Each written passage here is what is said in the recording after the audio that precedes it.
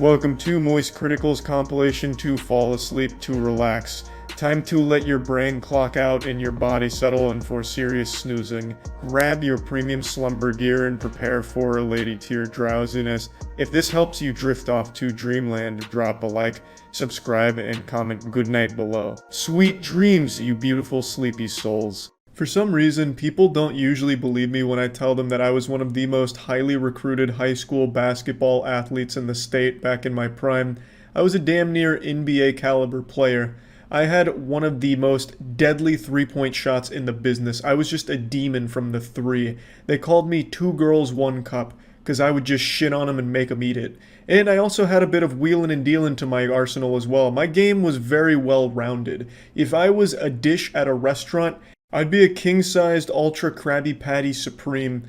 It was just so beautiful, and I'm getting a little too lost in the sauce right now. The point is, I've always been a decorated basketball veteran, and that talent has never left my body. And I thought the best way of showcasing my basketball ability was with my family, because as Dominic Toretto says, nothing is more important than family. Family, family, family. So I gathered my closest family, the 4 Charlie clones, the 4 other Charleses, and we played a game of Moist, which is a lot like Horse, but significantly wetter. Oh, no. Okay. You missed harder than the full plot of Iron Man 2. It's easier than finding my wife. Fuck. That's that D1 Charlie action. Feel more stressed than the plot of Iron Man 3.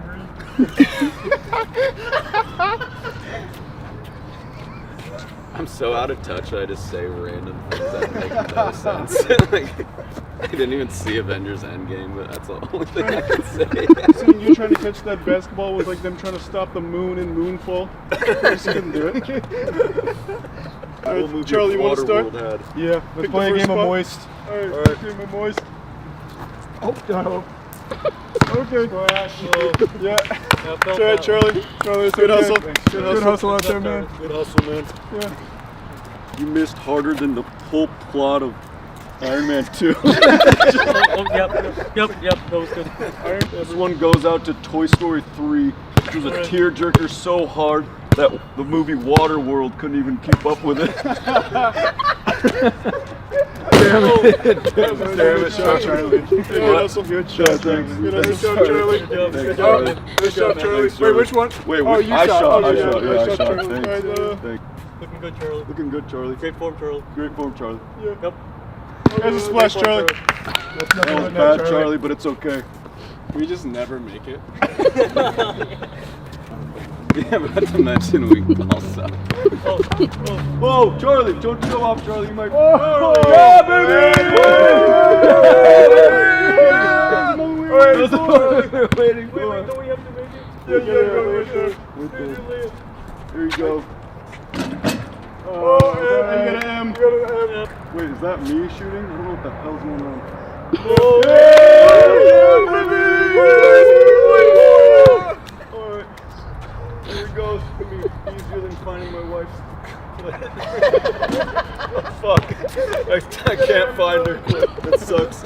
That's pretty relatable. No one can. No one Getting can. that M, man. Oh, okay. Somebody knows how to play basketball. Alright. That's that D1 Charlie action. Yeah. I was a big basketball player back in the day. Yeah. That looks pretty good. My turn. I think it's my turn. I think it's my turn. Nice grab, Charlie's turn. Sorry, it's Charlie's turn. I'm sorry. Oh, it's okay, Charlie. Yeah. Yo! Yeah, baby! Alright, here we go, Charlie. I'm not even gonna hit the backboard. Alright, swoosh.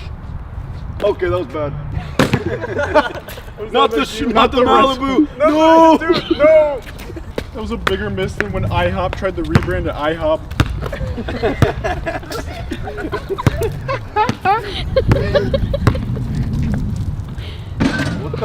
What the hell was that, Charlie? Charlie, what's wrong with you, Charlie? Just everyone starts beating my ass.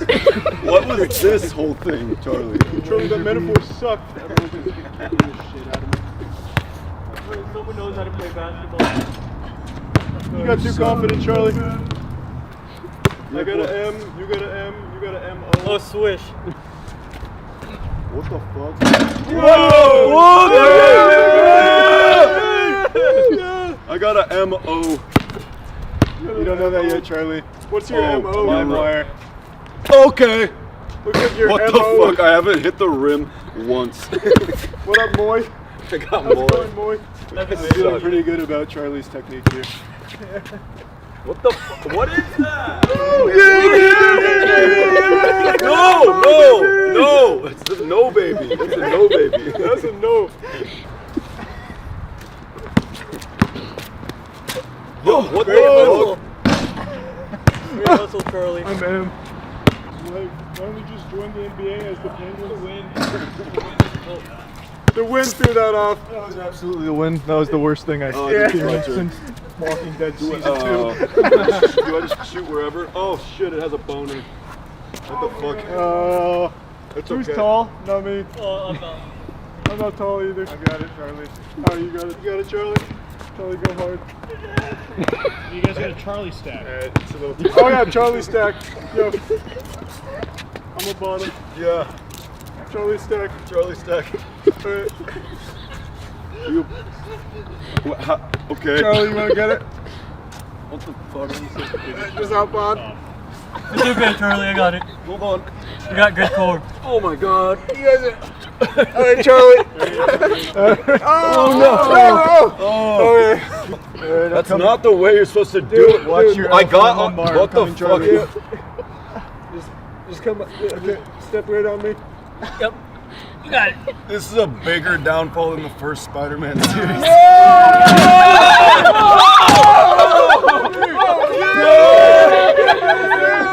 What the fuck? We'll never miss now, Charlie. Alright, let's put it back up, guys. We almost died. It was epic. There we go. Charlie, I think all of us won. Yeah, I think we all won. That was a good game of Moist. Good game. Go Penguins! Can we all hit the same note? Good game. Good game. Oh, you want to cycle back around? Yeah. Good game. Good game. Did I high five you yet? No. We did. Oh, Okay. Yeah, good game. Yep.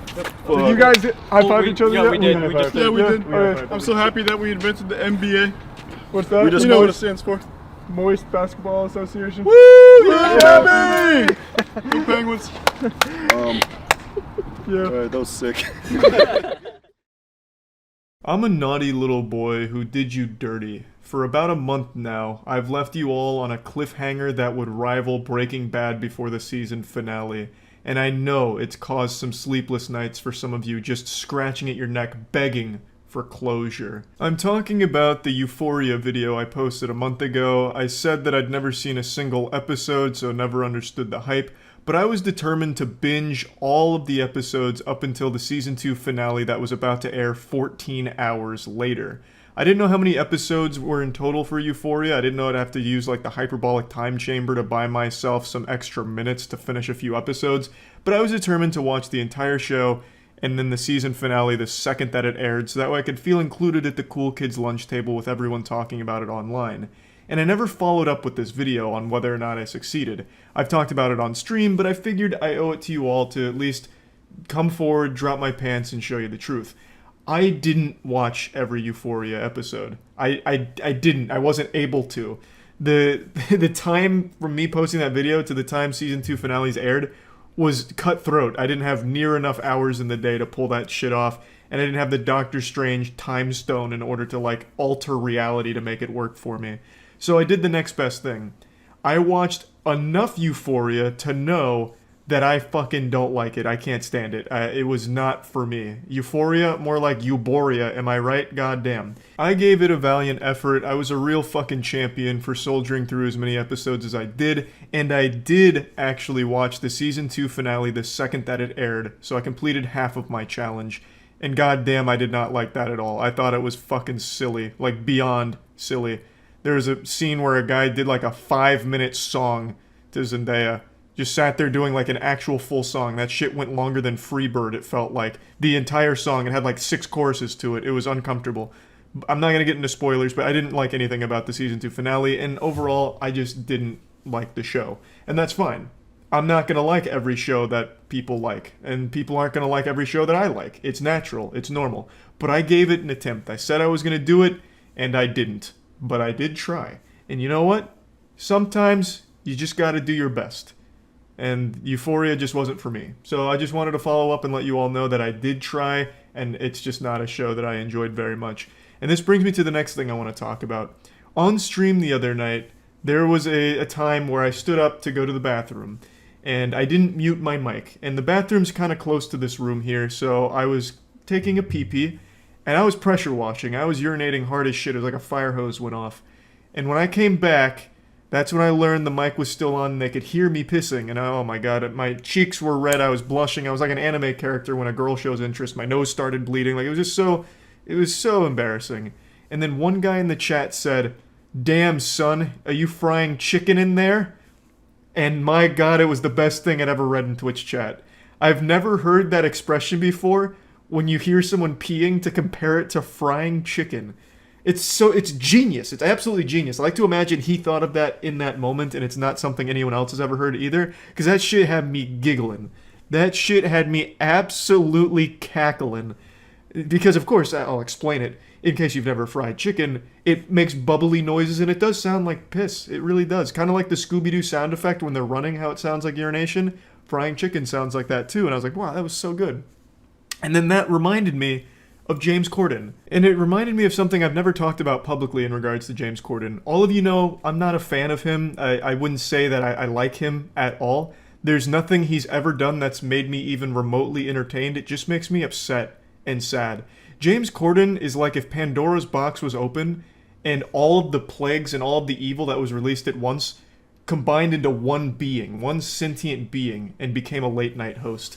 I just don't like him. Everything he's ever done is not entertaining to me, and I don't like his attitude. So I'm not a James Corden fan, all of you know this. But what very few of you know is that James Corden is not a fan of me. So I actually made a video about James Corden highlighting his worst moments and putting them on a tier list, and he took that video down. Now when I say he took it down, obviously I know it's his team, but it was a video that lived for about 15 minutes before being manually taken down by the James Corden squad. His crew of sycophants that continue to just tell him that, yes, James, you're doing great. Good work, James. They took down the video because, obviously, it didn't make James Corden look that great. And it was a video I spent a lot of time on. I subjected myself to actual torture watching so many James Corden clips. And it wasn't just me, I did it with Matt. I actually subjected one of my closest friends to one of the worst things this world has to offer, which is James Corden's comedy.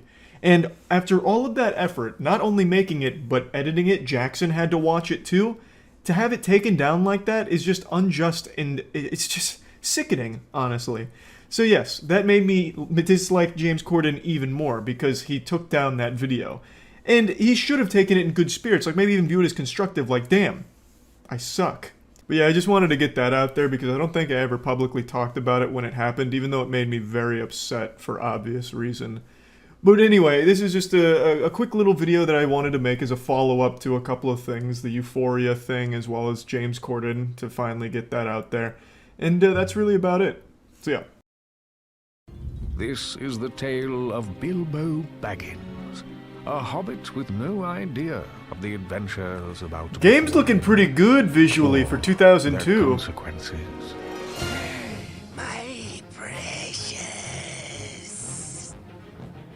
RTX is on. King Thorin, you need a burglar to Thanks to give steal some into Troy. Lonely Mountain. Here he is, Bilbo Baggins.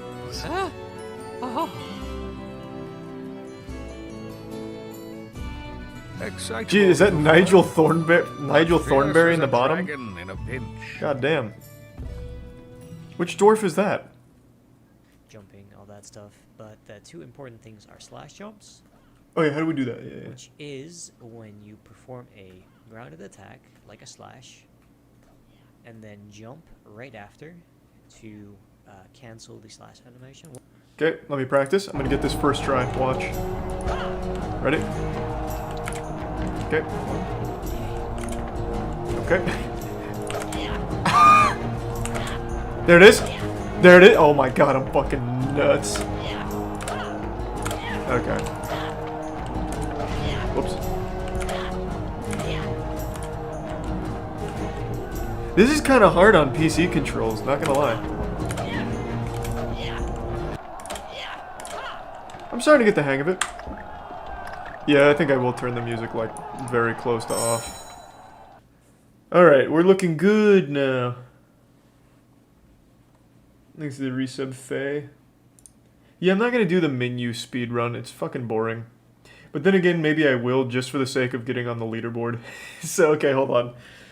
Before we learn, like, the actual fun Hobbit speedrun, I'll do the, menu speedrun. Which is, like, I think 1 minute. Let me check. This is just for the sake of getting on the leaderboard. This is more of a vanity thing than anything. I'm just gonna go off instinct. I've done menu glitches before on these old games, and I think they usually pretty much work the same. Have you done a casual playthrough at least? Nope. I've actually never played this game. Is actually supposed to be connected to this ladder. I imagine it's actually a fun game. It Seems like it would be.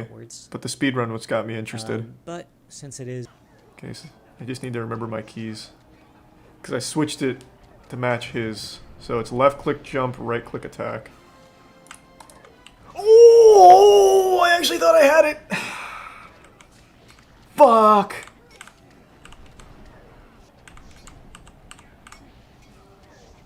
I don't think I was far enough to the left. 3 tries. 3 tries, and that's supposed to be a difficult slope boost? I'm a prodigy. I'm a fucking prodigy. Woo! I'm coming for the world record myself. Just a dream. But what an adventure.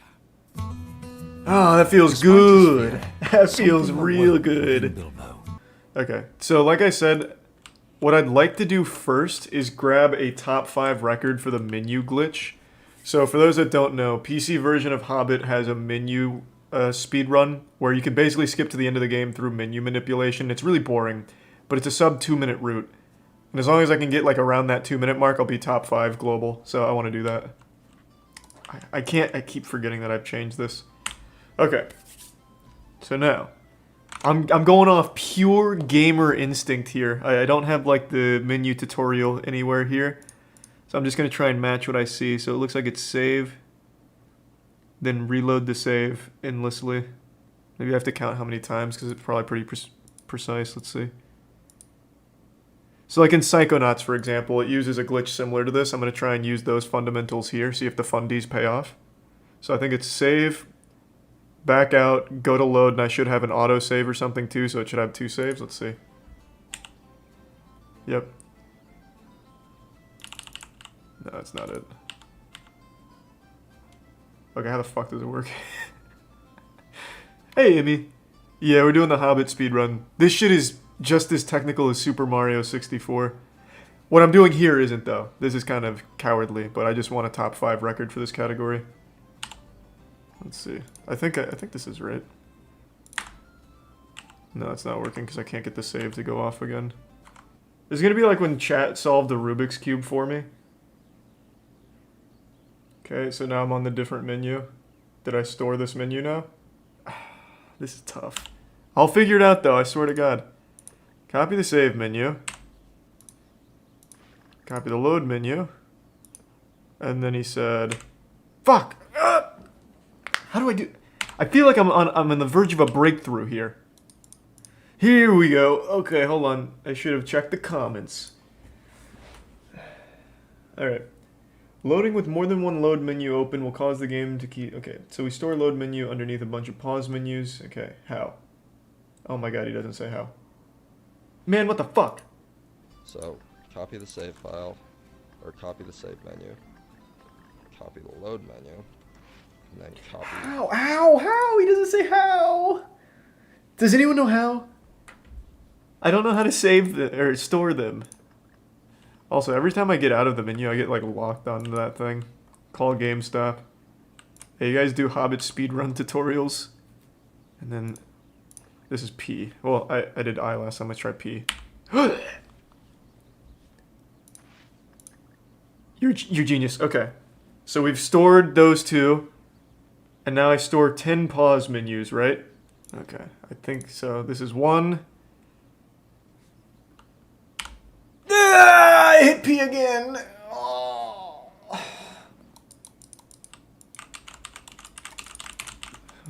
I'm stuck. Any minute though, I'll be free.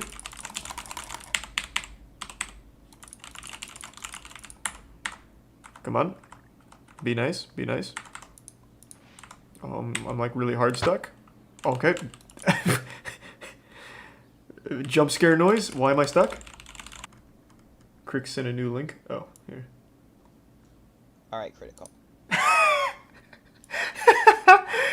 Custom tutorial? Is it? It's my birthday. Oh, fuck yeah. Crix was just sitting in chat like, oh my god, this guy's so fucking dumb. Alright. Specifically catered for the dumbest, lowest possible common denominator. Now, can you release a tutorial on why my game won't start? Never mind, fixed it. Alright, all my settings also saved, which is good. Alright. So I've saved to this pedestal. I'm basically exactly where I should be. Looks like my audio settings went back to extremely loud. Can't wait to do that every time I reset. And that does work in every level. Like, if you go to here in Rusty Mutton, make a save, you can do the same thing. Load game, delete Q. Exit game P. Okay. That's... Thank you, Crix. Alright. You were not highlighting yes or no. Yeah, I see that was probably the main problem. So, do I... Let me just go back one more time. So I come to the pedestal, I make a save, and then do I... He said don't go to load game, right? Save it. Now once you press Q, it brings you to this menu. Okay, so then this is when we do our 10. So I've saved here, so I'm coming here, load game, delete. I'll highlight yes, Q, back, exit game, P1, 10. So then in the main tutorial, it said that now I need to go back to the main menu. But let's just see if I did it right. So he just raw loads this bad girl. Click the left arrow, menu, and it should just Right. end level. Let's see. And then you just load your save, and it should. Okay, so yeah, he just comes on here, he just says, I'm loading that save. Oh, I'm time traveling. I'm translating through the dimensions. Hard crash. Okay. Didn't make it out the other side of the wormhole, I guess. He regretted leaving home. You're right, he only did 3. Okay. Alright, so we've traveled through the vortex now. Good, good, good.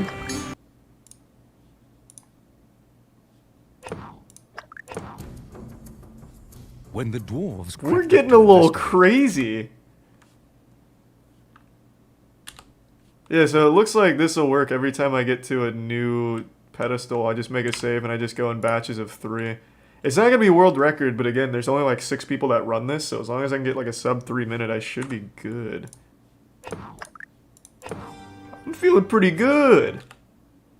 So theirs takes them all the way to over and under hill, so I'm very behind on world record time. But with the training wheels on here, I will eventually get there to the end of the game.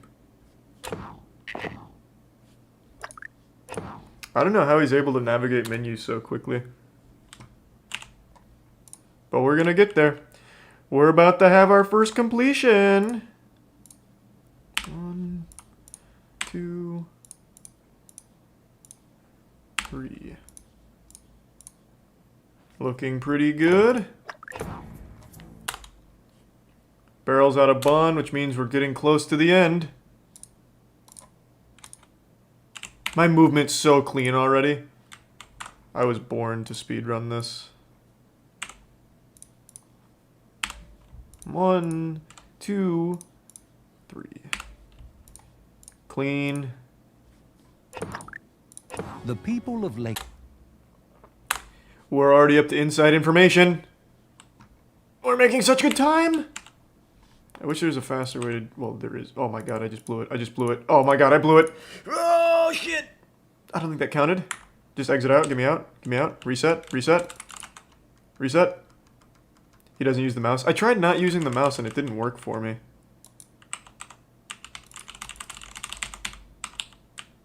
Oh boy, I'm hard stuck. So when I'm just using like arrow keys, for example, so here, P, I can't go left or right. I guess I could hit P again, but that'll just close it. 1, 2, 3. Almost had a catastrophe there on Warm Welcome. But the AGDQ safe strats paid off.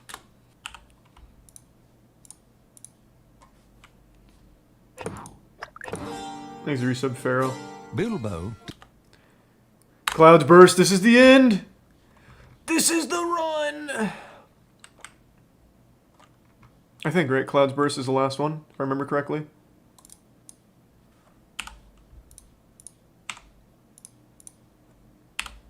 And game. I think. Bjorn crushed Bolg, the Goblin King. What? I thought that was the last one. Oh, it was. Whee! Easy game.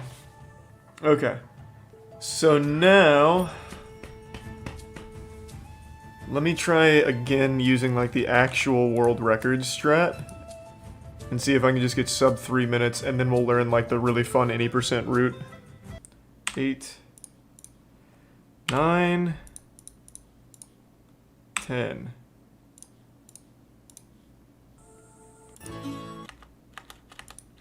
I still can't do load game. I don't know how it works. Yeah, I don't understand how it works. I haven't gotten this like actual world record strategy to work. He skipped the cutscene on the background first, then clicked load. I did that. That's what I did on that one. Save edit. Okay, hold on. Let's get going here. All right, let's see. So I've got this Q, arrow. So I don't need to even highlight something, so we can just go 1, 2, 3, 4. Oh my god, I forgot to hit load. Got a little too lost. Overwrite, Q, load. Ah!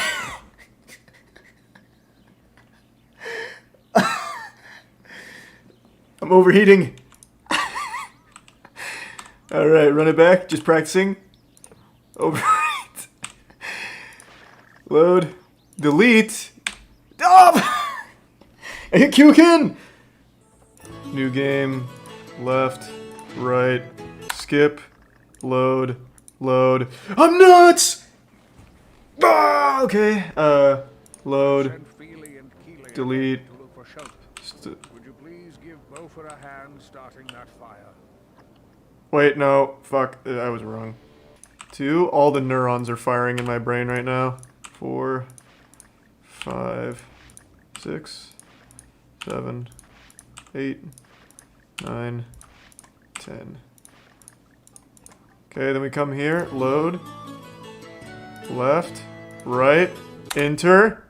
Ah, what is this? Oh my god.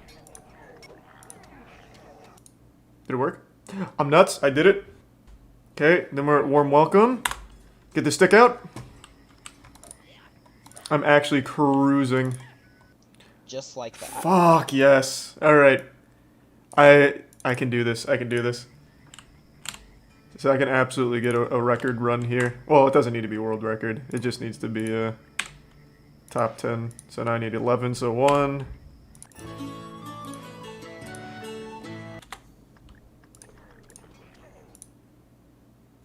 Yep. I am a prodigy. I can fucking do this. But not defeated. Suddenly, Bilbo... And then I can learn the actual any percent route, which is really fucking cool. I just want to be on the board. That's all I'm looking for. So I need to beat 4 minutes and 22 seconds, I believe, is the number 5 spot. And I am very confident right now. I think I'd go as far as to say I've mastered it. So here comes real runs. Yeah, if I can get anything sub 430, I'm on the board. Let me double check to make sure I'm not wrong. Oh yeah, 433 is all I need to beat. That's so free! 4 years ago, what an idiot! Move over, the zoomers are here. Okay, give me 1 second though. I'm gonna go tinkle real quick and prep. Maybe splash some water on my face, hype myself up in the mirror. Give me 1 second.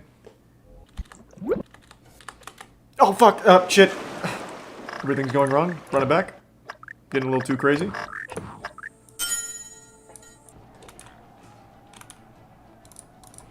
Oh, my movement kind of looking clean. Alright, immediately accidentally jump slammed. Fine. Move. Move. Ready? No, running back. This is where most of my time is going to be spent, I think. I got this in 3 tries first go of it, so I'm pretty confident.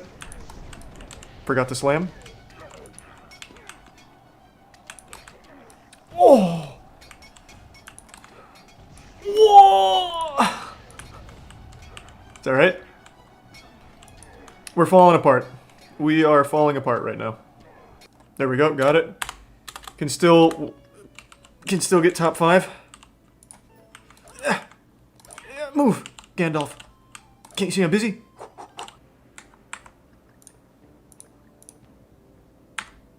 What happened? Wait, what did I do wrong? That was so good. Why didn't the dupe menu come up? Oh, I forgot to overwrite this. No, wait. Oh, I didn't overwrite the save. You're right, I forgot about that. Okay, run it all back. That's fine. At least I don't have to do like a full-blown hard reset. Yeah, I forgot. Okay, that's fine though. Hey, for the first run, we were on pace to break top 5 immediately, so no shame there.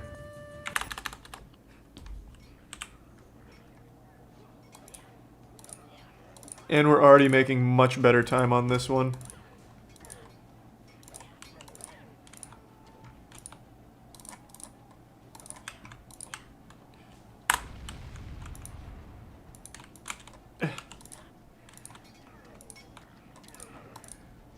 First try for my city. Forgot to slam. Sorry, I'm getting a little crazy. Oh! That wasn't enough? How? Oh, okay, that was a wasted attempt. I'm tilted. I can't believe I didn't get that. Oh boy, we're falling apart. We're falling apart. That was so good, too. There we go. Still on pace to break top 5.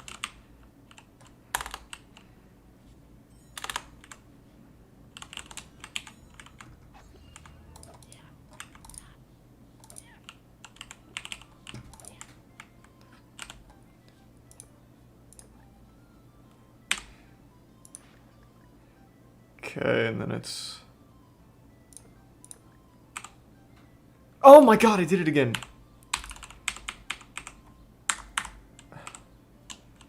Okay, override.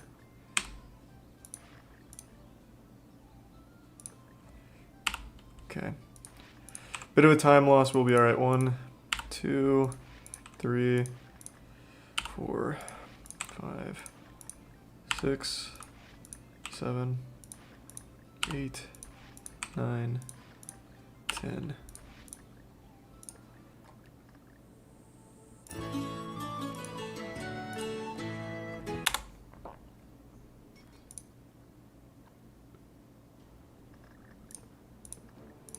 Okay.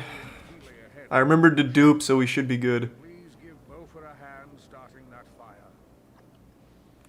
Okay, looking good. Save. Load. Delete. 1, 2, 3, 4, 5, 6, 7, 8, 9, 10.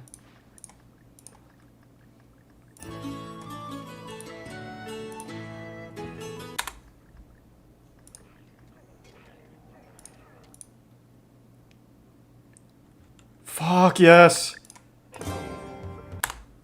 I can do this. I'm on pace. My second attempt might be top 5. Oh shit. Okay, load. This is 11. 1, 2, 3, 4, 5, 6, 7, 8, 9, 10, 11.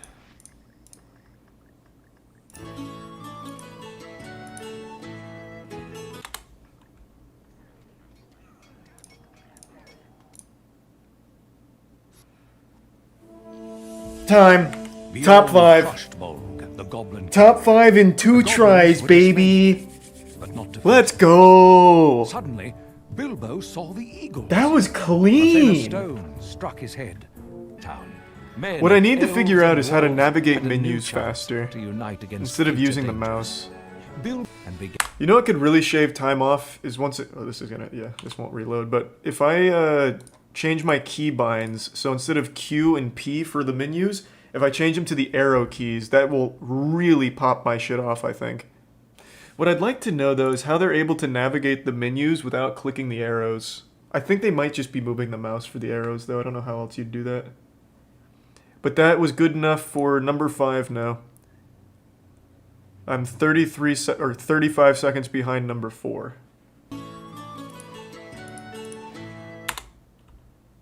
What? It's the saddest thing of all time. That was a sub 3.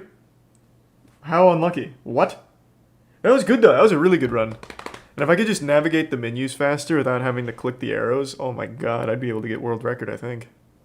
Would have been PB for sure, but I don't think it would have taken me to number 4. I still would have been number 5. Hey, Kata. Coming here to celebrate? I'm a top 5 runner out of 6. That's right. I know. I know. Initiating moisture.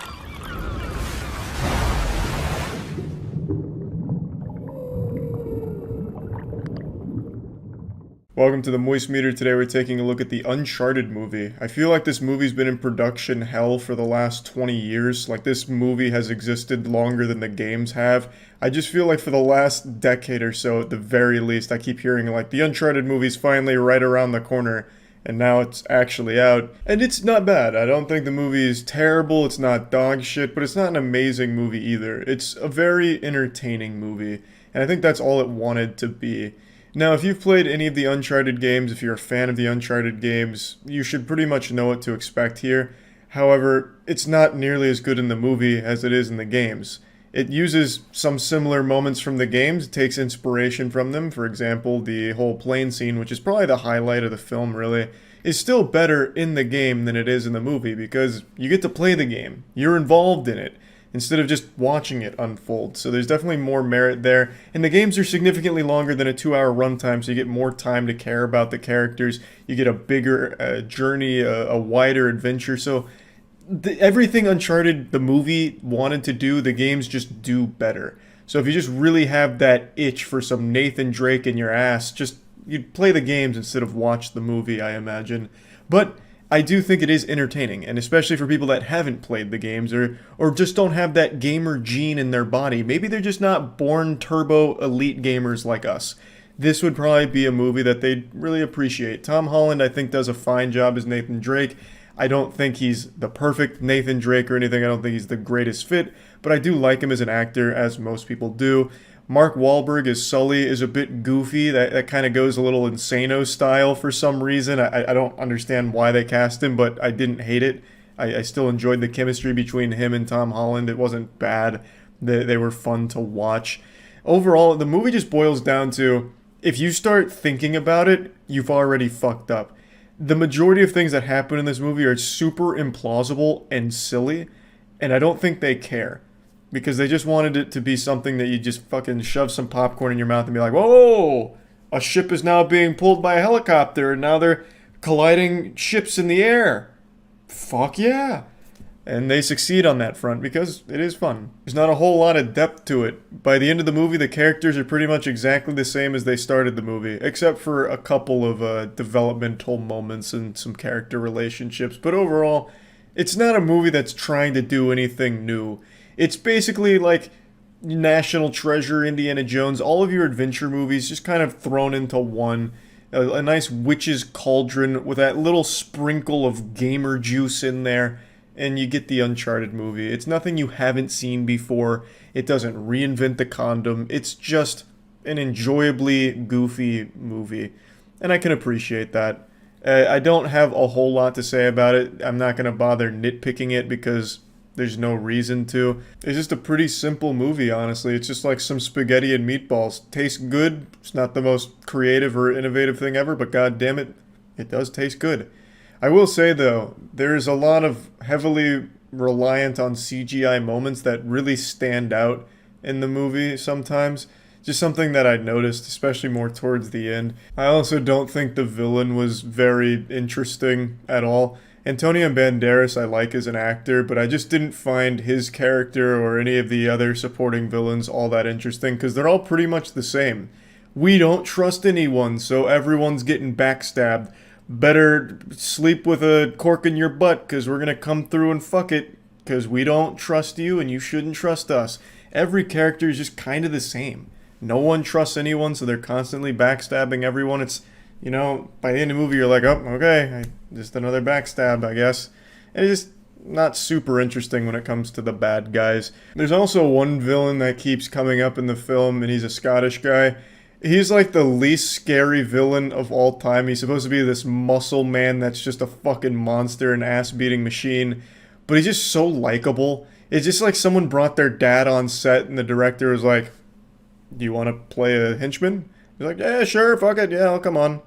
So he did, and every time he's on screen, I just kind of smiled. Like, he beats Tom Holland up a few times, and he's supposed to be like this menacing presence, but you just can't help but like him. He's like a big fucking teddy bear, and I don't think you're supposed to feel that way about, like, the big bad muscle guy. So, it's just another thing I just felt like pointing out. Again, there's nothing in the film that's great or outstanding, but it does everything well enough. It executes on what it wants to execute on well enough to make it an enjoyable film. So I'm going to plug this bad boy in the moist meter and give it a cool 60%. I think it's a fun movie, especially if you just like mindless, fun, adventure action movies. There's never really like a sense of danger, but there is a great sense of discovery and adventure, and I always appreciate that because I think it's a very fun genre. But it doesn't do anything super new in it. It's just happy to live there and be a fun homage to the games. Even though the games themselves play out like movies, and very, very well done movies in the games, this one just kind of lives there as, well, if you want like a really condensed version, we have a 2-hour appetizer for Uncharted, and does it well enough. That's about it. So yeah. This is a video I've been debating making for the last 24 hours. I think the situation is extremely important to talk about, but it's also really complicated. This shit is more confusing than the plot to the movie Tenet. So let's just get into it. Let's spread apart these ass cheeks and get into the stinky meat here. I want to quickly hit you with the cliff notes on why you should care about this situation and why it's a big deal. There's an absolutely awful comedian named Brendan Schaub who is currently suing a small YouTuber over jokes they made about him. Also worth noting that YouTuber lost both of their channels, perhaps because of Schaub, though that's still alleged. If it's true though, then Brendan just gave him the quarter pounder with cheese. Got the double whammy in there. And why this is a big deal is because Brendan Schaub is going after him because of the jokes he made, but also because he showed clips of his podcast in order to make some of the jokes and criticize him, and is claiming it's not fair use and it's a violation. And obviously fair use is very important on YouTube and the internet in general, so should this actually go to court and should this clown somehow win, it sets a really bad legal precedent. Now let me get a bit more into the lore of this awful comedian. So there's a terrible comedian named Brendan Schaub who was a former MMA fighter, and he rose to fame not really from MMA, though he was very successful there. He came into the public eye thanks to his frequent appearances on the Joe Rogan podcast. I think he's the #1 reoccurring guest on Rogan. He's been there like 80 fucking times. So he basically got his career by suckling off of Joe Rogan's hot dog-sized nipples, and from that used it as a platform to make his own podcast. The dude's got like fucking 10 podcasts, so he has like a lot of productions, and it's something called Thick Boy Media, and he also tries to do comedy, unsuccessfully. The most entertaining thing about Brendan Schaub is when people are making fun of him, because he is the joke. The only comedy he provides to the world is in the form of a punching bag for people to laugh at and joke about. He himself steals jokes, allegedly, and I tried to watch one of his stand-up specials. It was fucking miserable. Watching Brendan Schaub desperately try to fish for the punchline to the joke he's attempting to tell is like watching a dog try and cross the street with oncoming traffic on its way. It's just painful and you just want to like look the other way. It's miserable. And half of the stories he tells are blatantly just lies. Like, you can tell he is making it up on the spot, in order to one-up someone. Like, I was watching him interact on another or actually it might have been his podcast, I don't remember now, but he was talking with Critikal, and they were talking about being out of gas. And Brendan Schaub just comes out of nowhere, like, raises his hand. Oh, wait, actually, I was out of gas like you guys, but in a much cooler way. You see, I'd actually just won a fight, and after winning a fight and having 15 threesomes, I was in my Hummer H2, he makes sure to specify, brand new Hummer H2, and I was running low on gas, and I was like, I can ride this bitch out, but I couldn't. I ran out of gas. So then I had to, with my Hercules-like strength, push this Hummer myself all the way to the nearest gas station. And then the gas station guy said, didn't I just see you on TV? They need to pay you more. That was his story. Of course, I embellished it a little bit, but the story was, I just won a fight, my brand new Hummer was running out of gas, and then I had to solo push it to a gas station where the gas station guy recognized me and said they need to pay me more. That obviously didn't happen. There's like no reality where that ever fucking happened. I wasn't there. I wasn't like tapped into the NSA security cameras nearby or anything, but I can say with a high level of confidence he made that shit up in order to just one-up everyone around him for no reason. Like, there's no moral to the story. There's no like good jokes in the story or anything entertaining about it. It's just him being a fucking douchebag. If you were solo pushing a Hummer, who was steering it? How did you push this Hummer and steer it all the way to the gas station? How far away were you? There's just no chance. And then just so happens the guy working the gas station watched you on TV moments before and then mentioned you don't get paid enough. And then what? Everyone clapped? And then you became prom king? Like, he blows my mind. He is quite literally that frat douchebag everyone knew in college that would tell the worst jokes of all time, but no one bothered to stop them because no one cared. No one laughed. No one gave them any attention, but they convinced themselves that they were super entertaining in their own mind. That is him. That is Brendan Schaub. That is the comedic stylings of this absolute troglodyte. But anyway, so he is currently suing a small YouTuber over jokes that they were making about him. He's very sensitive. Brendan Schaub may look like a big tough guy, but he's actually a really soft, insecure man, if you can believe that. So the jokes hurt his feelings, and he used another company to take down the videos that were criticizing him, joking about him, and then went the extra step to sue him. Now, I can't show you the video where the YouTuber was going through the lawsuit because he just fucking showed the full legal document, because I can't show it because that's taken down, and also probably wasn't a good idea to just show the actual legal document. I'm sure there's something in place to say you can't do that, but he was very transparent with Brendan Schaub's legal document that was sent to him. It is a full-blown suing case from what I can tell. I'm no expert. I'm not a lawyer. I didn't pass the fucking bar or anything, but it does seem like he is going all out to fuck this man in the ass. I imagine this was supposed to be some kind of scare tactic to frighten this individual and make them stop posting mean things about Brendan, but the YouTuber said that they are going to fight it, they are going to go to court, and I think that's great because they need to beat this case. They need to continue to set this precedent across the platform that you cannot abuse this system like this. This is not okay. This is very clearly an exploitation of the system. This is just a slam dunk victory for the YouTuber being sued because Brendan Schaub has no case. If Brendan Schaub somehow won this, then it actually hurts Brendan Schaub too, because from what I understand, he also reacts to videos and uses clips from other things in order to joke and criticize. So if he wins this case, he fucks himself too. It's like mutually assured destruction from an absolute goddamn supervillain idiot. It makes no sense, and I don't think anyone around Brendan Schaub is smart enough to tell him how stupid he is. And I wish I could show you some clips of Brendan Schaub and all of this going on, but I'm not going to take any chances with how fast and loose he's being with the legal system here, so I'm not going to show anything from any of his podcasts or anything he said. But what makes this situation really complicated is the fact that there's no real hero in this story. The YouTuber that's being sued is someone that I wouldn't really root for under normal circumstances. I don't want to mention their name, and I don't want anyone to harass Brendan Schaub or this YouTuber. I'm not going to mention their name, but I've seen a lot of archived live streams from their channels where a lot of very disturbing shit was happening.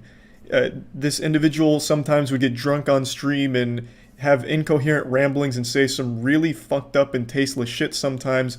And in one case in particular, I saw a clip of them leaving the stream and then arguing with their girlfriend, and it did sound like some type of domestic violence was occurring in the background. This is all alleged, and this is only based off of live streams that have been archived, but over the course of like the last 2 or 3 years that I was able to like look at this person, I saw a lot of people talking about frequent domestic violence on stream. I saw a lot of clips of him and his significant other constantly arguing, yelling, shouting, screaming, and just a lot of really disturbing things. Playful retard.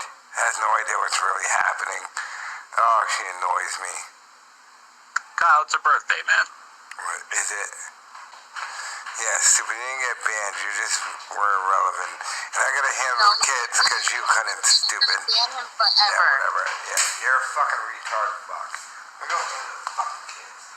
This fuck. What am I doing with you?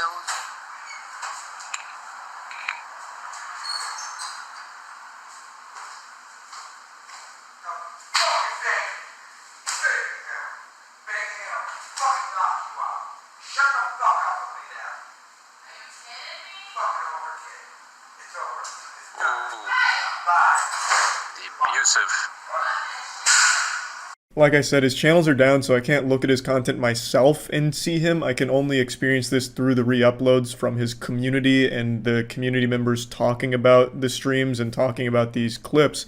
But from what I've seen, it is some pretty fucked up things. I've seen a couple of interviews with him as well as people talking about him, and there's just a lot that is not great. Especially that clip where it does sound like he is hitting something or someone. Hopefully that's not the case. Hopefully that's just a complete wrong interpretation of what's happening, but I just wanted to say from everything I did see on this individual with like the arguing, which happened on stream often, and the drunk streams where really not great things were talked about, it's not someone that I would be like super enthusiastic to support, but I do hope they beat the case against Brendan Schaub, because Brendan Schaub is basically salting the fucking earth here.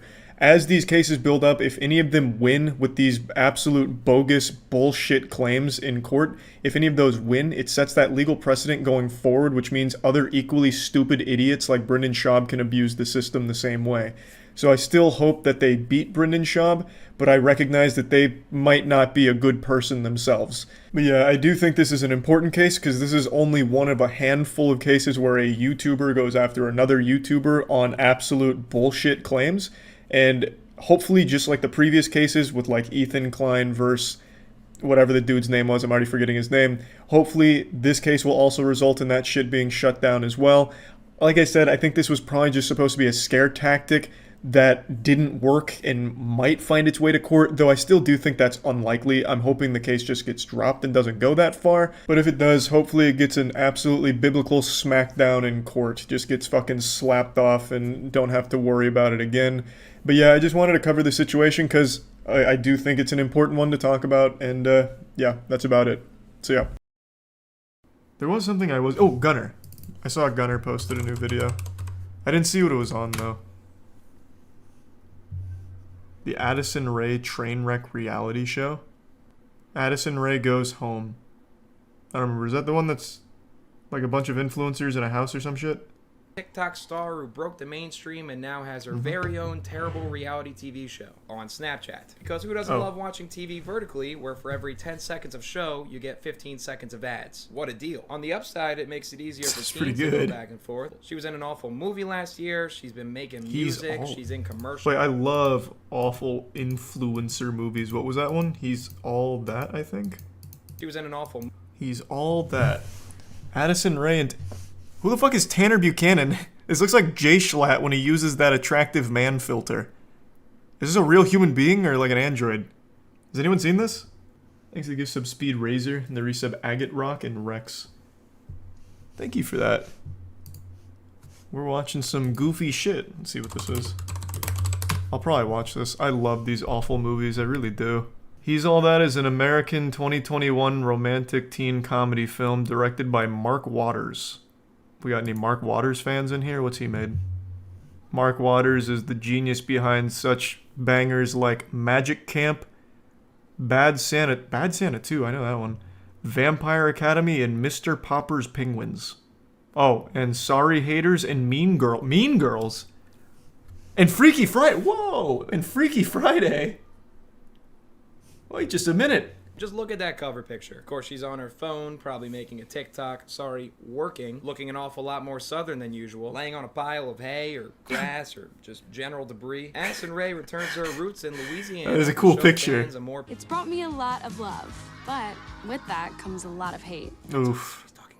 Now, I'll be going back home to Louisiana for a week with my mom, dad. I wonder if it'll be like it used to. It's a single... What a weird premise. What? What? Well, now that I'm super rich and famous, I have to wonder, will I be able to mingle with the plebeians again, or am I just too far above them to comprehend that kind of poor nature? I'll have to find out by experimenting in the swamp. What is the idea of this show? Isn't she like 20 years old and she's only been doing TikTok for like a year and a half? 2 years or something?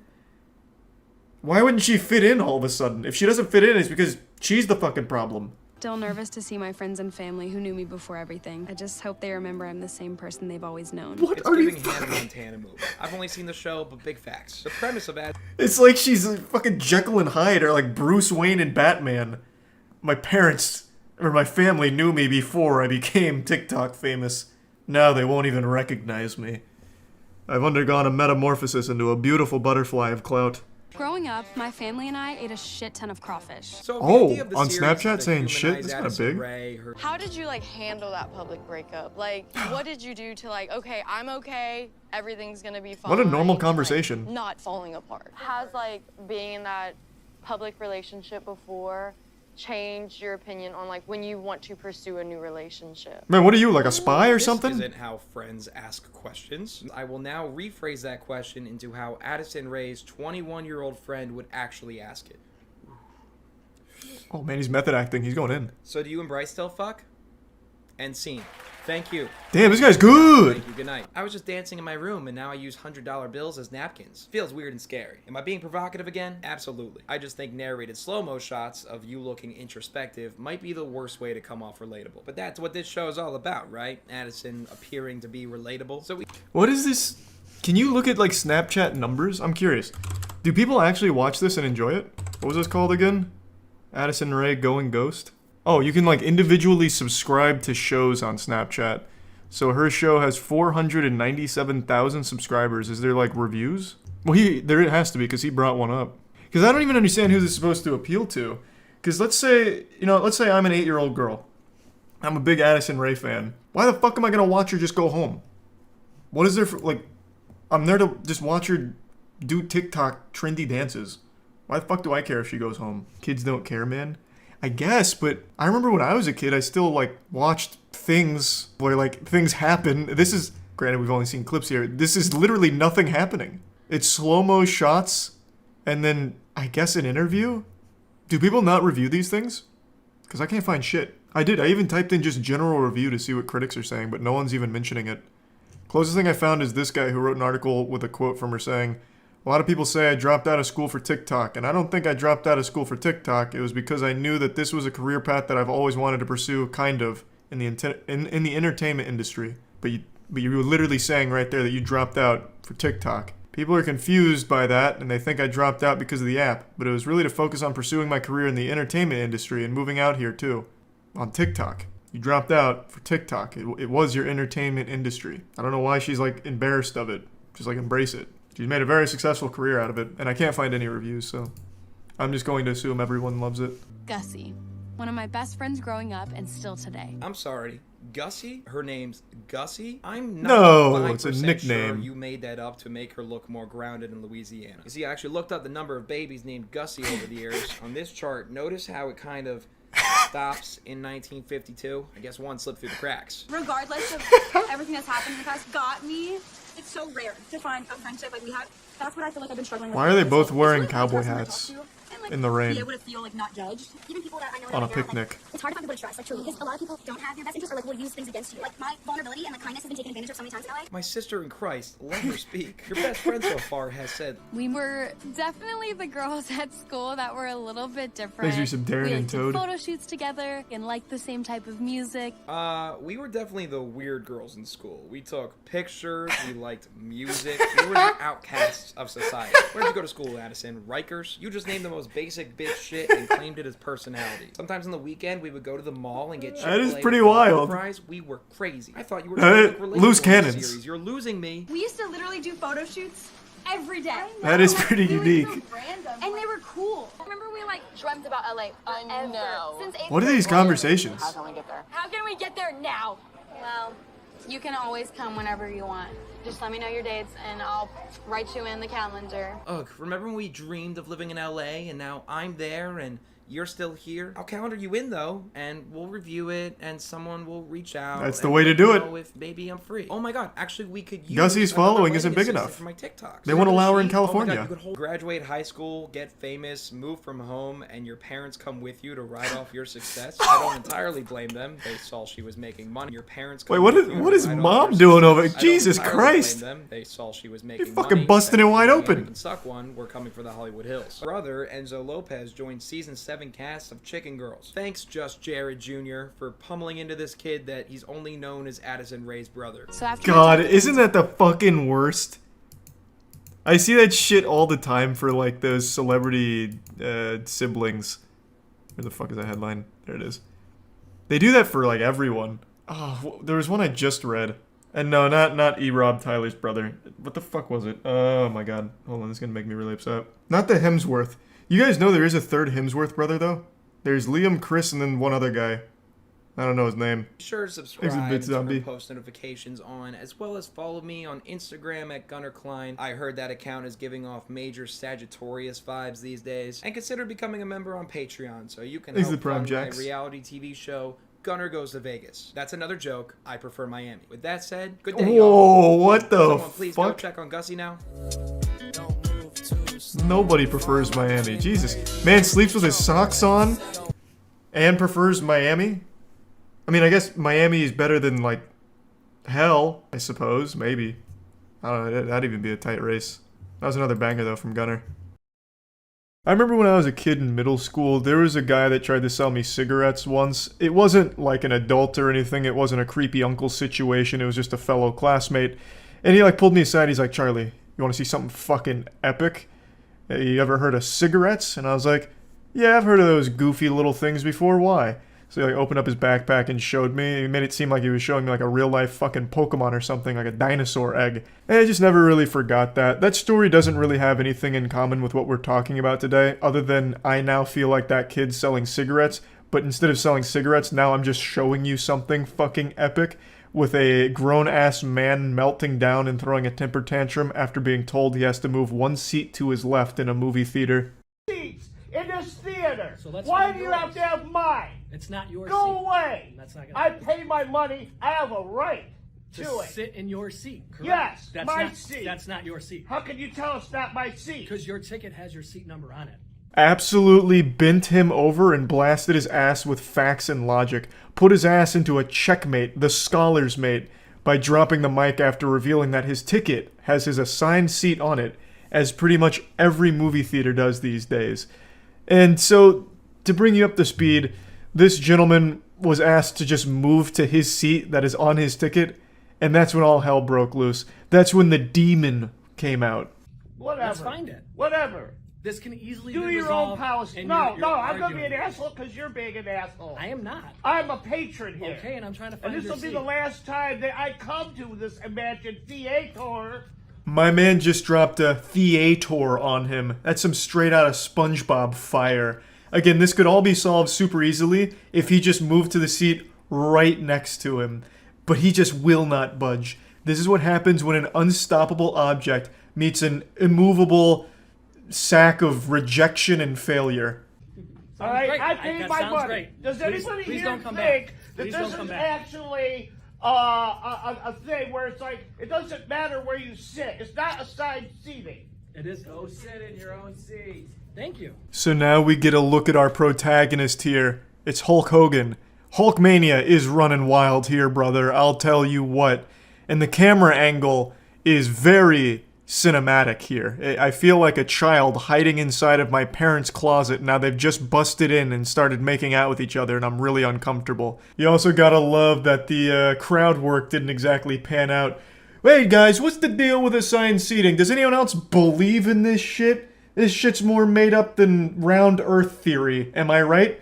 Like, come on, what's going on with that shit? And some guy's like, bro, just go to your seat. He's like, oh, bah humbug, whatever. It's just this phenomenon that I always find amazing, when someone is so confidently wrong and lost in their own delusion, just huffing too many of their own farts that they just really think that they're right, and put themselves out there to get validation and never find it.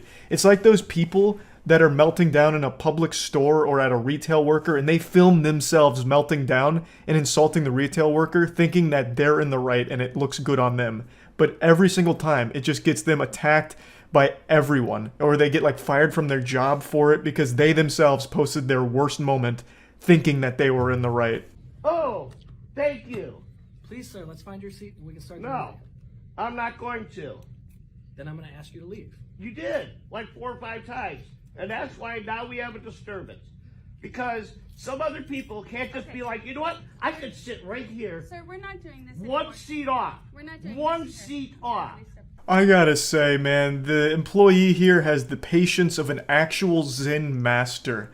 I don't know how someone can be dealing with fucking drunk Yosemite Sam over here like this with such a level head. He's just sitting there being as respectful as possible given the circumstance. So that guy needs a raise. ASAP. So if I were to move over one seat, everything would be okay. Sir, Is that what you're saying? You're disrupting. Is that what you're saying? Listen. Does that mean? Are you gonna listen? All right, go ahead. Go ahead. Be my pest. Okay. At this point, you are disrupting the show for these fine folks. We're gonna ask you to leave. We'll get you a refund, though. I'll be nice and get you a refund.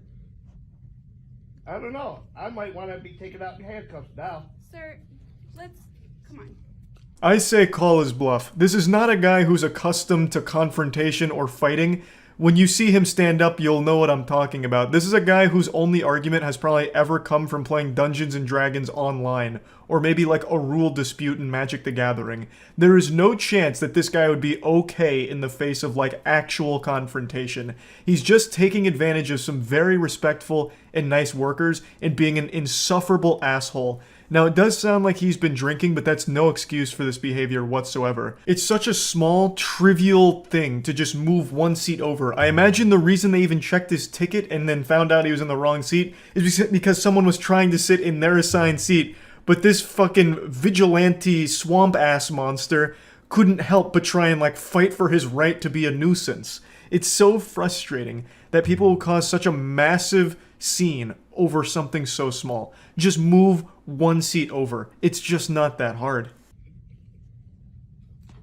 I paid my money. I don't understand why it is. If I sit over here, one seat, it's okay, and everything is right with the world. But if not, the world stops and everybody gets upset. Sir, let's go. I'll be nice and I'll get you a refund. I want more than just a refund. Okay. Can I get a drink? We'll take care of you in the lobby. One more drink's gonna have this man in the fetal position crying and asking for his mom to pop a tit for him to suckle. It's not a good idea. He's definitely hit the sauce a little too hard today, though he does strike me as just an already angry person to begin with if he's willing to go this hard on something this insignificant. So hopefully he didn't get a drink, and hopefully he didn't get a refund. He was not entitled to a refund. He literally just donated to this theater to not even see a movie. He went in here, confrontational, and basically kicked himself out. He does not need a refund. That is being way too nice to this guy. These two workers deserve a raise for having to deal with someone like this. Just an actual public nuisance. Fine. And then I won't come back. Okay. Ever. Okay. And I'm going to make sure everybody knows about this shit. Okay. I appreciate that. I'm capitulating because I don't want to watch the movie now. You ruined it for me. Because of your silly ass rules. Okay. I apologize about that. Take a look at that drip, god damn! Looking suave. Man out here with the red on red, dressed like an actual zit. Or maybe the saturation's a little up and maybe it's orange on orange and he's cosplaying as a traffic cone with a wig. I'm really not sure, but he's looking real good here. Man's looking like Doc Brown going through a phase after Back to the Future 3. I still think I'm being the bigger person here. Yeah. At least I didn't pay $900 for it.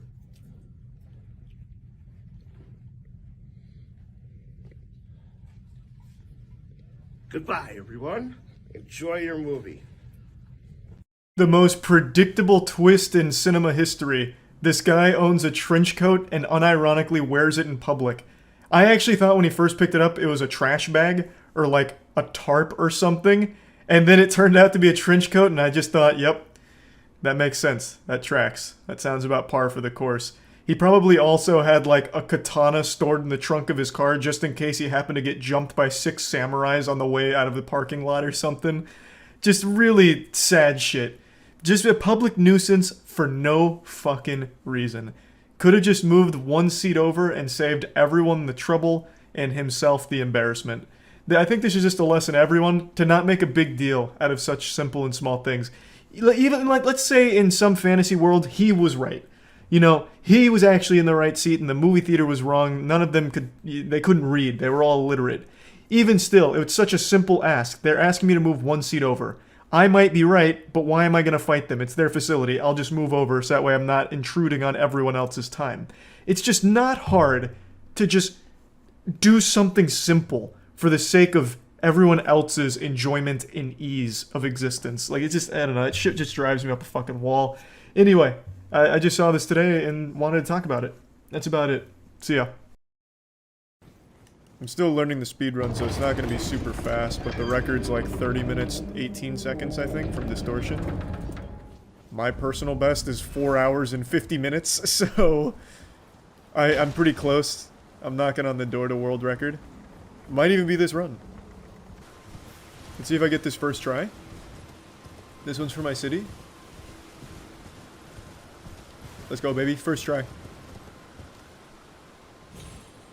I'm actually fucking nuts. That's pretty hard, so I will take that. Alright, let's fucking go. Damn, that's good. Okay. And I think the route changes from here since last time, so I'll grab a grace and then check the VOD. Where does this warp? Nice. We got it. Does this volcano warp? You no longer have to go to Abductor Virgin? Oh, this goes... What? Bro, this new route is wacky. This is Insano style. Okay. You really don't want to fight the bosses with an unupgraded weapon. Yeah, if they could find a way of, like, cheesing the bosses, this could go all the way down to, like, 12 minutes. Because you can get to Farum Azula within 10.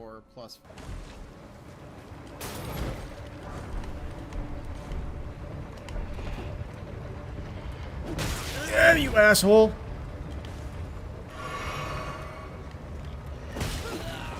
It might be too far. Oh no, we're good, we're good. That works. Those backup strats. I'm going for it because I'm fucking maniac. Jesus Christ, I'm nuts. Holy shit, I'm such an animal. First try. Okay, that's easy. What's up, pussy? Yeah.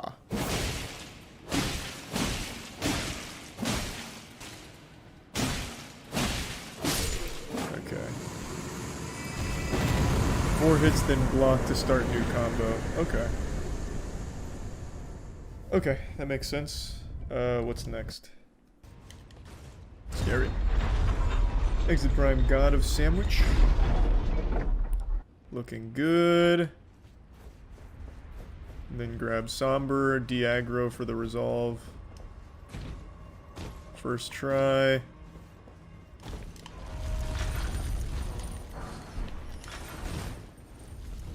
Looking good. That was very nice and smooth. That was very, very good. Sub 29 with shit Elden Beast RNG. Distortion has gotten 2 world records in the time that I've been trying 1 run right now. Oh my god. That's wild. Alright. Ah, god. Okay. This is the run killer for me. Godskin Duo is so uncooperative. They fuck me up. Now I'm sure he's gonna pop a Rune Arc before getting to them, right? So he'll pop Rune Arc in order to take 1 extra hit. I'm not gonna bother. But I respect it. God, so clean. He didn't even have him stack, actually. He just focused one down. Okay, maybe that's the strat. That was dangerous. He also didn't pop the rune arc. I guess he just didn't... Oh, he didn't buy it. Oh my god, this is clean.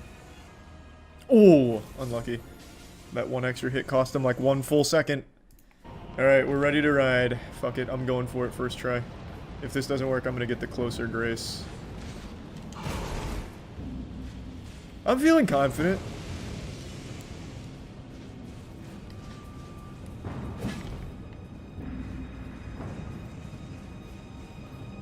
If I get this first try, I'm gonna go nuts, I'll tell you right now. Shit!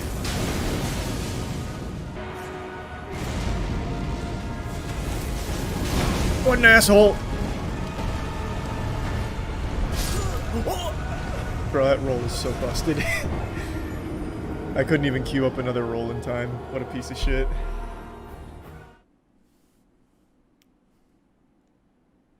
Yeah, that RNG was a lot worse. Yeah, he kind of got fucked up. Let's grab the other grace.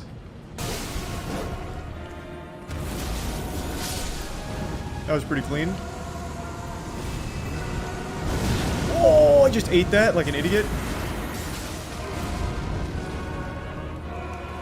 Here comes the roll.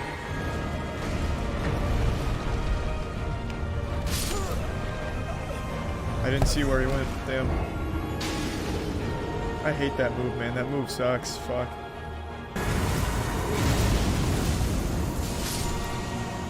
Not bad, not bad. Now we wait. Gotcha. Alright, PB. I'll fucking take that. We got good RNG on that time. Fuck yeah. We needed that. No sub 10 tries. Okay. We're on good pace. Let's fucking ride. Here I come.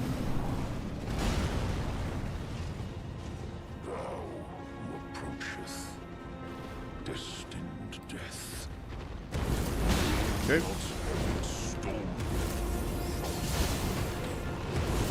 Oh, I was still in range. Fuck. That's alright.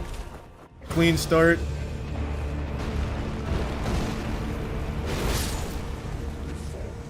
Excuse me? What? Wait, why did he do that? Wasn't he supposed to immediately go into the giant jump?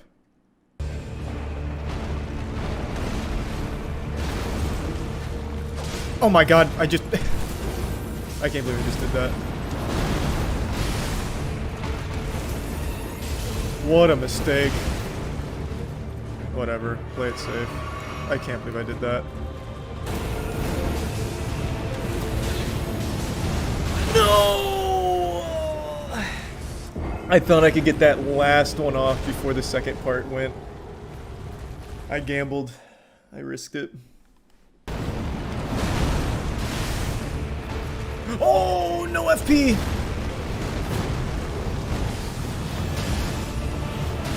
Oh, clutch. Fuck.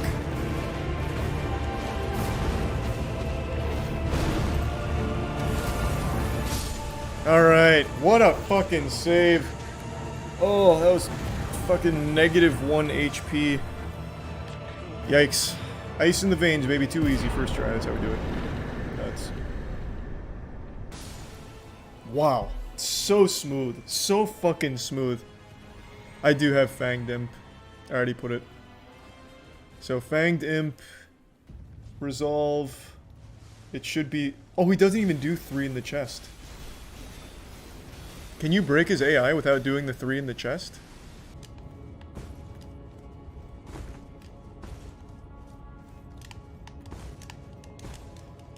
Oh!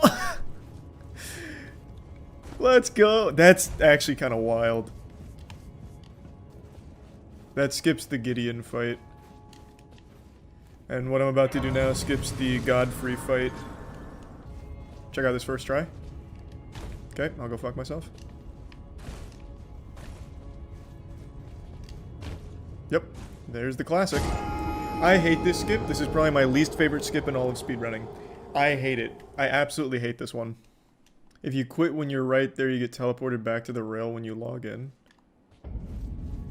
Oh, instead of like trying to go left through the door, it'll put you on the rail, so I just quit out again? Oh, okay, well that's huge then. Oh, fuck yeah. If that's true. Only one guy is saying that, it's probably wrong. And I guess we'll never know, because I'm gonna do it right now, first try. I'm feeling good. I'm feeling pretty good.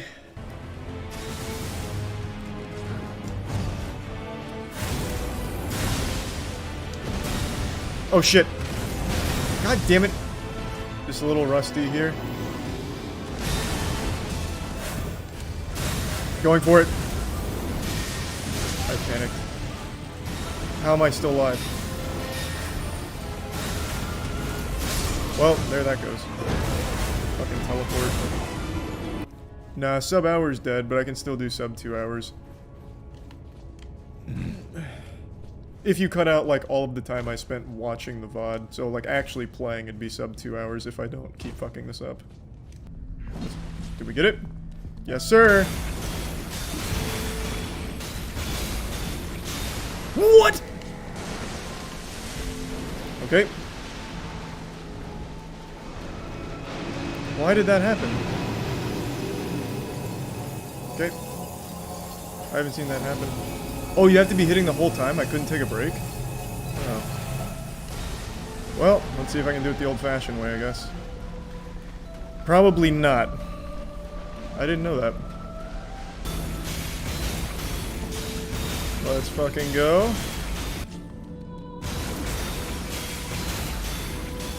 Not bad! Fuck yeah. Sub 2 hours. That's a huge improvement. Let's fucking go, baby! Yeah, the fights felt a lot better. Just a lot of silly mistakes because I keep fucking up patterns or getting too greedy. Why don't you quit and reload to open doors like Distortion? I've just never liked that part about Souls speedrunning. They do it to pause timer. It's not really like faster to quit out and reload in than it is to just wait for the whole animation, but it pauses the timer, so it's good for like a brief respite. I don't really like doing that, so I just don't. I have nothing against it, it's just a personal preference. There we go, just fucking send it.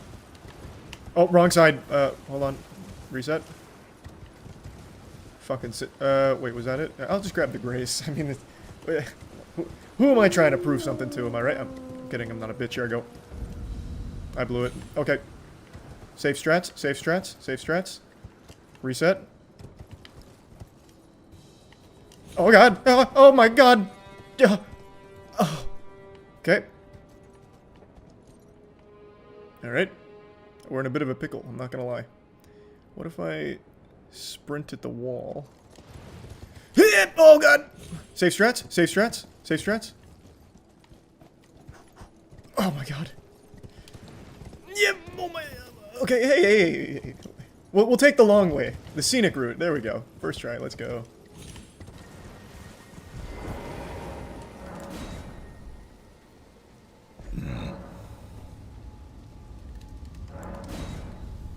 Okay. Wrong warp first try, imagine.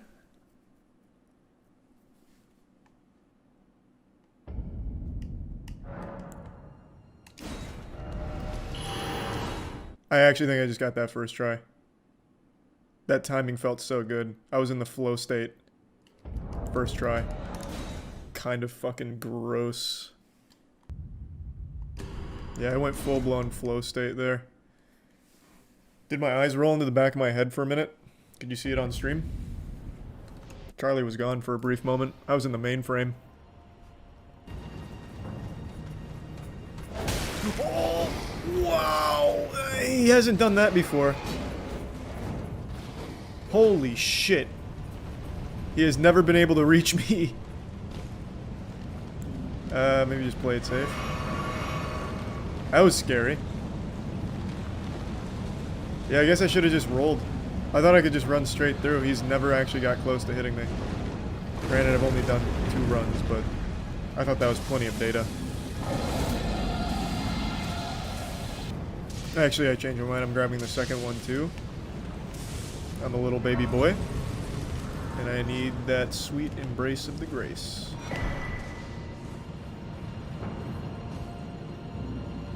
I'm so glad I grabbed that second one. Bad jump. I thought it was there. I guess it's further down. Okay, I'm getting a little too crazy. I don't know why I'm trying to go off like instinct when I've only ran this twice. Come on. Oh my god, come on, what are you doing? You asshole. You genuine asshole. You actual stinky asshole. Please. Why are you doing this? Why are you doing this? Oh my god, he's just killing himself. Please, it's not worth it. Stop. Oh my god, stop. Oh my god, they're all just committing mass suicide. Good lord, it's like Heaven's Gate. Okay, he's still dead, but you guys can pick up where he left off. Why are you gonna do this? Just do the grab. Just do the grab! Oh, now I'm gonna die from it because he hit me. This is so stupid. This is so stupid. Maybe I get lucky. Oh my god, I did get lucky.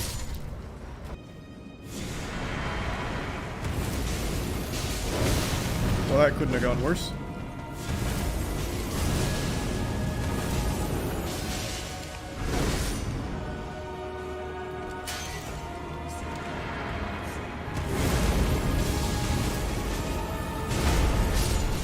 Holy shit, that is so good. That RNG is nuts.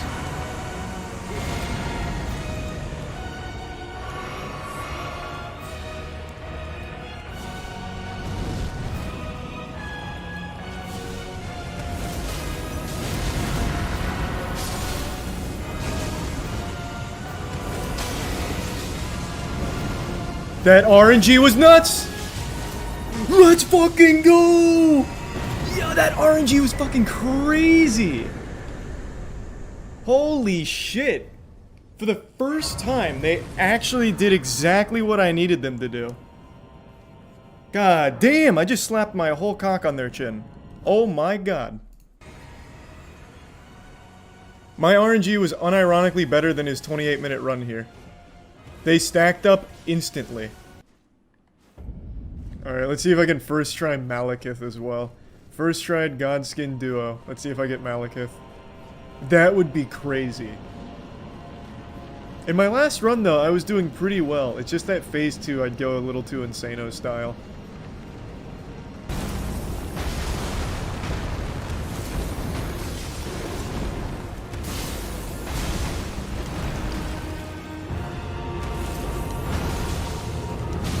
I definitely thought that was taking us to phase 2. Okay. Well, that got sloppy for no reason.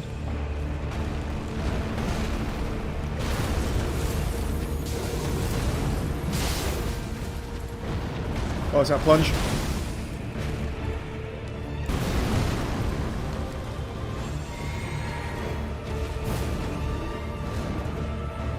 Slow walk.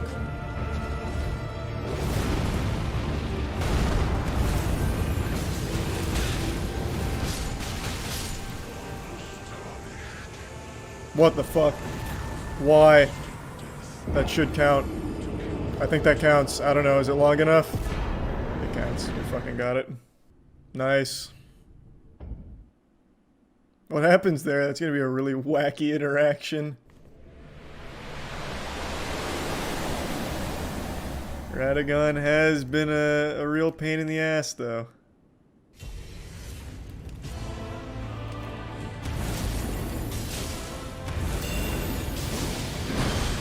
I've done that every single time.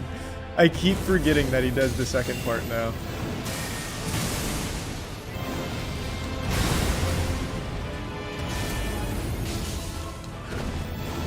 Oh. The double blast? I didn't expect that.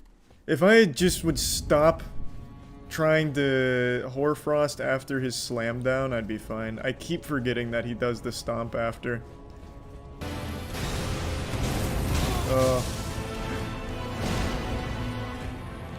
Everything was full combo. Wow. I've never seen back-to-back stops. Holy shit. What a run. What a run. Thanks, Arisa Beyond. This one is already slower than the last. I took much longer on Malekith and now Radagon. I just completely fell apart. It's so upsetting. What the fuck? It's so upsetting. It just all went downhill, man. Turned into a complete disaster. What? Oh my god, why? I'm panicking. Oh my god, not like this. Oh, why? How did I get clipped? How did I get clipped on that 3 slam thing? How did I get clipped?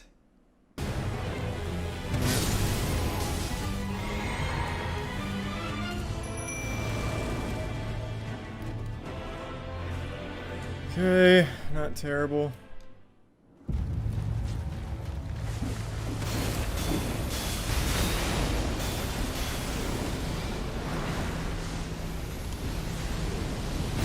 Shit.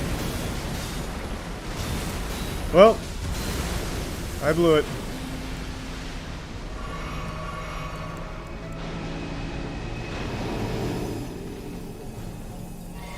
What a shame.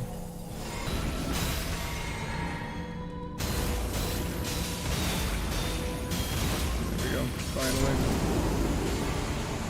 What a rough run. It started off so incredibly good. That Godskin duo RNG was some of the best in all of speedrunning history. Then Malekith and Radagon, I just can't. I haven't mastered them yet. I can't do it. I absolutely just fucking can't. Their attack patterns blow my ass out. Yeah, hopefully the next one. At least I memorized most of the route. What time are you aiming for? Well, I want a sub-hour. That run right there was easily sub-hour potential, and then I hit a fucking wall, and I'm really upset about it. I just could not do Malekith, and then Radagon was even more sloppy. But I was on pace to easily get an hour. Yeah, we'll get better at it. Oh, this is absolutely going in the top 5 worst movies. I watched this movie with full intention of doing a moist meter on it, because I always like watching the Conjuring series. The second I finished watching this movie, I forgot we ever watched it. This was one of the most forgettable horror movies I've ever seen. Every aspect of this movie was just fucking painful. By the time it was over, it was like the Men in Black came in and hit me with a neuralizer. Every detail of this movie was immediately lost to me. Black Widow might go on top 5 worst movies. I'll have to see what else came out. I'd say Space Jam is absolutely going on the top 5 worst. I don't know where yet. But this movie was insufferable. This movie was so bad. It was just watching one long commercial with a lot of other commercials inside of it. It was just a full-blown advertisement. It was effortless too, because if like all of the characters that they brought in were just like the laziest cosplayers of all time, like Jack Sparrow and shit. They just used Party City costuming. There's another Paranormal Activity movie? Why did all of the good dog shit go to Paramount Plus? It makes me want to actually get a subscription to that. I guess Paramount Plus is just like where you go to find movies to laugh at. I did see the Resident Evil movie. Not a good movie, but probably not one of the 5 worst either. I'm gonna take a piss real quick and then we'll do the worst movies of 2021. This is gonna be a competitive list. There were some super stinkers last year. I think number 5 has to be Matrix Resurrections. I don't think Matrix Resurrections is worse than like any of the other movies here, but it's bad. It's very bad. We had 2 fucking podcast episodes dedicated to just shitting on it. It's extremely disappointing as fans of The Matrix. There is nothing in this movie that makes it worth watching. In every department, it is a true step backwards from the original trilogy. Even though Reloaded's not amazing and Revolutions is even less amazing, this one still manages to be significantly worse than both. The entire first half of the movie is nothing but clips from the original trilogy. It is nothing but nostalgia bait in the first half of the movie, while being as meta as possible. So they actually have the in-world characters saying things like, The Matrix is about bullet time. The Matrix is about ass beaten in a capitalist society. Literally just referencing The Matrix and showing clips from The Matrix. Like, full movie clips. It's like watching a YouTube pirated upload of the Matrix movies. And it just constantly references itself in its own movie directly. It's really stupid. Like, it's laughable. And it critiques itself. Like, they even say in the movie, Warner Bros. Is demanding a new Matrix movie, which means we have to take it from the get-go, going over the top, getting big, getting wild, nuts to butts. New Matrix 20 years later, it's gotta be wild. It's gotta be wild, Thomas. And then every like joke it made about itself that was meta, like Matrix is only about bullet time, is literally what the movie becomes. It is just a soulless cash grab of a movie. And the agents suck dick. The agents are trash. Agents don't do anything. The main enemy becomes zombies. They introduce zombies in this movie, and that's mainly what they fight. And they barely fight. It's, oh my god, everything is wrong about this movie. And then out of nowhere, towards the end of the movie, they introduced Beast Wars, like Transformers. If anyone remembers Beast Wars, which is like robots that transform into animals. They introduce robotic animals at the end of the movie. Kujaku to save the day, out of nowhere. A literal robot bird that miraculously wins them the day. This is absolutely number 5. I don't think it's worse than any of these, except Mortal Kombat. Mortal Kombat shouldn't even be here. I actually had fun watching it. This one seemed like self-aware in its goofiness. I wish I could get more specific, but I don't want to just spoil it outright. There's just so much wrong with the movie, and it completely retcons a lot of what was established in the original trilogy. It's just not good. I wouldn't say Resident Evil Welcome to Raccoon City would even be in the top 5, honestly. I think Matrix Resurrections was worse. This is again a movie that isn't good, but I did enjoy some of it.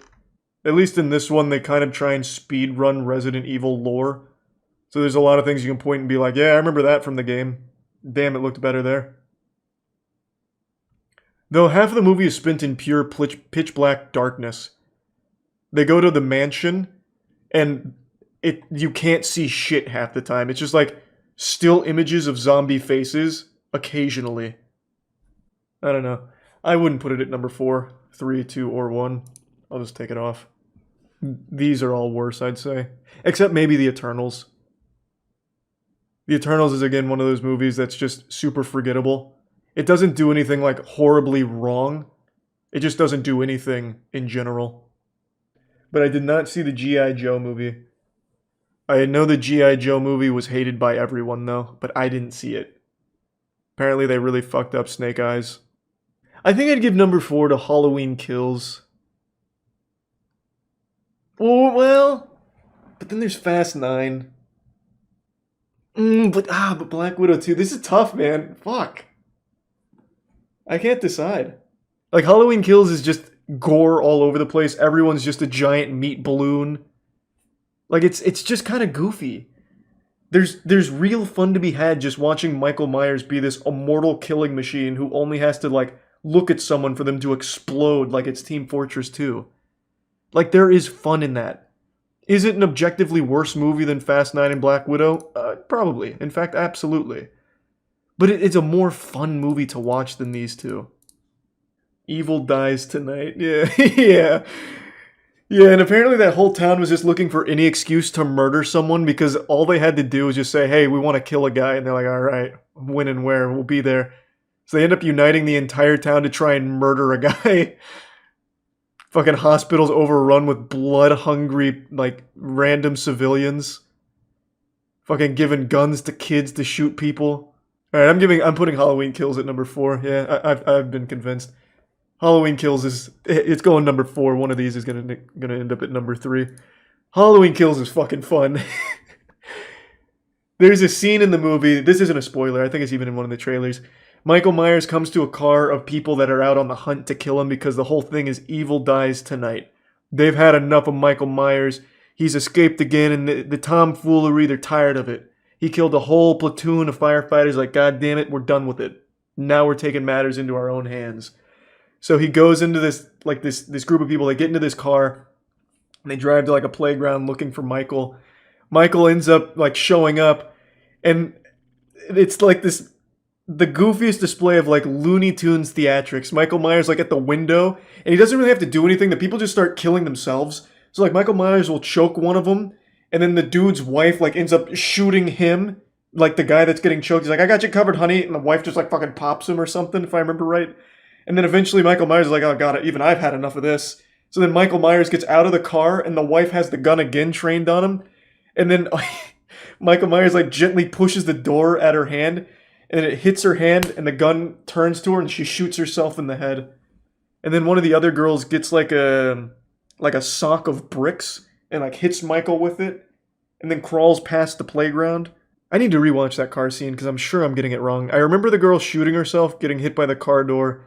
I remember the guy getting choked, ending up getting like fucking team killed, and then the girl hitting Michael with some bricks.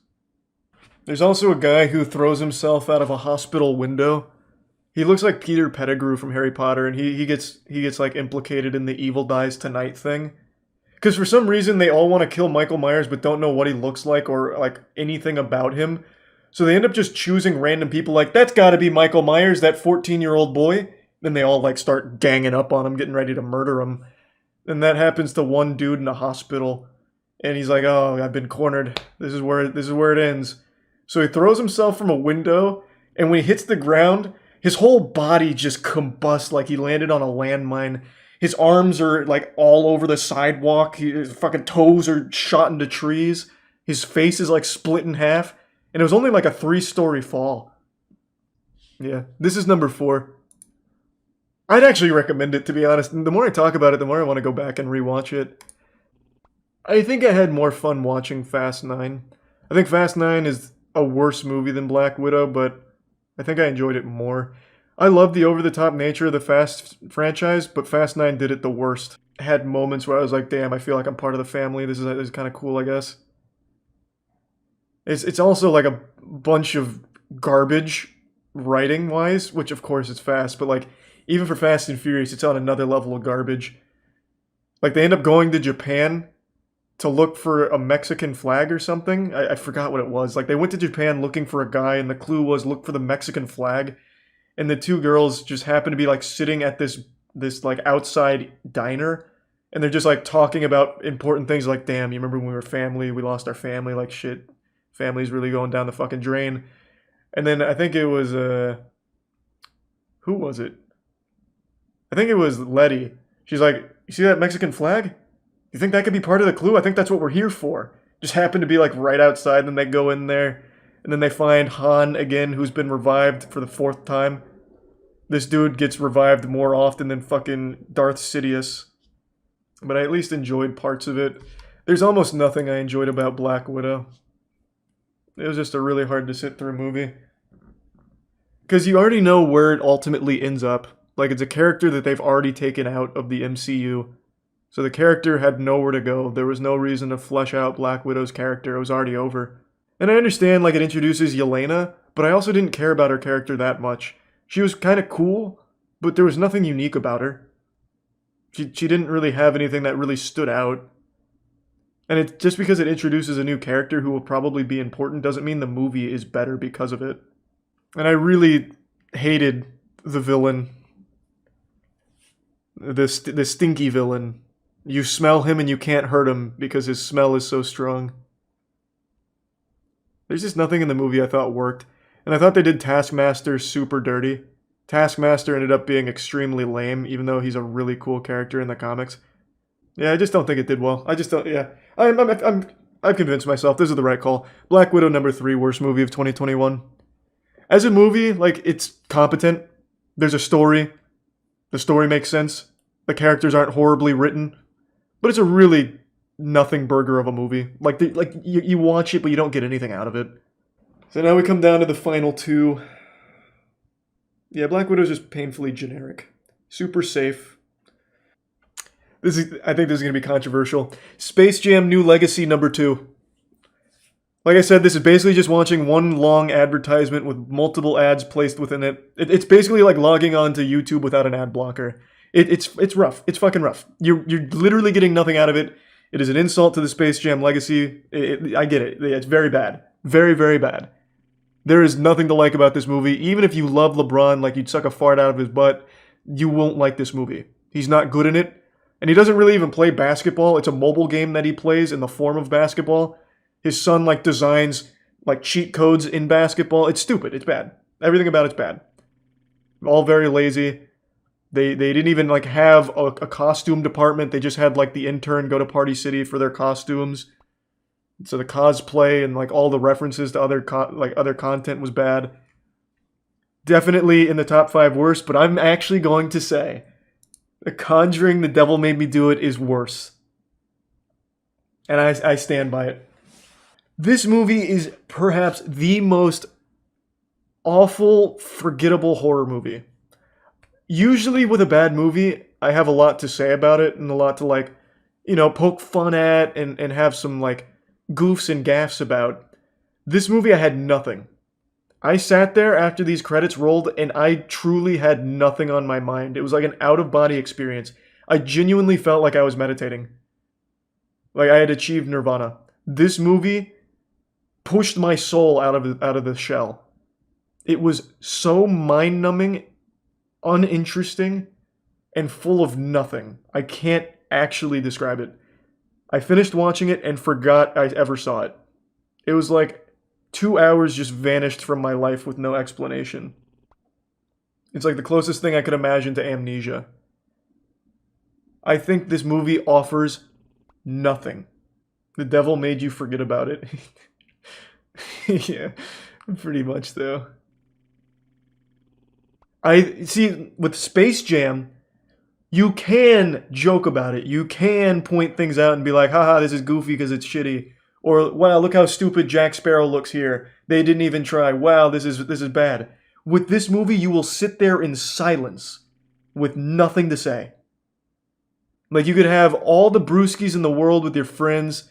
You could be like, hey, I'm ready to buckle down. We're going to have a bad movie night with the bros. It's going to be great. And you throw this on, nobody's having any fun. It's actual brainwashing. But not like to convince you of something. It just literally washes your brain like clean slate. You forget everything. It's just bad. Like, it's just really that bad. I personally would choose Space Jam just because I can at least still joke about it with somebody, or, point at things and be like, hey, haha, ho ho. This is nothing. I stand by it. Worst movie of 2021. Alright. Not at all the worst. I think it is. I think Space Jam is probably an objectively worse movie, but this is an objectively worse experience. Because it's like the absence of an experience. For too long, I've buried my head in the sand, plugging my ears, pretending nothing's wrong. But it's time to finally rise and hit you with the cock meat surprise. It's a subject a lot of people have asked me to weigh in on, and I just haven't really bothered until now. Jacksepticeye recently made a video talking about it, and it's something that I feel I should also talk about as well, since it's so highly requested. It has to deal with a problem that YouTube's been facing for about a year now, and I expected it to be resolved by now, but it's showing no signs of improving or getting better, so might as well address it since a lot of people have also noticed it. And it has to deal with the comment section. The YouTube comment section is inflicted with the scarlet rot. It is just being fucking poisoned by bots and spammers. When you think of hopeless misery, you probably immediately picture Twitter. But then right above that, you have the YouTube comment section. For a really long time, it's had a very negative reputation, and for good reason.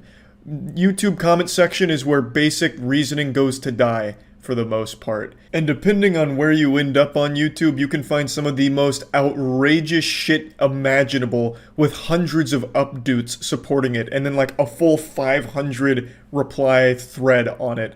I remember a long time ago, it must have been like almost 2 years ago now, I was watching a flat earth rap video, and the top comment was someone talking about how they had a nightmare that an octopus inked them, and it somehow like helped them achieve enlightenment, like this blissful nirvana, and they were able to see like interdimensional celebrity demons or something, and they went on and on with this like crazy fanfic, and it had tons of updates, and then all of the replies were like, oh my god, I had the same dream, we're somehow connected, and it's like, what the fuck is going on? I'm getting carried away. Point is, the YouTube comment section has always, for like the entire history of YouTube, been a weird and wacky wasteland. However, it has never been as bad as it currently is, because now it is completely infested with bots and spammers, and I'm sure you've seen them. If you leave a comment on any YouTube video, including this one, I guarantee it, if you leave any comment, all of the replies, and you'll get somewhere between like 2 and 10 replies, and all of them are bots saying the same shit in different ways. The big ones are, this guy's content is garbage, I'm making straight bangers on my channel, click here. And sometimes the bots are sophisticated enough to somehow slip a link past the link block. So they'll sometimes just drop a link to something, whether it's a YouTube video or a website, be like, this video is super sucky, this is a stinker-rooney on the highest level, look at this link, this video is amazing, or I just found this guy's chat logs on this website, click here to look at it, I've been crying all day after reading it. And if you make the mistake of clicking on any of these channels or clicking these links, you'll find that on the channels there's no videos. So I imagine it's maybe to grab your IP or something fucking weird, I don't know, but most of the time there's not even a single video there. And if you make the mistake of clicking a link, you're absolutely going right to a fucking phishing scam. And if it's a link to a YouTube video, you're absolutely going to a really fucking sketchy YouTube video with 009 soundscape blasting in some kind of Windows Movie Maker tutorial. Like, it's the weirdest shit. It's like the bots are somehow stuck in 2009, and yet they are still spamming the comment section on every single comment. They're replying to all of them, and almost immediately too, which is why a lot of people don't comment anymore, because you can't really have a discussion since it's taken up with the bots. No sane person wants to leave a comment on a YouTube video and get 50 notifications just having their fucking phone blow up, vibrating like it's a perpetual Amber Alert, all with notifications that McButtmaster42 has replied to your comment 10 times saying the same shit like, hey, I'm making heaters over here, stop by. So obviously most people don't want to comment anymore because of this, so it ruins whatever discussion may have taken place. Contrary to popular belief, I, and many others, do at least peruse the comments from time to time, especially on things like the Moist Meter, because I like to hear what other people are saying about the same movie or same game that I experienced, because I like it. I like to engage in that kind of discussion, which is why I like streaming on Twitch so much, because I get to real time go back and forth with actual human beings. But on YouTube, humanity is extinct in the comment section, overrun by the machines. It's full-blown Skynet.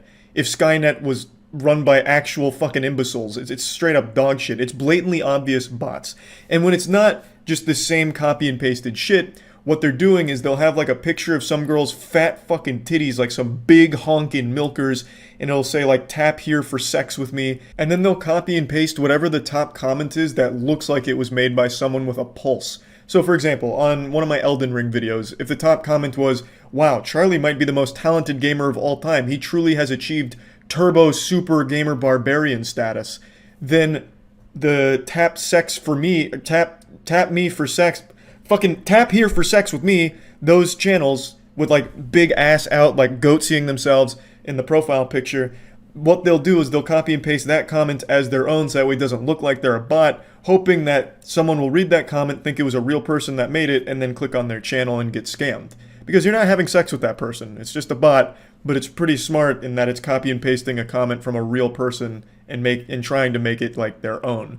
So it's such a fucking war zone of garbage in the comment section, all fought by non-humans, just actual robots. So it is ruining the comment section. It genuinely is, and it has been for like a full year now. And it's not just like the sexual scams like MILFs are looking for you, click here to watch me spread my pussy and say your name. More than just that, even aside from that, there's one that is bigger, a much more prevalent comment ruining trend. and it comes from verified channels, actual YouTube channels, real fucking verified checkmark channels, and they're all leaving the same copy and pasted note on every single channel. And I'm sure you've seen it, and you will see it under this one, and it goes something like this. We can all agree that this YouTuber never disappoints us with their content. And it usually has like a lot of, thumbs up, the updates off the charts, because it seems like a positive statement. And it's coming from a verified channel, so people that are human beings are most likely just clicking the update on that, and they'll say like, oh yeah, that was sweet, agreed, super sweet, this YouTuber's amazing.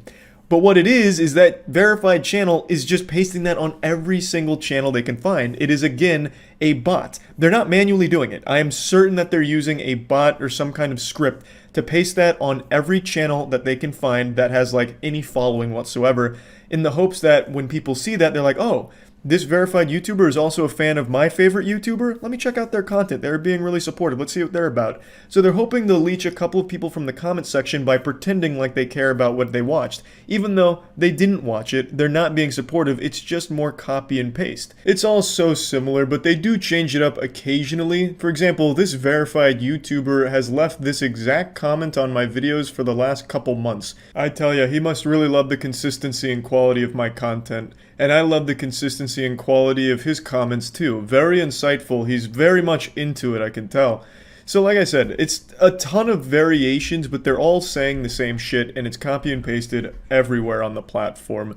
We can all agree legendary creators like this make our days. We can all come to an agreement here that fucking epic YouTubers like this make our dicks rock fucking hard, baby. Make sure to click my channel. I'm verified. Check it out. Don't forget. It's disgusting. It's shameless. And I can't imagine it even works, because when you go to their channels, and I have made the mistake of checking it out, they only get like maybe 10 views on the videos. Like, I don't want to give any of the channels away here because they're looking for attention, obviously. But one of them had like 500,000 subs, and all of their videos had less than 200 views. So either this YouTuber fell off harder than Simba's dad in The Lion King, or it's a bot. Fake. And their subscribers are not humans. They just paid for it, and they're all bots. Not a legitimate account. Now, there's really nothing to do as the YouTuber here to combat this phenomenon happening in the comment section. You can set like blocks on certain phrases, words, links, and all that, but they somehow always find a way to get around it. Just like Jacksepticeye mentioned, they'll change certain phrases, they'll change a couple of things, and somehow it just slips on by again. There's just no way to really stop it. It'd have to come from YouTube's end to verify whether or not the account posted in the comment is a legitimate account or a bot. And I don't have like the real solution here. I don't have the answers.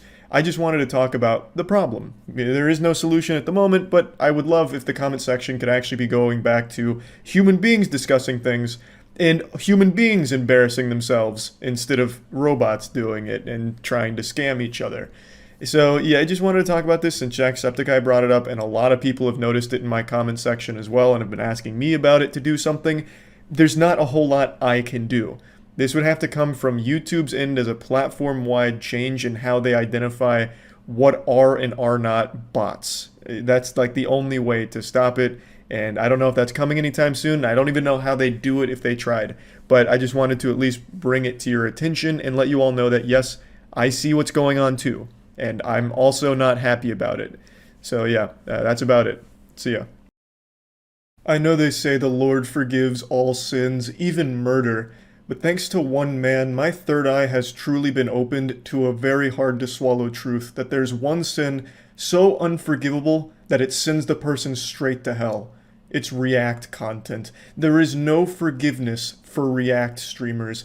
Those vile vermin that watch YouTube videos on Twitch, they're all bad people, downright evil with no exception. I remember in Star Wars they said only a Sith deals in absolutes. Well, not this time. Yesterday, a YouTuber and streamer named Dark Viper AU posted a 14-page document, which is the script for a video he's working on, all about how evil React content is, and it really heats up. This gets wild and wacky for the touchdown real quick. There's a whole section in here where he basically compares reactors to sexual abuse criminals and insinuates that they'd be likely to spike your drink at a party, takes silence for consent, basically is comparing React content creators to rapists. Completely unironically, it's not some edgy joke or anything, it's posting cringe on main that he truly believes and defends in the comments when someone called him out for it. He really doubles down, puts his nuts on the table and says, yeah, reactors are likely to commit sexual abuse.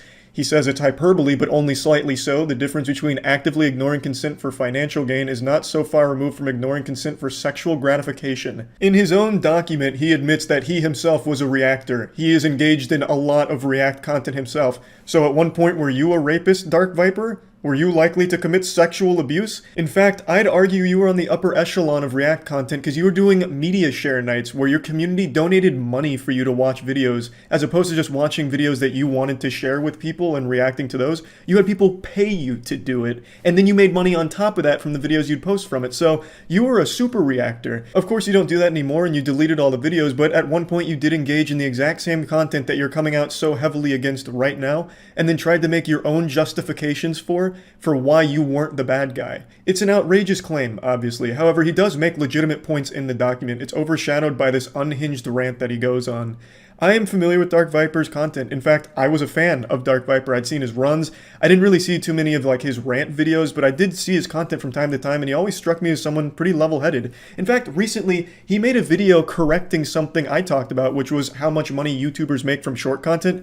I got some of it wrong, and not on purpose, but I just didn't know what he knew. He was very knowledgeable in short content and made a whole video going over some very insightful stuff that was a learning experience for me and his audience. I thought it was a great video, very well done, and it was super disappointing to read something like this from him. Now, I'm called out by name multiple times throughout this document because obviously I do React content from time to time, 100%. I'm not ashamed of it. I'm not trying to bury it in the past and hide it, pretend like I didn't, or try and justify it, because I'm not embarrassed of it. Look, I understand the stigma around React content, and I've always understood it. When I react to something, I'm constantly trying to either pause it and add something to it or interject comedy into it. I treat React content like Mystery Science Theater, where it is a transformative piece around the content. Now, of course, not every time is going to be a hit, which is why you'll find plenty of videos where I'm reacting to something like the downfall of Quibi, which comes from a great channel that I really like to watch, and I just got too engrossed in their storytelling and the way they presented it that I didn't add anything to it. So I ended up just kind of watching it with my community.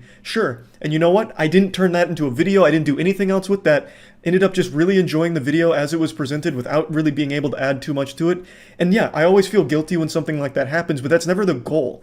Dark Viper's entire document here is about this belief that every reactor is doing it for financial gain and to fuck small channels. And the logic he uses to make these points is deeply flawed and isn't substantiated by any real evidence. It just feels like he pulls it out of his ass and it's source, trust me bro. He has an understanding of capitalism and the free market, and that's what he's using to base all of these claims on, even though it's not directly applicable to YouTube itself. So I just wanted to go over everything here right now. So even right away, his initial tweet going for the most extreme approach possible, all reactors are bad people, exploit others to benefit no one but themselves, collectively stolen millions of dollars from actual creators and have stopped countless thousands from having a career. I wonder how many small channels are out there shaking their fist right now like, damn you Pokimane, my channel died because you watched my video on your stream and said nice things about me. I had such a promising career as a YouTuber till you said nice things about my video on stream to your audience of 30,000 concurrent viewers. Now I'm fucking trashed. I'm ruined. And to be fair, that's not the exact point he's making. His point of how they're killing small channels is because they're taking eyes away from small channels to their own channel. So I guess a more apt comparison would be a small channel fucking flipping over their table like, fuck, I would have had 10 million views on this video if Pokimane didn't react to Jubilee, 6 atheists versus 1 Christian 5 days ago, and now my channel's fucked because she reacted and all the people went and watched that instead of watching my video essay on Dying Light's butthole physics. Now to show his point in the actual document, he goes on to describe how effortless it is to make React content, which he is absolutely in the right on. This is an inarguable truth. It takes significantly less time and effort to react to content than it does to create the content that's being reacted to. That's just blasting your ass with facts and logic 100%. Even when you're transforming the content, like, you know, for example, if I'm adding an extra 10 minutes worth of dialogue or even 20 minutes worth of like extra commentary on top of it, that's still significantly less work than actually went into that video that creates it, and he's totally right there. He then goes on to say how easy it is to pump out that content since it obviously takes less time and effort. They can make more of it, which means more React videos are being pumped into the YouTube atmosphere. And he's right there again. Look at someone like Sniper Wolf. She's able to do one a day and she's making, I think, 700 million views a month or something. She is the biggest React channel online, like anywhere on the internet. And what's shocking about Dark Viper's document is she's not listed here by name. He only goes with Twitch streamers, even though Sniper Wolf does the same thing. So I found that to be weird because that would have been another great point here. But regardless, her absence isn't that big of a deal. It just serves to highlight that he is right. You can pump this out a lot quicker than fully original products. But the next part is where him and I differ greatly in our opinion here, and it is an opinion no matter how much Dark Viper wants to present it as a fact. He argues that this flood of React content takes from the finite pool of impressions, so it takes those eyeballs and puts it towards the React content as opposed to going towards the original content that they would have found elsewhere if the React content didn't exist. I'm skipping ahead just a bit because this part is also still part of the same umbrella claim. He says, if your content is good, then it will get exposure naturally, and so you don't need reactors. He's absolutely right, of course you don't need reactors, but he says if your content is good, it will naturally get exposure. Okay, based on what? Where's your evidence to support that claim? There are millions upon millions of channels, literally millions, that have made high-quality productions over the last decade that went nowhere, fell flat on their face, have less than hundreds of views. I know that because we've watched them on my stream before. I usually like to find more obscure content, and I've seen some great videos, huge production, less than 100 views, like 5 years old, the channel's dead now. And it had nothing to do with XQC watching my mom picks my next boyfriend for me or anything. It just has to do with the sheer volume of content on YouTube in general, where not all great productions are gonna find eyeballs. It's just a fucking lie, him saying that it's gonna naturally get exposure. You have no way of proving that, and if you do, I'd love to see it. How can you guarantee that by making high-quality productions, you're naturally going to blow up on YouTube? How can you say that? Can you prove it? The pillar of his whole point is there's so much React content that now all of those eyeballs are on the reactors and not on the original content. They have taken away from this finite pool of impressions. But you have no way of proving if that React content wasn't there, those eyeballs would go to that original content. Because it's the internet, it's YouTube, there's other places they could go to get entertainment.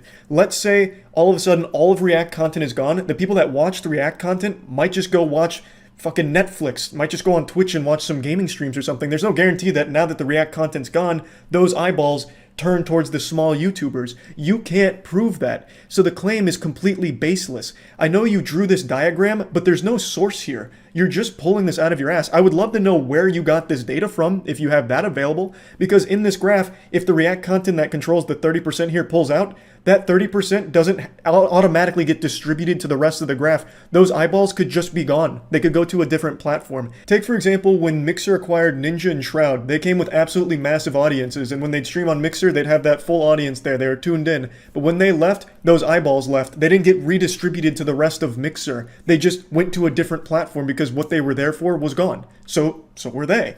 It could be the same on YouTube. I'm not saying it is. There's no way for you to prove that if the React content wasn't there, all of those eyeballs that they are occupying of that finite pool of impressions would be redistributed to the smaller creators. You have no way of proving it. Nobody really does. However, off the top of my head, I can think of multiple examples in times where React content has genuinely helped smaller creators, like blow up their channel. My channel, I'm the perfect example of it. My channel literally got kickstarted because of Ray William Johnson reacting to my QWOP video in 2010. Without that happening, I probably wouldn't have this channel right now. I wouldn't be anywhere near the position I'm in right now if not for that reactor back then.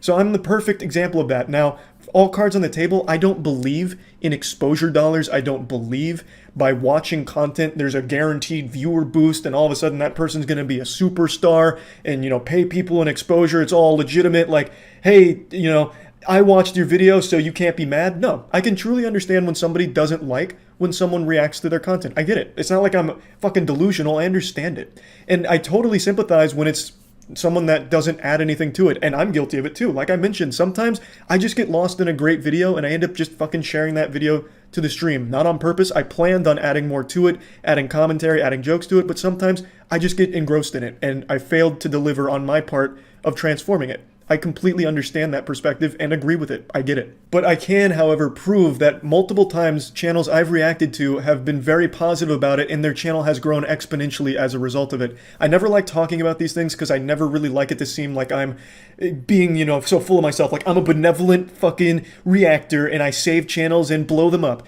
because I don't believe in that. I really, truly don't. But I would like to give you a couple of examples of times where channels we've reacted to, very small channels, have been able to turn it into a full-time career, and it has really helped them grow. So a couple popped into my head immediately. The first one obviously being the sausage god, Ordinary Sausage. This man could turn anything into a sausage. He could take King Tut's mummified remains and make a banger sausage out of it. In 2020, during a YouTube night, one person in stream who was a fan of sausage recommended his content, and at the time, as you can see in this video, he had 3,000 subscribers. And the content was so good, so high quality, it was super fun, and I felt I added quite a bit to it with comedy throughout it to transform it, so I turned it into a video, and through that video, his channel really started to grow because people really liked his content, they really liked him, so they went to his channel got a lot of steam, and fast forward to 2022, he is now at 655,000 subscribers, it's become like his full-time passion, and we've become good friends. We've collaborated quite a few times over the years, and it's just always been a great time working together, and it all stemmed from just a reaction to his content, and people that may not have otherwise found him, and then he was able to make a career out of it. There's a chance that maybe the algorithm would have picked up sausage making for some reason. Sure, you could make that argument. Maybe the channel would have been successful without the reaction, but it's inarguable that it did help because after posting this video, his channel was soaring, absolutely exploding. He got like 100,000 subs in a month or something from 3,000 on the ground. So there was a real benefit there. And of course, this isn't the norm, but there is real positive impacts that do happen as a result of React content. And this is just a quick example. Another one that always pops into my head is slapping. Slap Fight Championship in particular, they were a small organization doing fun slapping content and really trying to take it to the next level. And I found them randomly during a YouTube night, and I loved it. Thought it was great. The creator of Slap Fight Championship, JT, reached out to me, was appreciative about it, and we became great friends and partners, working together to grow Slap Fight Championship into something fantastic. And fast forward to today, it's become the premier slapping league. It's recognized as like a legitimate sport. I don't know how much I can talk about, but I'm going to maybe, spoil the surprise a little bit maybe. A full-blown documentary coming out about Slap Fight Championship and all the incredible things going on over there, all stemming from just reacting to the content, which runs counter to what Dark Viper is saying in his document, where the reactors don't watch tiny content creators who can't catch a break. They find videos that are already doing well in the algorithm and are already successful, thus do not need their exposure. Reactors are not seeking out content to give it any sort of boost, seeking out content to bring themselves the maximum amount of profit for the least effort. So I just think this immediately runs against that, since the majority of content I watch and react to is small content like Ordinary Sausage, like Slap Fight Championship. Of course, sprinkled throughout there are some bigger content creators as well as organizations that I just appreciate the work of and think that they're fun. But the majority of it has always been the smaller creators. And of course, not always is that like reacting going to help them. In fact, I would argue that it's pretty rare for it to. But it is still against his point. I'm not reacting to things that are just going to bring the maximum amount of profit. That's not what I care about. I've never been a money-driven person, and to be put in this document where I'm compared to a fucking sexual abuse criminal as well as just a money-hungry exploiter, he calls me an exploiter class, is outright disgusting. I'm watching these things and reacting to it because I think it's fun content that I can add to and have fun with and transform, so that way both the people who make the content would find it enjoyable, laugh with it, and have a good time, as well as the community that watched it with me. That is the drive for when I'm reacting to shit. He says that people only react to content that's doing well in the algorithm and that they were going to be successful on their own. Can you prove that to me, Dark Viper? Can you tell me that Ordinary Sausage before my reaction was going to be a 655,000 subscriber channel, closing in on 1 million? Dude's going to absolutely fucking crush it. Can you tell me that was 100% going to happen without me reacting to it? No. You can't. He wasn't in the algorithm at the time. There was just a fan who found him through, I think it was the Deep Into YouTube subreddit, if I remember correctly, and just thought it was fun content and shared it with me. It wasn't popping off in the algorithm. Neither was slapping. In fact, Slap Fight Championship has a huge problem with demonetization, and it never even makes it to the algorithm in the first place. I found it because I was already deep into the slapping rabbit hole and found it through that, not because it was going well in the algorithm. It's just, Dark Viper has a point that he can't possibly prove. There is no way he could accurately, with real evidence, show me that these channels were going to do extremely well without React content, or any channel for that matter is guaranteed exposure if they're making good content like he insinuates in his document.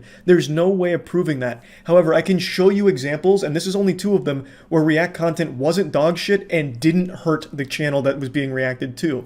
Now, as I mentioned, I do fail sometimes where I just get too lost in the content where I didn't add anything to it, and I'm always embarrassed when that happens. I have a great example. There was a channel that I really enjoyed, and I watched their video on a dilapidated building that was for sale. It was a house, and it was one of the most confusing house tours of all time.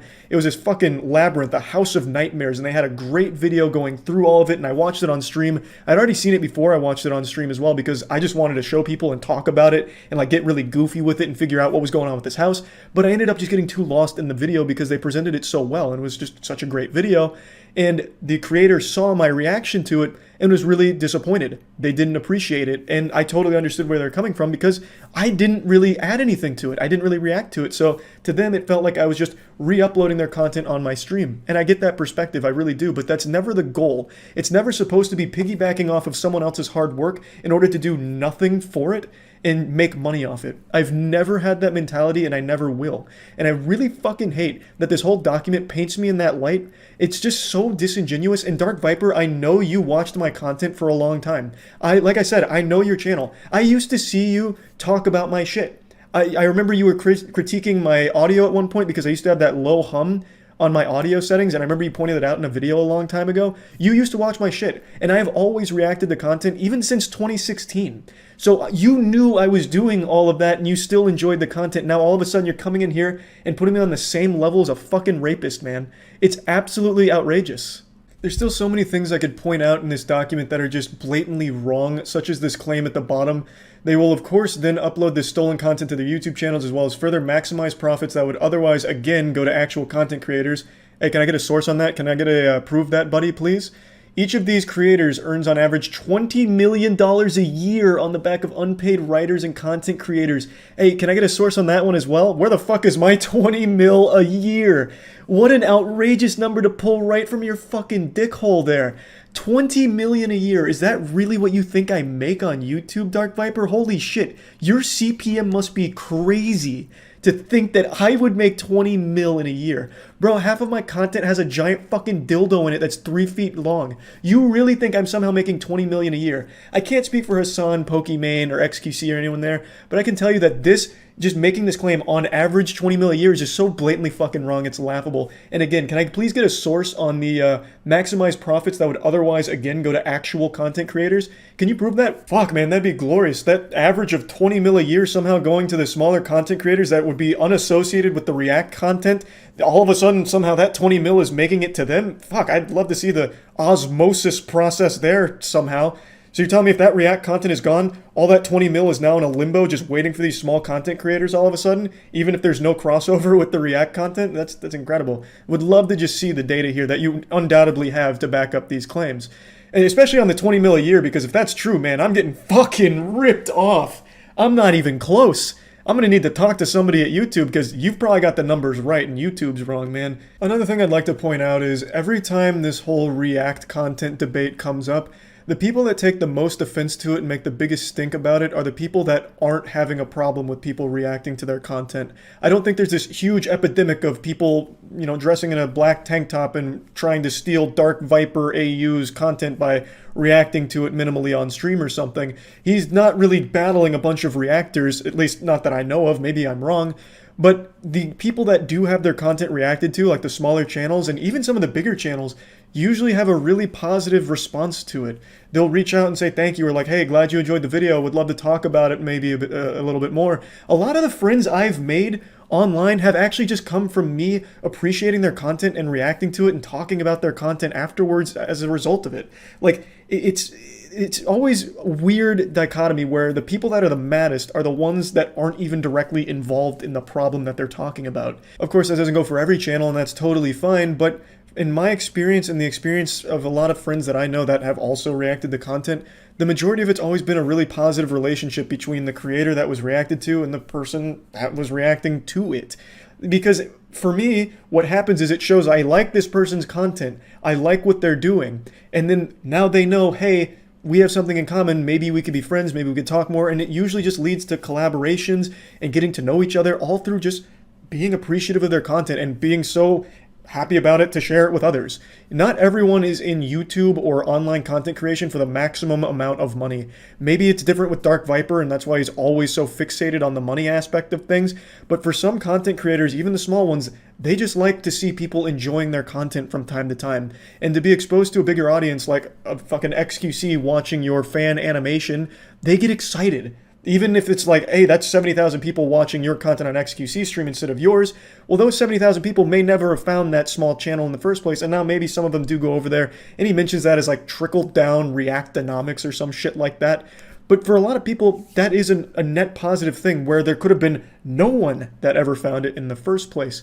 I don't think it's a really strong argument or anything, but it is still something worth noting. It's a real thing that does happen, as opposed to Dark Viper's claims of average of 20 million a year with these money-hungry sexual abusers. Like, at least with some of these things that, yeah, maybe I don't agree with all of them, and they're pretty weak points, like the, exposure dollar thing helping every channel. I don't always agree with that, but you can prove on a case-by-case basis it does. Whereas in Viper's case, he doesn't present any real evidence for these claims. At least not that I saw in this document. Maybe he has some in the back burner. But nothing he proves shows that the reaction, like the reactors and their content, are taking eyeballs away from other content creators online that have nothing to do with that space. Like, there's nothing that shows me that he is correct, that if these reactors were gone, small channels would be flourishing right now. Him saying with a straight face that if you make good content, you will naturally get exposure is just silly. That's so naive. It's just not the reality of it. You can make the best content in the world and it could go nowhere if the algorithm doesn't pick it up, or if you just don't get lucky, you're in at the bad time. Like, there's so many factors. You are not guaranteed exposure just for making good content, and that's what Dark Viper seems to want you to believe in his document. Again, there was nothing in there that showed me that those eyeballs that are occupying React content would then switch to non-React content if it was gone. Yes, there is a finite amount of impressions that can go around. Nothing is infinite. And yes, some of those are on the React content, but if it wasn't there, that's not saying that they are all of a sudden going to the other content elsewhere. There is nothing that he has presented in this document that shows that. But on the other side of this coin, you can show that there are the cases where React content help channels blow up, maintain an audience. Even with his trickle-down reactonomics that he seems to hate so much, you can at least prove that that exists. Because some of the channels that XQC has reacted to, those channels have maintained, like, an audience from XQC. It's not, of course, the full 70,000, maybe only a fraction of that, but it's still more than they had pre that reaction. So it's given them some kind of extra steam, even if it's not great, that they might not have had otherwise. Maybe they would have. Again, you can't prove that, Dark Viper, and no one can, but it is inarguable that they did get a little extra audience that has now stuck around. They now have a juicer fan base that is stuck around because they enjoyed what they saw when they watched it with XQC, and some of those channels do have more of an audience now. You can prove it. So yeah, this document was really upsetting to read, especially as someone that does know Dark Viper's content. And again, he bases every single one of his claims off no real evidence, just his understanding of the market and capitalism, but it doesn't apply to YouTube. If his graph is right, let's just assume he got everything right. React content has 30% of the eyes while everything else is getting scraps. If that 30% is gone, there is no guarantee that that 30% that is now gone from the React channels goes to the other creators, because they could just go somewhere else or turn off the computer and go do something else. It's not exactly like the market when it comes to just watching fucking videos. They might be there for Pokimane reacts, and when Pokimane stops reacting, they don't go watch anything else. They just go do something else off of YouTube. It just doesn't apply. But maybe Dark Viper has this incredible data that just throws everything for a loop that just wasn't in this document, and I would love to see it. But regardless of whatever data he has, this is a truly disgusting thing to do at the end of it, where he claims that reactors are on the same level as a sexual abuse criminal who would spike someone's drink and whatever other disgusting shit he said, and all reactors are bad people. Fucking silly. That's about it. See ya. I'm not in my normal abode here, but let me put your mind at ease. It's not because I've been kidnapped, and you can tell that's the truth based on the decor here. It very clearly belongs to an elderly woman, and no octogenarian's getting the best of me. So I haven't been abducted. I'm actually in Texas doing a bunch of wild and wacky shit, and I'm sure you can also tell that my voice sounds a little odd, and it's not because it's filled with phlegm. It's actually filled with freedom, partner. Texas, you know, you just drown in that shit over here. I went to a Cavender's and got a cowboy hat, even got this one that makes it look like I'm part of the Amish Mafia. Like, I mean, it's been a crazy trip. But that's not the point of today's video. This morning, my wet dream was interrupted by thousands of messages from so many people. It was like I was getting a fucking Amber Alert, all telling me some incredibly important news. They were sounding the air raid siren, and the story I'm about to tell you is probably the biggest of the year, much bigger than Elon Musk buying Twitter. That's child's play compared to this. Compared to what I'm about to tell you, Elon Musk buying Twitter is like getting news that a kid opened a lemonade stand outside their elementary school. It's meaningless. James Corden has confirmed that he will be leaving the Late Late Show. And it's not like a prank. It's true.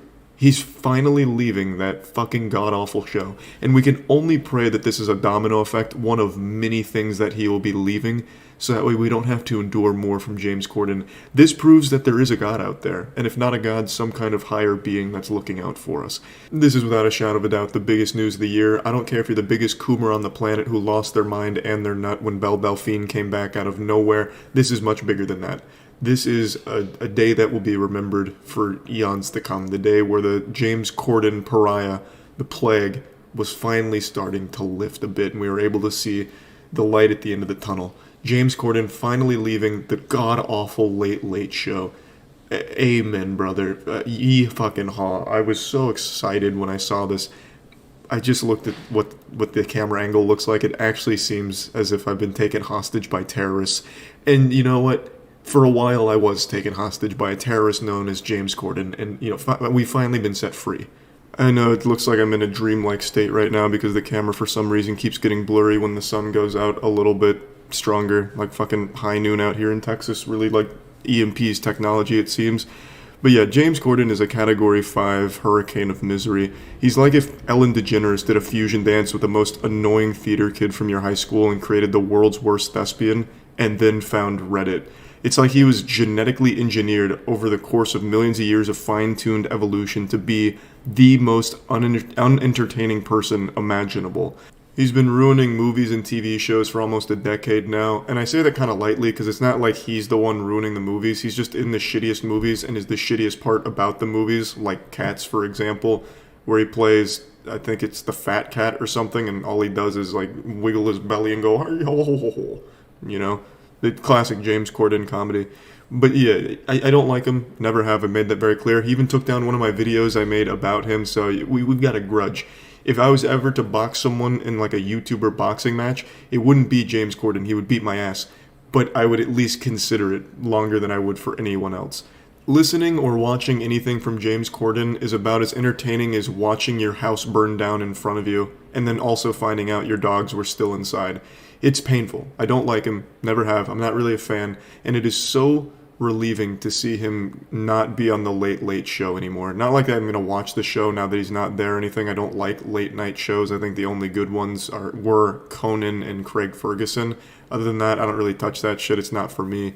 But this whole thing reminds me of a very profound profound saying that I actually read in Twitch chat last night. While I was watching a video on a Call of Duty gamer rage so hard they got kicked out of their collegiate esports program, someone dropped a nugget of wisdom. This is probably the second coming of Socrates, in fact.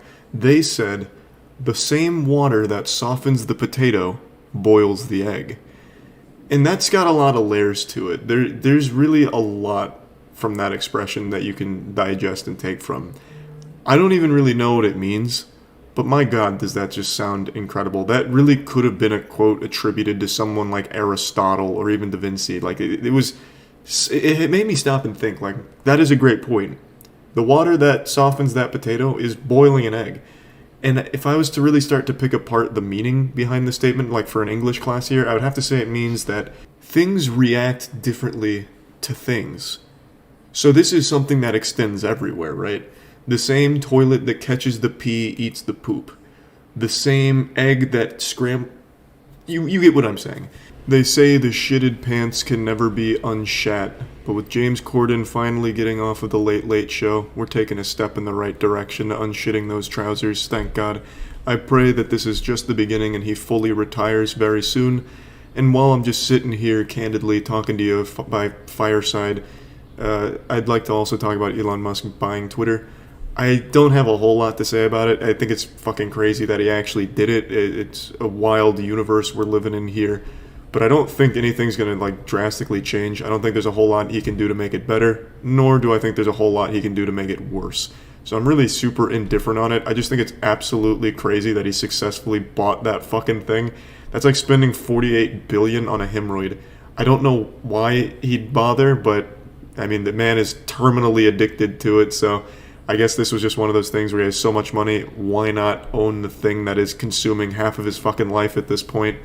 So yeah, that's why I haven't like said too much about it, just because I don't have a lot to say about it. I just think it's going to be a pretty negligible impact on the site as a whole. It's still going to be a cesspool. Maybe I'll be proven wrong. Maybe he's going to do something crazy with it and make it great, or he's going to make it worse. I couldn't tell you. I just don't really see what anyone could do to change it that much. So yeah, I just wanted to put that out there as well, since I was talking about James Corden. And just incredible news all around. Today's a great day. And hopefully now with this knowledge, you can go out there and have a fucking fantastic day of your own, knowing that the world's a little bit brighter now that James Corden's got one less show that he's in. That's about it. See ya. Gamer Rage. Anyone see this video? I saw it floating around Twitter, but I didn't watch the whole thing. There's apparently 2 parts to it.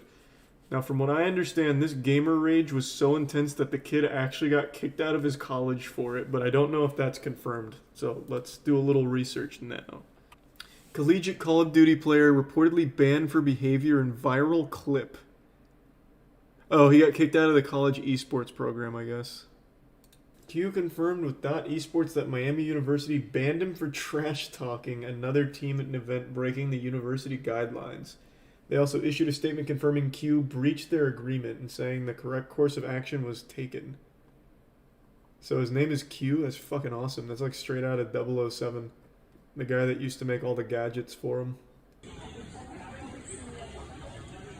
Hey, don't fucking scream at me! You get the fuck out of my head! God, it's so nostalgic. It's so fucking nostalgic.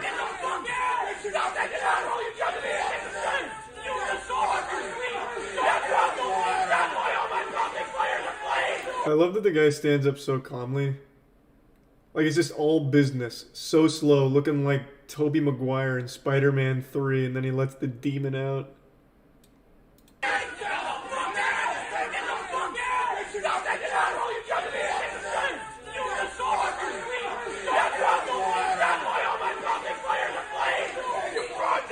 Fuck yeah. That's how we fucking do it.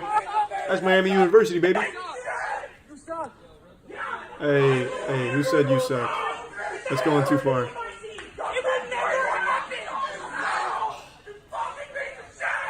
I love the voice cracks. I think no Gamer Rage is complete without like going full dolphin at least once with a wild voice crack. This is a little underwhelming. The voice crack isn't extreme enough. It didn't get the correct octaves, but I love that it's still an attempt. So there's a bit of a squeak in there, like a stepping on a dog toy, but just not enough to get the full dolphin effect. But it's still pretty good. Ain't no way they're college kids. Oh, they absolutely are. No doubt. It's fake as fuck. How, what do you mean? It's just gamers getting mad. And this kid got banned from his college team. I don't think it's fake. Why is everyone so quick to call things fake when they're just blatantly not? By just calling fake to everything, it doesn't make you smarter. You just look like a fucking idiot. It's like this was just normal for back in the day for Call of Duty tournaments. So I don't think there's a world where this is fake. This dude embarrassed himself and got kicked out of the University of Miami collegiate team for Call of Duty. They issued a statement or something. Like, as far as tournament rage goes, this is like the most mild I've seen for Call of Duty. Part 2 is on TikTok. Ugh. Or is this just a different angle? You paid $8.50 a night to send me shitters. Shut the fuck up. On the scoreboard, so. Oh, hey, where's the owner at? This is the second time you have sent a team to Florida to lose to me. Ooh. And now spit. Spit on him. Spit on him.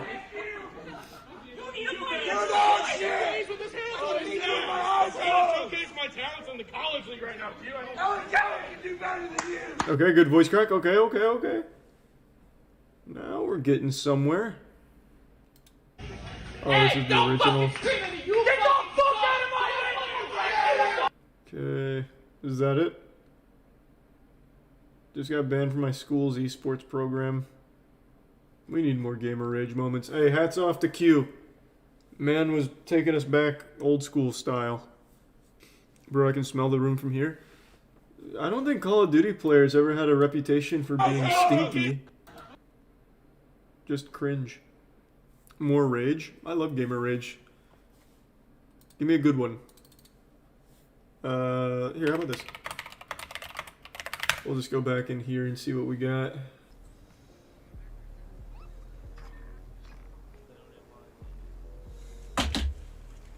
Well, this is underwhelming. This is very calm. Punch a hole in the wall. Alright, that's better. A little fucking jump scare there, I guess. For the viewers at home. Damn, this guy is having a rough time here.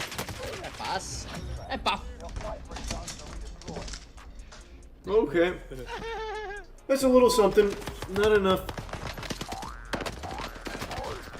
I don't want to be done, bro. Like this the only. Whoa! That's full caveman. The only fucking way, man.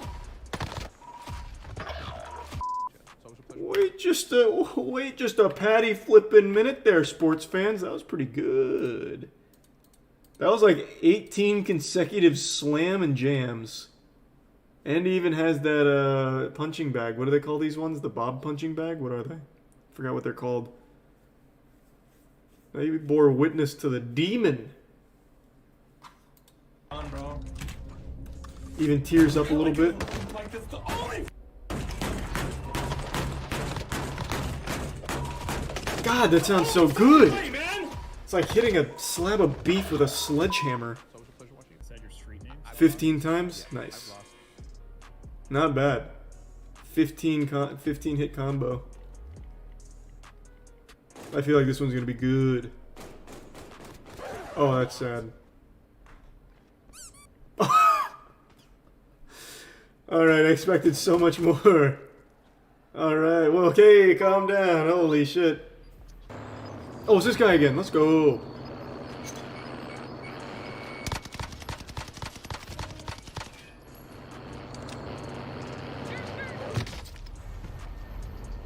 Yeah, that one hurts the soul. This must be a common occurrence then, I guess. His slams are so textbook, like it actually just sounds like stock sound effects. Nah, regular. Safety on! That was not even like rage at all. What do you? Why is that here?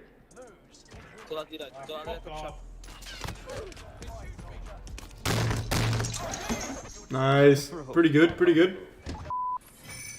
That's such a universal reaction to getting mad at a game, is just slamming the desk with like a hammer fist. Anyone remember this iconic moment in esports history? Okay, well, which one of the other players on the other team would you say are your biggest competition in this game? No one, bitch. God, it's so fucking good. Well, you have lost 3 matches. So in a row, tough. So that kind of makes you the underdogs in this game, right? Yeah, we were only like warming up until now. Wow. So yeah, this is the. What a long meme. He just had that really cool line in his head, like, I'm fearless. The only man I fear is God, and even he doesn't make me that afraid. No one. Bitch. Like, right out of the Key and Peele sketch, when they say, like, bitch behind their wives' back really softly. And then drinking from an empty can because he gets nervous and scared afterwards. The can's very much empty. It's perfect. It's perfect.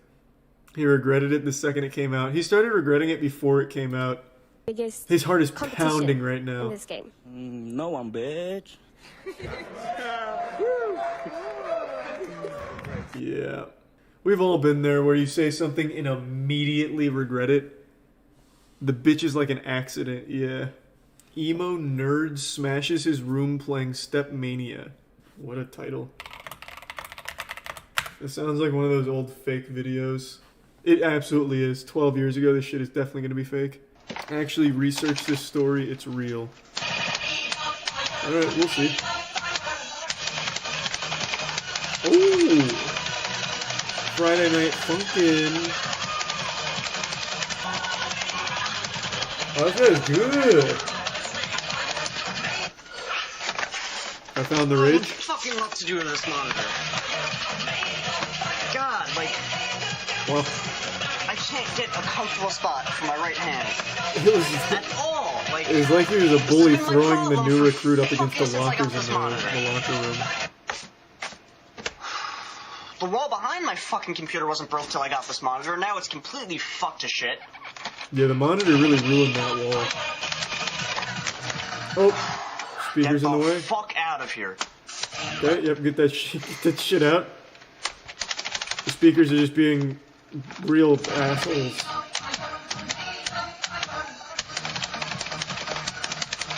There's still a speaker on the desk. Get that shit out. Oh, nice. That should help. There we go. Oh! Yeah, look what I did. Oh, fucking well. We have plenty of space to run it, I'd say. Looks like I'm retired.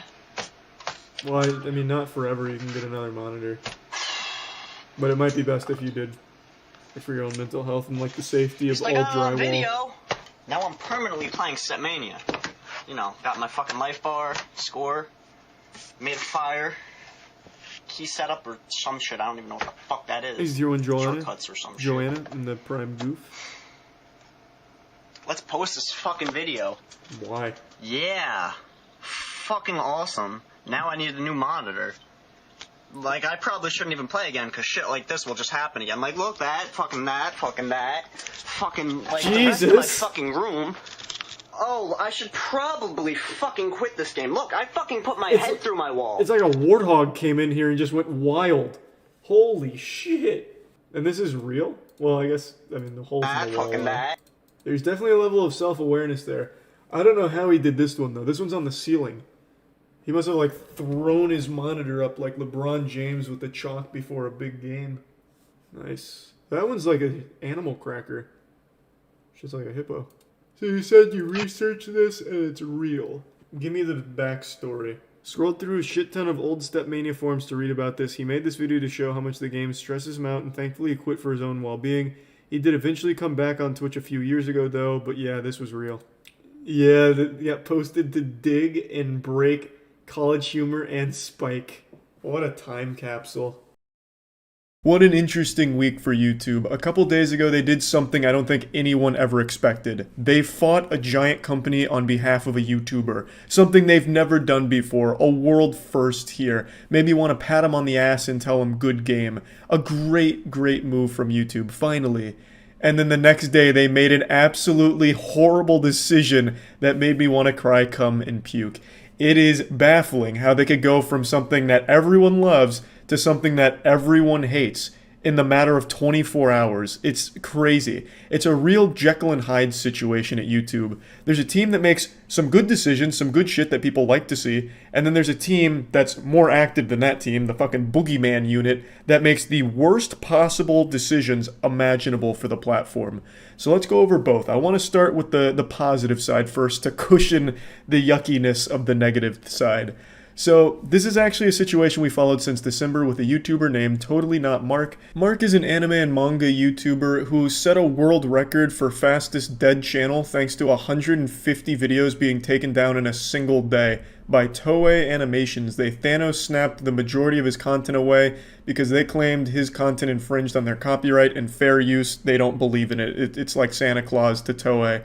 So he lost all 150 videos. That was a big part of his channel. I think at the time he was only left with like 60 or 70 videos on his channel after that, so it was a massive blow to him. And it's obviously extremely hard for an individual to fight against a company of Toei's size with as much money as they have. They can just toss their legal meat around as much as they want and not feel it. It's not the same for someone like Mark.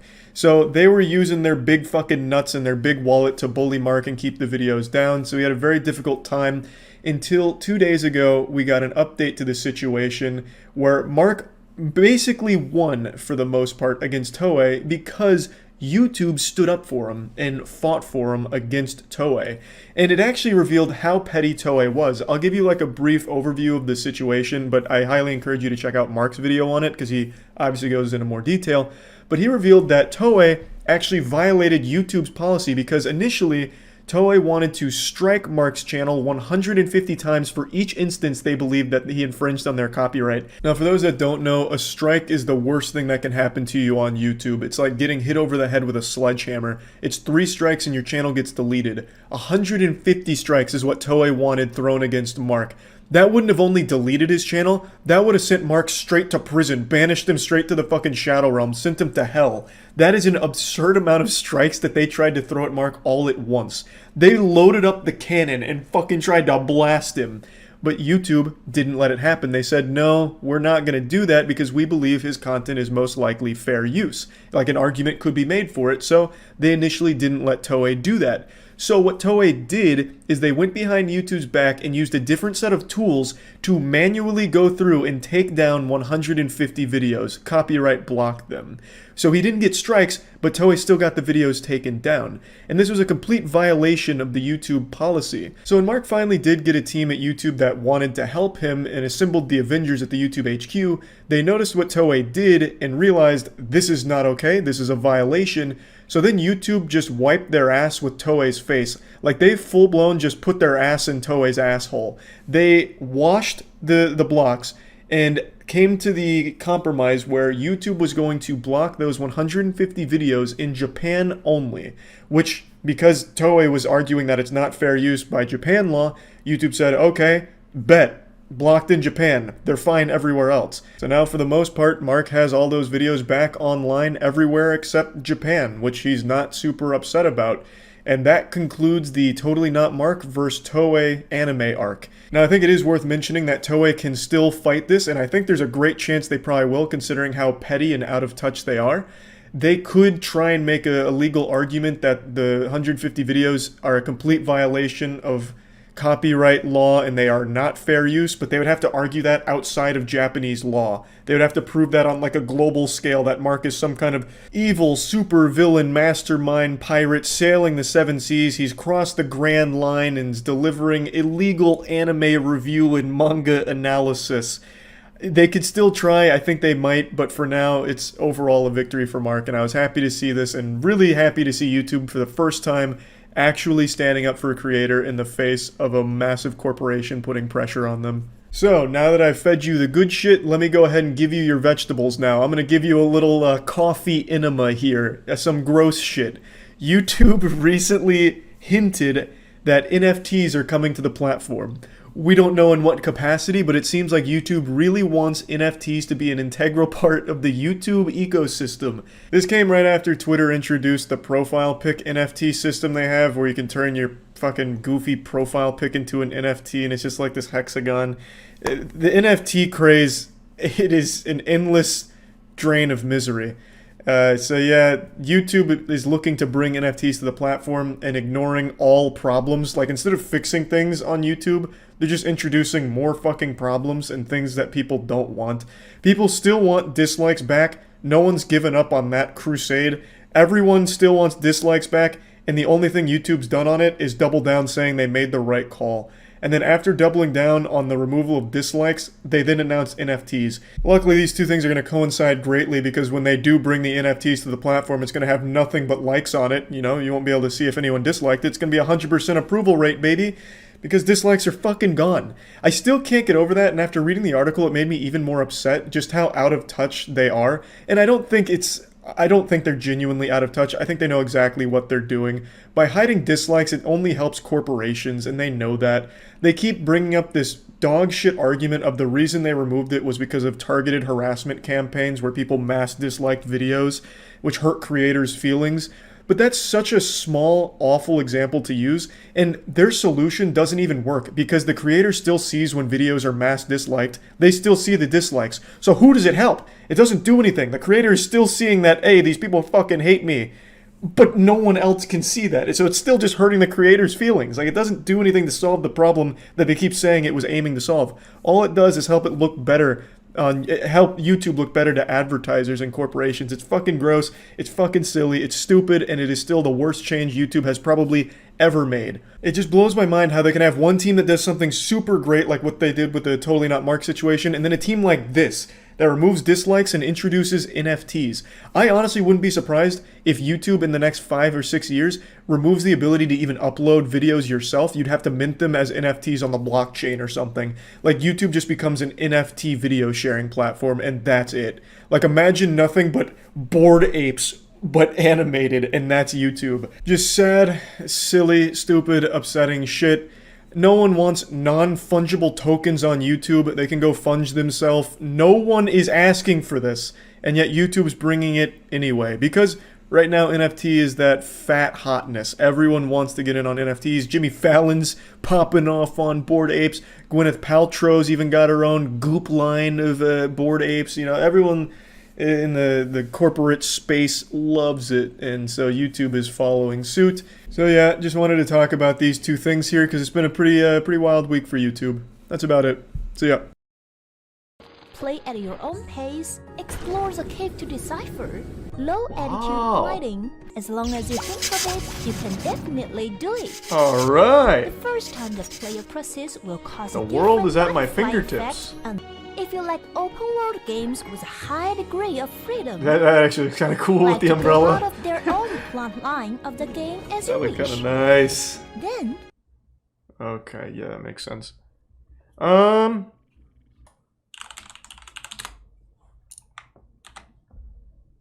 At the very least, the tits are not shaken. How can I give you a good review? It's succinct. I'm a little more inclined to buy the game now from this review. Was this a negative review? What else we got? Not the most helpful. How about a positive one? This one's gonna say the tits were shaken, not stirred or something. My evaluation, not as good as Bloodthirsty Pants. What the fuck are these reviews? What does this mean? Okay, how about another one? Surely there's gonna be something helpful in here. Come on, let's optimize the modeling. The heroine's face is a bit ugly. Who is playing these games? Just people trying to jerk off? Jesus Christ. This is not... What is the point of this review? How many hours on record does this guy have? Alright, we'll try it. Last review, though. Let's see what he said. Probably something about tits again, if I had to guess. It's so bad. Wasn't this a fucking positive review? What do you mean? I mean, visually the game does look good. So, I mean, there's a chance that it's not even, like, terrible or anything. Okay, let's test out the first thing.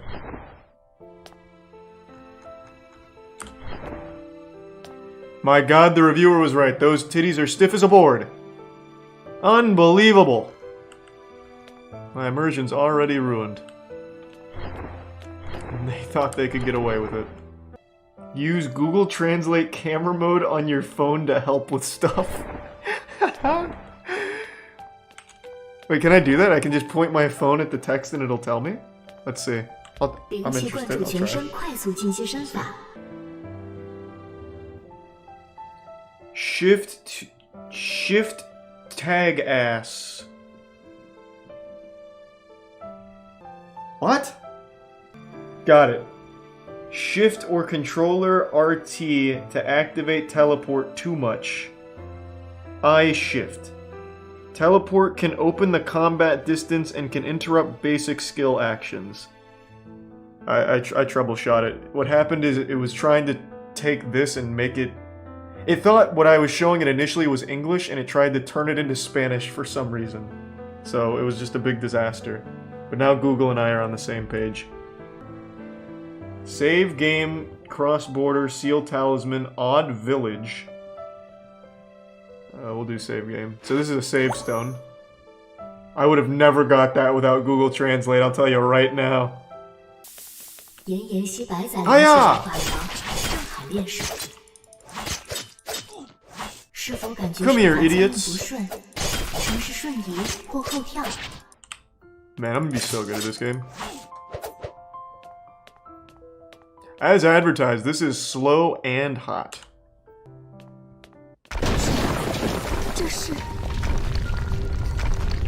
Hold on, I want to see his name. Oh shit, fuck. Oh, what a dodge. Oh. He's staggered. Oh, using the iframes. Woo! First try, baby. That's how we do it. I guarantee I'm further than anyone that reviewed this game. What did I get? I got the magical. Nope, I got France and Germany. It keeps changing. The secret of baking. Breeding machine unlocked. Alright! Let's go! Got the translator out? I feel like a tourist right now. Like, everything that happens, I just bring out my phone. Water can extinguish fire? I wonder if, like, the old lady has jiggle physics on her tits. Yeah. Over 2. Girl, look at you. Do you think it's my baby's idea?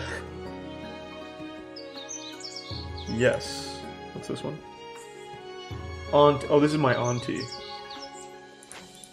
Oh, sorry. Oh god, fuck, auntie, why? Gee, it hit me with a jump scare there. Holy shit.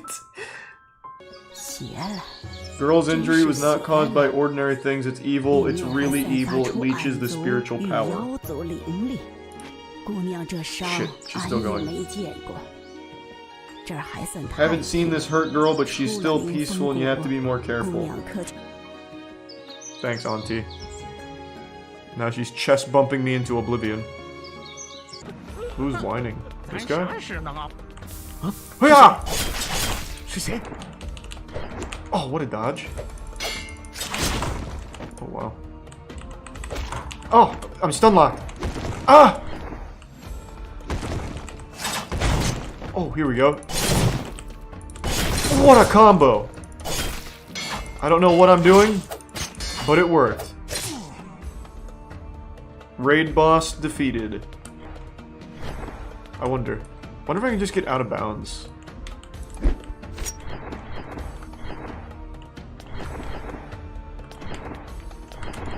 Oh, that was easy. All I had to do was walk to out of bounds. Oh, never mind. There's an invisible wall.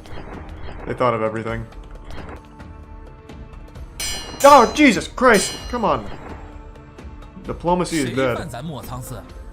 Hold on. Phone locked. Let me get my translator out. Oh, Jesus. It seems the girl is not legal. The poor monk just wants to try the girl's martial arts. There is no malice. Okay. Oh. What is happening? Suck my dick anyway. Okay. Probably about. Stop! I'm not trying to fight. Sorry, that really was an accident in the last one. There's nothing to do here. Just a fucking empty sand area.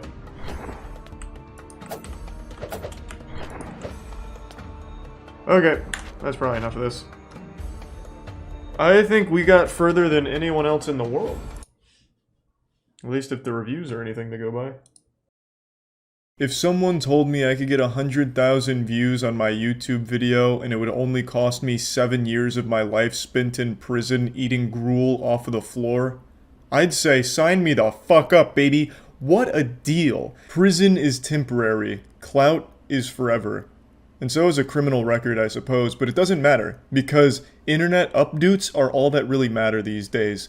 This dream came true for a YouTube couple named Saucy and Honey. They were recently arrested and charged with third-degree criminal trespassing and conspiracy and could face up to 7 years in the slammer, all for those sweet, juicy YouTube views. They pulled off the most epic prank this world's ever seen, and the history books will remember them for it. They'll be talked about like Jesus Christ was in the Bible, the saviors of high-quality YouTube content.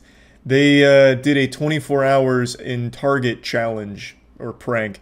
You know that trend that every 16-year-old was doing on YouTube back in 2017? Yeah, they did that like 4 days ago. I don't know why they chose this prank. It died like 5 years ago. They're very tardy to the party, but they seem to desperately try and suckle any amount of dust they can out of the dry titties of this garbage-ass trend from a time long since forgotten. And they're paying the price for it. They got fucked in the ass. But you can't help but feel bad for them because they clearly have a disease. It's called terminal clout hunger. And unfortunately, it's a plague, and it's been spreading for quite some time on the internet now. Shut passé. Get okay, what's up, Fascination Empire? It's your boy Saucy. And your girl Honey. And we're back with my another Okay, you guys, sorry we're rushing through this intro, but it's 9:37 at... Oh. Okay, guys, sorry we're rushing through this intro. It is 9:37. It's 9:37 at night. Honestly, they should have slapped on an additional criminal charge for how dog shit their videos are. I swear to God, it's gotta be a human rights violation to have an intro this annoying. All of their videos start like this. It is painful. Sticking my head in a fucking dump truck while it's compacting garbage would be less miserable. A YouTube couple is in hot water over this video, in which they claim to have spent the night in a Pennsylvania Target. You guys, do not attempt what we attempt at home. We are entertainers. Listen here, goofballs, don't try what we're about to do at home, you dumb assholes. We're professional entertainers willing to risk life and limb for your entertainment. Immediately gets arrested, faces 7 years in jail for this shit.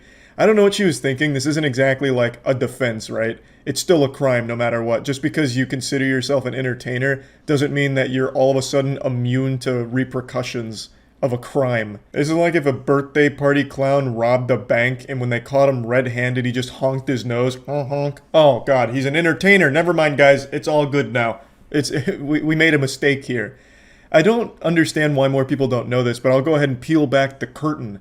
Most of those YouTube pranksters are fake. In fact, I'd say 95%. So all of the ones that did the overnight challenges, they cleared it with their local store in order to ensure that they were allowed to do it. And they didn't actually even spend 24 hours in the facilities they said they did. They just stay for long enough to get footage and then leave. But all of it was cleared beforehand with the franchise owner. Surveillance video from inside the store shows them wandering around various sections while recording video of themselves. While LaRose and Fisher told viewers that they spent the night in Target, police say they left through an emergency exit around 3 a.m. and tripped the alarm. But the couple returned to the store when it opened to the public to resume recording their video. What? They lied? They didn't actually spend 24 hours in the Target? What the fuck? That's gotta be the worst offense of all. You know, I could excuse the criminal trespassing and all that. I could even excuse the abominable intro to their videos, but the fact that you're gonna come in here and tell me you spent 24 hours in Target when you only spent, like, what, 2.5? Oh my god. I spit on that absolute garbage. They could have at least had the courtesy to spend the whole night there. Because at that point, now not only do you go down looking like a stupid asshole, but now you go down as a stupid lying asshole as well. And their audience of, like, I don't know, lobotomized 12-year-olds or whatever's watching it, they now know that they can't trust anything they do going forward. So even if they somehow do escape the prison time, which I imagine they will, I don't think they're actually going to spend 7 years in jail, they've lost the trust of their audience now. The couple was released on a $25,000 unsecured bond, and they're due back in court March 24th. Fisher told a reporter outside of court that she has no regrets, that they were living their life and having fun. But the couple said they would not be doing another stunt like this again. For Inside Edition Digital, I'm Mara Montalbano. I can't imagine that statement's going to help them very much in the court proceedings. Yeah, I have no regrets about committing the crime. Surely that won't come back to haunt them. But yeah, anyway, just thought the story was kind of wild and another prime example of the attention-seeking disease a lot of people are afflicted with. That's about it. So yeah. Initiating moisture.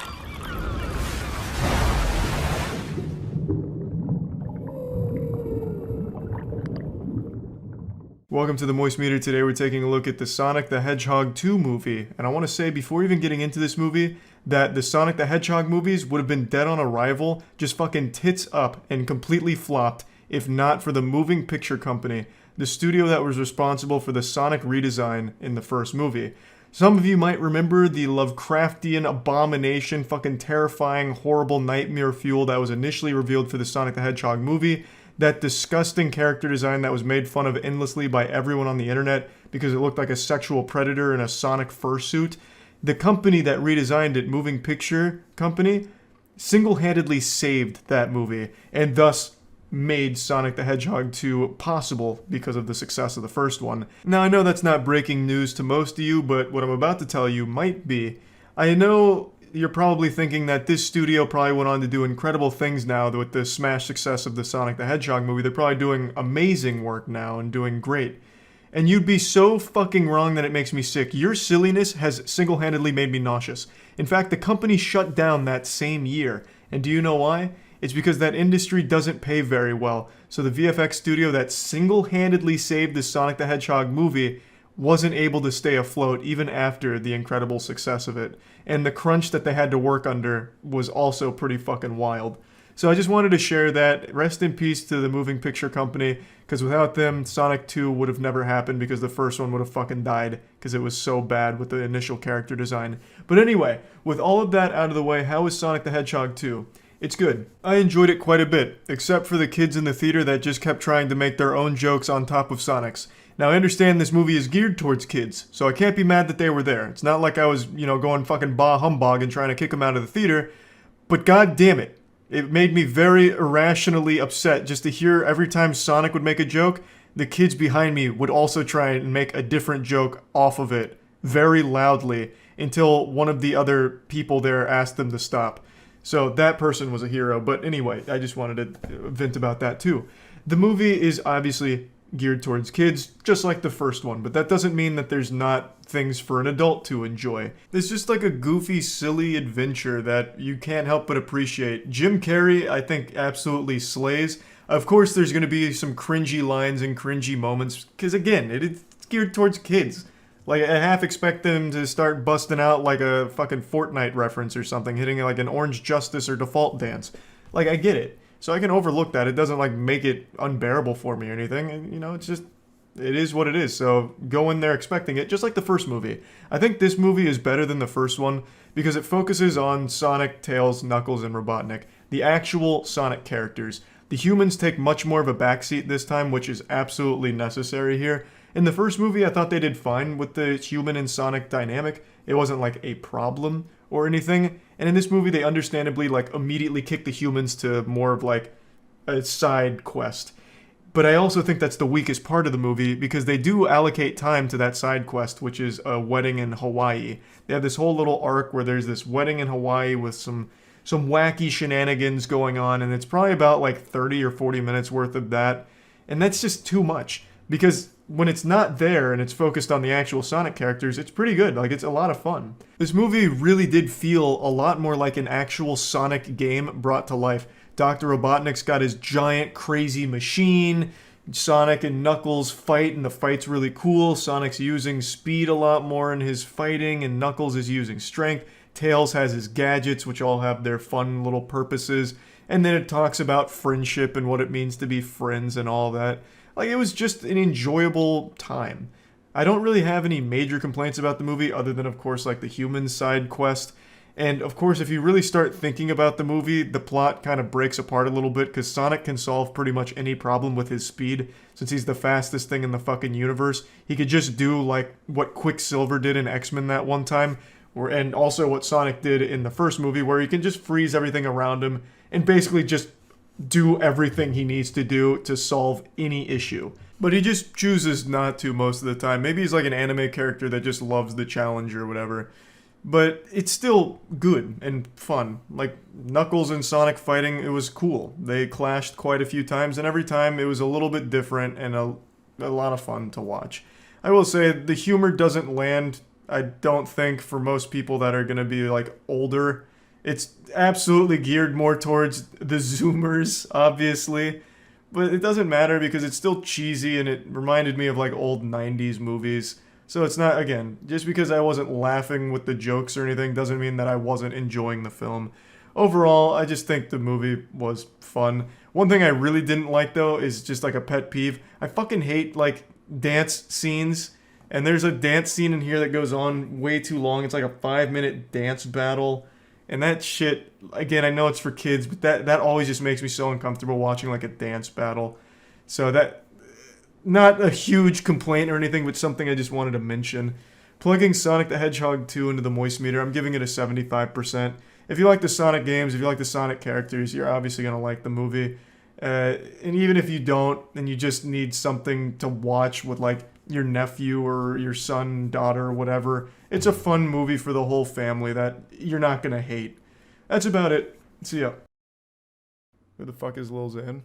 SunnyV2 makes these really great videos on a bunch of different topics that I always find interesting. Lil Xan was a rapper, I guess. I don't know if he does it anymore, but Lil Xan's biggest claim to fame was he was a guy who almost died from overdosing on Flaming Hot Cheetos. I remember he got sent to the emergency room because of eating too many Flaming Hot Cheetos, and that changed the way I approach snacks forever. So we have quite a few here that I've stockpiled, because I think all of these are pretty interesting. I don't know Jayus, though.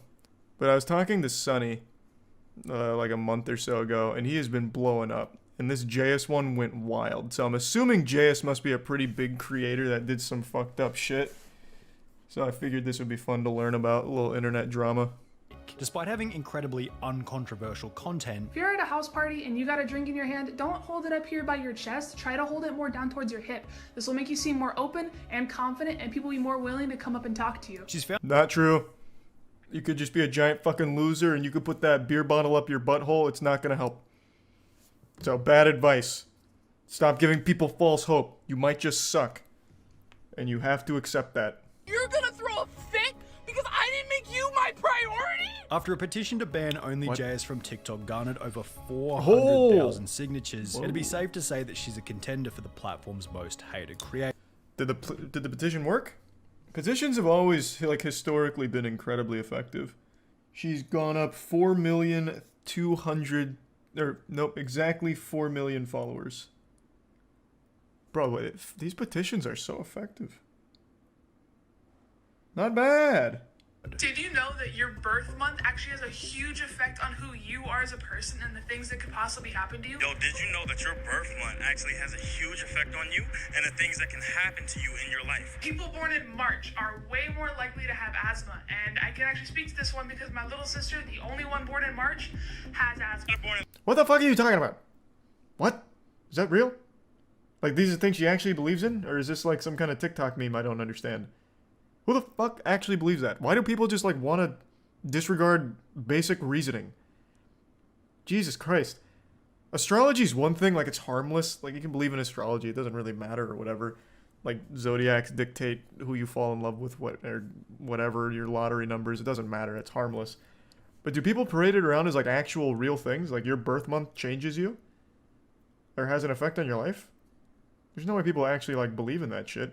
Jonathan responded by stating that he'd simply found the information on Google, and as a result, OnlyJS was berated and mocked by her audience, with them stating that she was in the wrong. I have a hard time dealing with the negativity. I still don't know what to do. I don't think I've done anything wrong. Maybe you do, but honestly, I don't see it.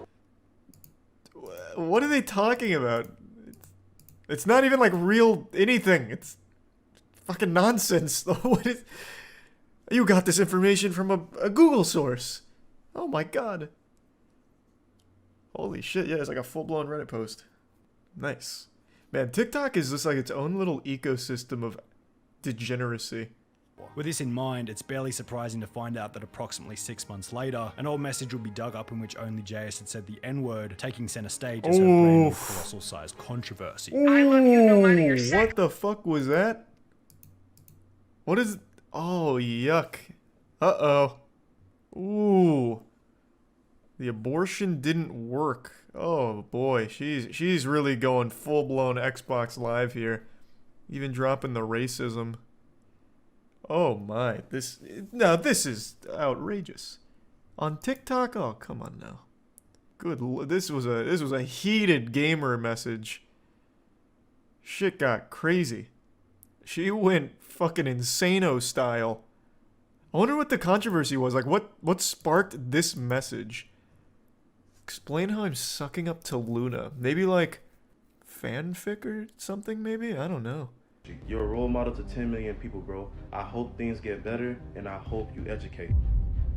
How did she respond, I wonder? There were a couple of comments in support of OnlyJS, however, as a whole, and understandably, the response was mostly negative. The best way that JS could have responded to this expose would have either been no response at all, or a short, cool, oh my god, she's in a Rolls Royce. Is this where she did her apology video? This is a Rolls Royce, right? They're the only ones that do this Starlight thing, right? So she was born rich? That's nuts. It's not a Royce? I thought they had a patent on this. We watched the whole video on the dog shit Rolls Royce does. I thought they had the literal patent on being able to do this in the interior of a car. I don't think it's a filter. What the fuck? Now I sound like an idiot. It's not a filter. It's a custom Mercedes. It's a custom Mercedes top.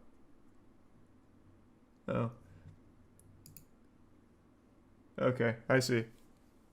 Alright, maybe I'm misremembering the video, but I remember Rolls-Royce made a huge deal about their ability to put stars in the roof of the interior and them being the only ones allowed to do it. They had if I remember correctly, they have a full-time star guy. His whole job is putting stars that light up in the roof of Rolls-Royces. I'm pretty sure they must have some kind of patent or like a stranglehold on the technology. They have one designated Grandmaster Star Lord for their vehicles. Which would have actually You're been right, but she did respectable, this as it's 100 times DIY. harder than simply guessing. And there is no excuse, and there are no justifications for what I said, and you guys deserve better. And when I first saw the screenshots, I didn't even think that they were real, because I forgot how hateful and how angry of a person I used to be. All that suspense just for it to be trash. The worst insult you could tell somebody was liking black people. Wow. With the scandal being shared across every platform imaginable. Was that in her OnlyJS apology also video? Alright, let me just look at the apology video. Hold on, let's get caught up to speed here. Alright, I don't like... Because I forgot how hateful and how angry of a person I used to be. And Why aren't you crying? And where's your dog? No, I know that my words hurt people. And I know that my words have consequences. Well, not really. The consequences were 4 million new followers, actually. But I am so deeply Seemed to walk away pretty strong. for all the pain that I've caused. The first book that I decided to pick up was How to Be Anti-Racist by Dr. Ibram Kendi. What? And this will push readers that think that they're not racist into being something better. To her credit, she did acknowledge that it was a grift in the title stating, What? I know it might come off as performative, talking about this at the end of Black Alright, History. I'm gonna hit you with the cold water. If you need to buy a book on how not to be racist, you've already failed. I think you're already too far gone. What the fuck? Hey guys, I just picked up this book on why murder isn't awesome, and it was a real eye-opener for me. Like, it made some points that I never even really stopped to consider, and I think if any of you are considering murder, you might want to check out this book. Like, it really might steer you in the other direction. Message. So I am sorry for basically ghosting you. I didn't mean to do that. I just have a very chaotic schedule, and ADHD on top of that, so I genuinely just forgot. And it wasn't me trying to ignore you. Oh. You could have just hit me up again, but instead you decided to go public and try to add public pressure onto me, and that's not cool, so I don't want to collaborate. Which will once again receive a response from Aunt Karen, explaining that she had emailed OnlyJS multiple times with no reply. You're gonna put it on me? In your voicemail, you said I should have emailed you again. Viral April 4th, Nation? I emailed you. How many times That sounds like do a you scam. expect me? And in classic OnlyJS fashion, she'd post another emotionally charged response to the Oh. drama. Today's episode of What Are People Mad at Me For Now? Not checking my emails in a timely manner. I wish I was joking. Forgot to respond to an email from this creator that wanted to collab with me, and you know, instead of just like hitting me up again, they made 7 videos about it. Can you please leave me the f alone? I have a diet. This is like a Chris Farley sketch. That makes me forget things I couldn't check my email because I was living in a van down by the river. for days. For example, she will post this video, You can get your letters delivered for free without any postage if you just put where you want it to go on the return address instead of where it's actually supposed to be. which will get the post office activists involved with comments such as, yes, please encourage people to do activities that cause the already failing post office to lose more money. Or when she posts this What a video strat. saying nothing more than what Life the pro agree she tip. did. So- However, it eventually got to the point where OnlyJS couldn't even make jokes anymore without being cancelled. Seriously. On the 23rd of May 2021, OnlyJS would post the following video. If a service dog ever approaches you but they're alone, that means that their owner's in trouble and they probably can't move, so you should follow him, because you'll get a free wallet. It was clearly a light-hearted joke. Can't believe this is still up. It's obvious that it's a joke, but some people may still do it. It could start a trend. What you post on the internet reaches so many people, and some of those people What may are be you talking about? How often is a service dog going to be approaching people and lead them to someone who is injured? That surely can't be such a frequent occurrence that it could start a trend on TikTok. What in the fuck is going on over there? Like, it's not a good joke or anything.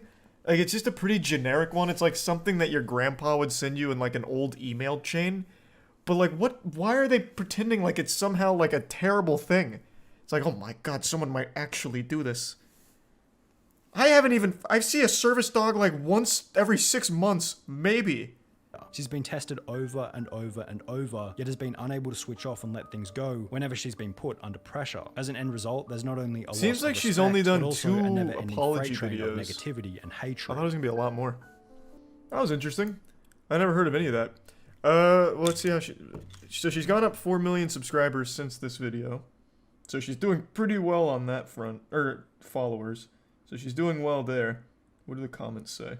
Do they still bring it up? Here, she posted 6 hours ago. No, just everyone being supportive. Yeah.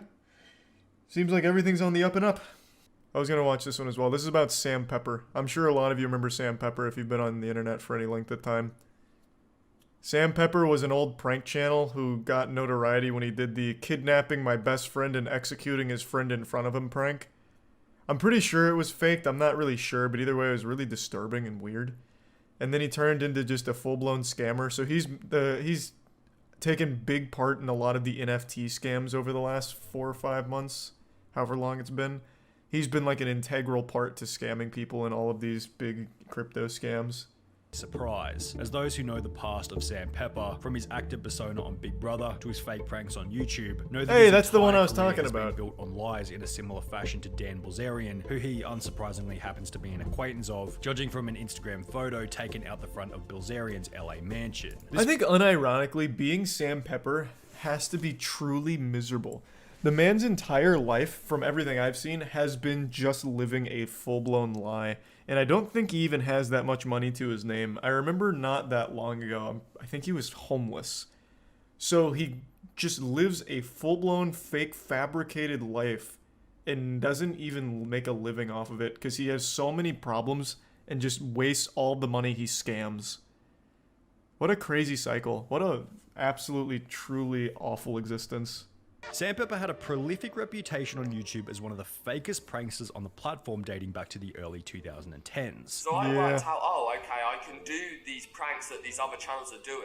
And He I was can one of the just make first them, internet like, punching make bags. fake videos. videos. However, prior Or to for even YouTube this, punching Sandpepper bags. had already begun. The point at which Sandpepper's audience discovered that his pranks were fake is pretty damn obvious. On his social blade, he went from gaining 100,000 subscribers every single month consistently between January 2013 and September 2014. However, 1 month later in October 2014, the growth not only stopped, but he began to lose around 10,000 subscribers every single month. The catalyst for this massive dive in viewership was a video titled Fake Hand Ass Pinch Prank. And after receiving a barrage of criticism from other Cool YouTubers, prank idea. His most recent fake hand ass pinch garnered the most negative attention because he was grabbing women's bottoms without their permission. as well as a trending hashtag on Twitter stating Report Sandpepper, he had no other choice but to admit that the video had been faked. You know, another video, and that brings me on to making the best friend killing prank. Yeah, that's the best one. friend killing prank. Arguably one of, if not the most over-the-top insane YouTube pranks of all time. Certainly crazy enough to put Sandpepper's name back on the map. Involved in the video was the fake kidnapping of two friends, after which one of the friends I remember was this killed well. right in front of I the remember this other, very with the well. premise of the video being how will someone react if they watch their friend get killed. Let's see how he reacts to his best friend of 5 years being killed in front of him. Obviously, the whole thing was What a good fake. prank. All three people were What would happen if I do a viral executed stunt, your and family? Okay, cool. We'll help you out with Would this he viral find stunt. it enjoyable when I actually reveal all they're not three dead? Came up with the Sam had some success as an IRL streamer in the CX network, however he was ultimately dropped after an argument with Ice Poseidon, which had partially been fueled by Sandpepper's lack of integrity. He's like, oh, it's okay to lie as long as it doesn't affect anything. And that's not okay. Like, why are you telling my girlfriend it's okay to lie to me as long as it doesn't affect anything? Like, dude, this is not your relationship. After this, Sandpepper disappeared from the mainstream. His reputation Until was completely crypto written up and scams, destroyed. He had nothing baby. left to offer. 3, 2, 1. Chris! Chris! No, you said Chris! Oh, This video, no. which was clearly set up and probably used a stack of fake $100 bills, racked up over 28 million views. Now, the most interesting part about Sandpepper's TikTok blow-up is that it follows the exact same trend as his YouTube journey. He blows up with a genuine, heartfelt video about saving some duck eggs from a restaurant, then progressively makes his content more and more staged, and by the end, he's claiming that he's won the lottery with Thanks, absolutely zero evidence.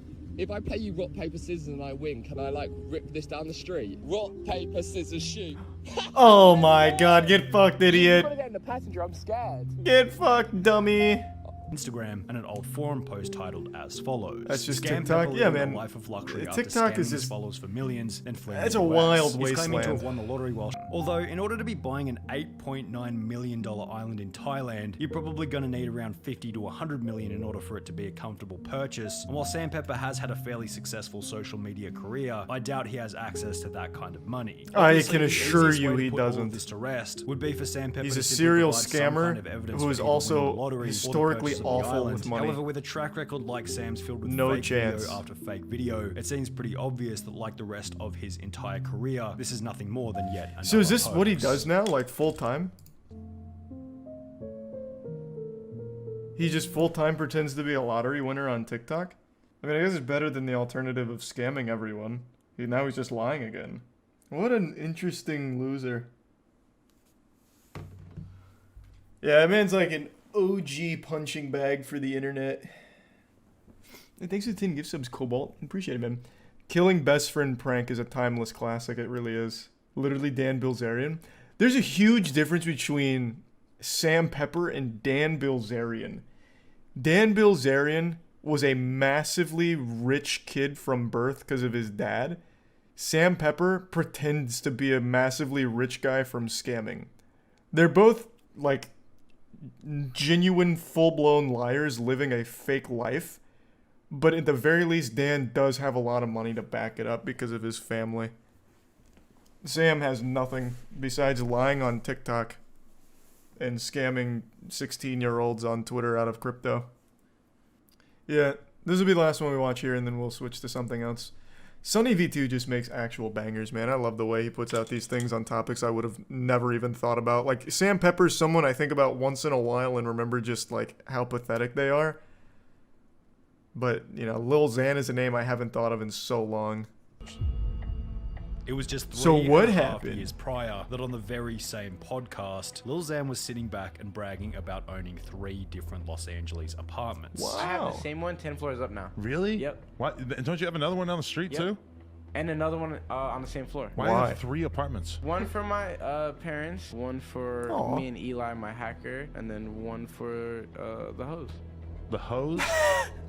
Despite once being in what seemed like an unlosable My dedicated situation, thought it was obvious apartment. that over the long run, Lil That's Xan's where I failure send was the not only hose. inevitable but work ethic. They could never get Xan to do the shit that he Yeah. actually had to do for his career. Like, I remember. I don't think I ever talking heard to one of Stat his about it, and he was songs constantly ever. frustrated. There are going to be numerous examples throughout this video of Lil Xan. I only often know being about him from unable the to Flamin' do Hot work whenever Cheetos it was incident. required. We already discussed him dropping out. Lil Xan kept missing the meetings, either as a result of being disorganized or because he thought the meetings were too good to be true. You can't believe everybody. It's LA. It was a time when SoundCloud What? rappers were popping up left, right, and center to the point What does it that was even becoming a meme. mean? This meeting's probably not real, so I'm just not gonna even think about it. I'm just gonna go eat more Flamin' Hot Cheetos till I fucking die. What a just say that you're too fucking dumb to go. Like, no one's gonna look at Lil Xan and listen to him for more than a sentence and be like, yep, that guy is an intellectual. Like, just own it. Like, you're fucking stupid. Like, you are visibly stupid. Every word you say is like a caveman trying to speak while having peanut butter in his mouth. Like, just say like, yeah, I'm kind of fucking dumb, so I kept missing the meetings. There'd be a lot more respect to be had there. Like, I remember when Lil Xan's album came out, right? And I remember having a conversation with Stat and being like, what do you think of the album? Because it was pretty obvious that the album was bad. Xan put in like no work for the album. And I remember having that conversation with him. And if it was up to Stat, Xan would have been sitting in the studio recording every night, and instead he was just doing drugs and having random ass girls come over every night. The other issue might have been that after the insane success of his single Betrayed, Lil Xan might have been lured into a false sense of security about his future and talent as an artist. You have to keep working. What they don't tell you is that you coast totally fine. There's another hill. So, you gotta keep going. From Lil Xan's perspective, God, he would I state love that the poor T-Pain. performance of the I fucking album love wasn't his T-Pain. fault, or was instead the fault of his management. I dropped like a mixtape. T-Pain that is got the way actual more, goat. Like, positive. Then Why? I'm like, I'm mad. Laugh about ruining a $1,200 hoodie after leaving it on the floor. So everything's on the floor. Expensive hoodies, $1,200 on the drain. And then go on to purchase 2 copies of the game Destiny with the goal of showing the store some love. And honestly, what? Copies of Destiny. Like, dude, let's play something else, you know? Now you could probably make the argument that What this was the just Lil fuck? Xan It's like spinning a- big balls of it's capitalism like in his face. Target. However, there was plenty of Hey, Target, this one's for you. 2 Destiny copies right now in this bitch. And I'm not a hero, okay? I'm just doing me. Alright, I am a hero. Fuck it, fine. Alright, you need an autograph? Okay. I'll take all my homies. I'll spend $700 to take 7 of my friends in there. Just to get Butterbeer? Just to get Butterbeer, and we did. And I don't film it or nothing. In addition to Why? this, Lil Xan would take out That's a loan just to stupid. purchase a That's just Mercedes-Benz really stupid. G-Wagon, the price of It's which not even starting cool. at It's just around embarrassing. It's not a $170,000 flex. US It's dollars. sad. I'm about to get a G-Wagon. Nice. My favorite car, dream car. Now, if we ignore the fact that Lil Xan would go on to key his own car whilst angry at a later date, I just did this to my car. Why? What the fuck? Scratched it, keyed it up. I just bought it. Keyed all the way. the levels of stupidity for this purchase go pretty deep. What Taking the out a loan to buy a car, fuck? moron. On the 21st of December 2017, just before he'd buy the car, Lil Xan would make a tweet which read as follows: "If you live in the Inland Empire / LA area and want to meet me tonight, pull up to 100 to 110 North 5th Street, Redlands, CA 92373, United States at 7:30. Now, it's hard to call Xan an idiot for this. I one. can't It was still early in imagine his more career and the than tweet like was made only 4 hours 25 prior to people the showed up meeting and the time. He average probably age expected had to just be a couple of people 16. to show up. I gave like a 4-hour notice. I was heading to my hometown, so I tweeted a location, and then I just expected what, like 50 people to show up. That's just how I am. I got there, and this video's on YouTube. It's like 2,000 people. Wow. What? But I got fined because a lot of damages to cars and streets. To haunt him. The industry just doesn't care. They just want you to pump out hit records, and when you're useless to them, just leave you in the dirt. You know. In this video, Lil Xan would That is blame true. his He is sober absolutely right businessman about and that. manager Stat Quo for Very fueling true. his drug addict gang member. Oh, you're a snitch now, bro. He didn't make you do that, all this stuff. Like, bro, how am I a snitch? Did I go to court and rat on my gang? I don't have a gang. You can't snitch if you're not a gang member, bro. Miss me with that. I'm trying to help other artists in particularly my similar situation. In the Instagram live stream, Lil Xan would Help also him with reveal what? his manager I paid literally, it's all my money in the car, and he won't give it to me. without $30,000 to take full ownership of his G-Wagon, a declining follow count across each of his social media 37 platforms, Nerdsworthy and no new and music in Panda. over 7 months. It seems like this could possibly be the end for Lil Xan's career. No, he's about to make a big comeback. I feel it. Man, I didn't know. Why didn't he talk about the Flamin' Hot Cheeto moment? I don't even know Lil Xan from his music. Back in, it must have been like 2019, maybe it was 2018. There was a big story that broke about Lil Xan of how he went to the hospital in the actual ER because he ate too many Flamin' Hot Cheetos and it made his tummy hurt. That's the only reason I know him. He's pumping a crypto scam on his Insta story right now. That is the most, like, 2021, 2022 shit ever. Everything's going wrong. Hey, you guys see these NFTs? Like, what's up? Mobile game ads are the weirdest, goofiest, and most nonsensical ads ever created. It's like the people that make the mobile game ads are 5 years old and also megadosing sugar. Like they're just one Dr. Pepper away from entering a diabetic coma, or just genuinely overdosing on sugar and exploding. And then they came up with the ad that they were commissioned for by whatever mobile game hired them. Yes, don't leave me, please.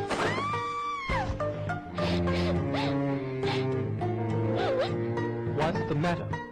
My lord, he wants to divorce. She is not Peggy anymore. Nobody wants her. Nobody wants. Nobody wants. Nobody wants.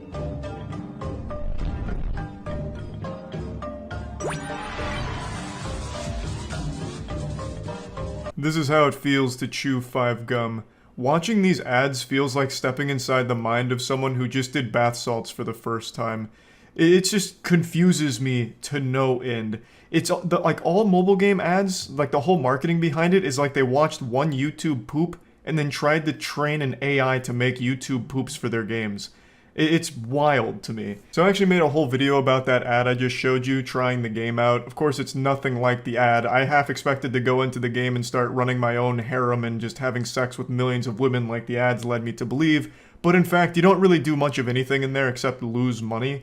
So the ad doesn't really speak to how the game will play, and that's how it is for every mobile game, obviously. I'm not here to try and ruin Christmas or anything, everyone knows this. But the ads are just something so special. It's hard to wrap my head around them. Like, in the ad I just showed you, you get like an entire movie's worth of an experience in only like 40 seconds. You get a beginning, a middle, and end. It's an epic journey up there with like Homer's Odyssey. You know, my wife's not pretty anymore. Nobody want, get away from me. And then blasts her into the shadow realm. Is the man guilty? And then hits a Gangnam Style. Like, holy shit. There was more content in that 40-second ad than there was for an entire season of Euphoria. And all of these mobile game ads really do feel the same. Like, they're all pumped out by the same algorithm that is just not working properly. They all go so quickly to try and cram as much in there as possible with utter nonsense. So one of the biggest culprits of this is called State of Survival. I always see their ads anytime I'm doing anything on my phone, and I'm sure you've seen them before too. Help me! Help me!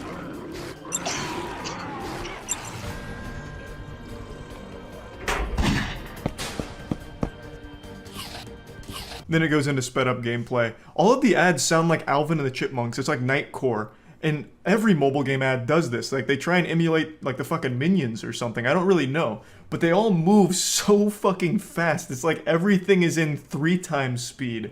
Like, I feel like the human mind hasn't evolved to process things at this level yet. And yet, I also feel like we're devolving for having to watch these things. It's such a weird phenomenon. Every time I see a State of Survival ad, it's always just so profoundly stupid that I can't help but think about it. Let me show you a couple more.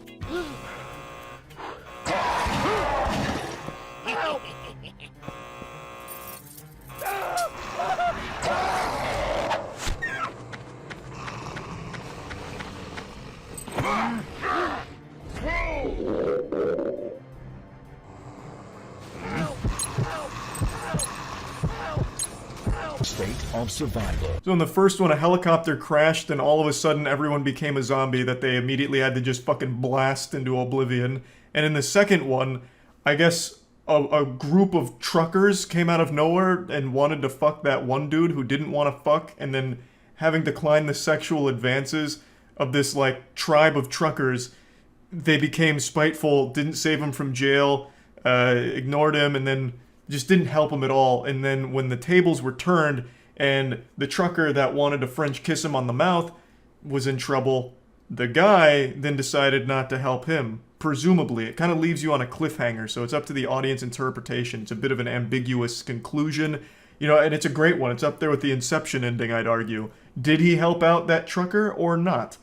It's just, who is making this? And why are they making it? I don't see how this is supposed to attract new players. Like, what's the appeal? Like, oh, if I download State of Survival, maybe this horny group of truckers will want to kiss me. I just can't imagine someone sitting there on TikTok, you know, watching someone bust it wide open on the dance floor, and then they get this State of Survival ad, and see them, like, the sexual tension between these two characters, be like, damn, time to go download State of Survival. Like, I just don't see what it's even trying to do. It's just fucking weird. And they also have this, like, real focus on farting. Like, they love ass and farts.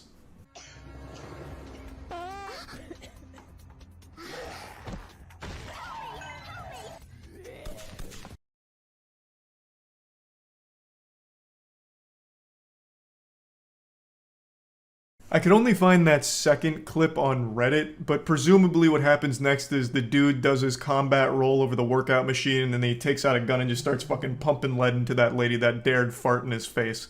Now, I understand why they come out of the gate so hot, because they only have like 5 seconds before you can skip the ads. They try and like bring you in to like watch the rest and check out their game. But the way they do that absolutely does the opposite, I would say.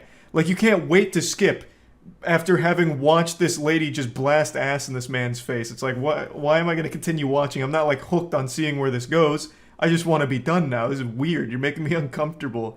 Like, it's just nothing about it makes any sense from like a marketing standpoint or anything at all. It really feels like just there's some rogue Skynet protocol in their computer that's just making these things haphazardly and then publishing them without any human being having any input whatsoever.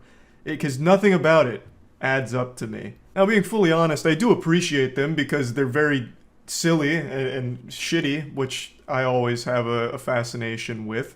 So the fact that every time a woman farts, she turns into a zombie is a pretty cool idea. Sounds like a plot line to a bad anime, but, you know, it works. They've done like 5 or 6 of these now. And I guess it has to be working to some level, because they're able to afford all of these ads. So there's got to be some players out there who are like, oh my god, she just patted down another lady and then fucking, you know, ejected ass juice right into her face. I have to play this game. I'm not an expert, but I just wanted to talk about these ads a little bit just because they really are something special. The fact that this is where we're at when it comes to ads, that everything is so like in your face, you have such a limited amount of time to get someone's attention that they try everything. Literally everything. Fucking farting, stealing apples, whatever else State of Survival does. It's just kind of crazy. And that's about it. See ya.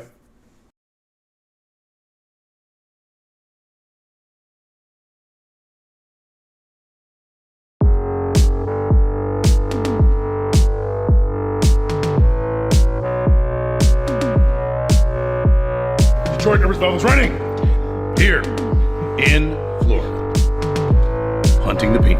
I just want you to take me to the nearest gas station. Okay, no problem. But in reality,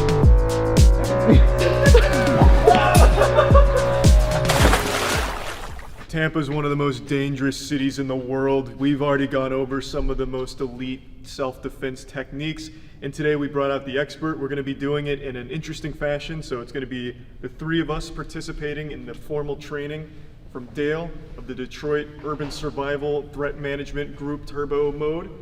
I'm basically the worst participant, so this is beginner level. This is intermediate.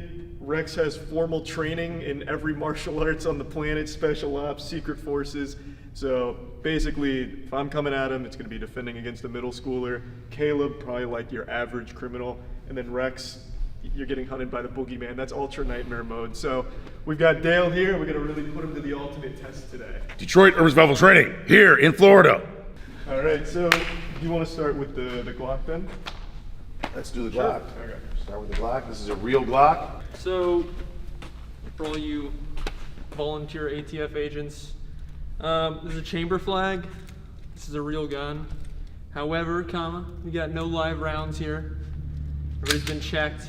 No live rounds in the building. No live rounds. This chamber flag actually goes into the barrel, so you know there's nothing in there. Stick my finger in there. You want to go ahead and check it? Clear. Charlie, you want to go ahead and check it? Oh yeah, she's empty.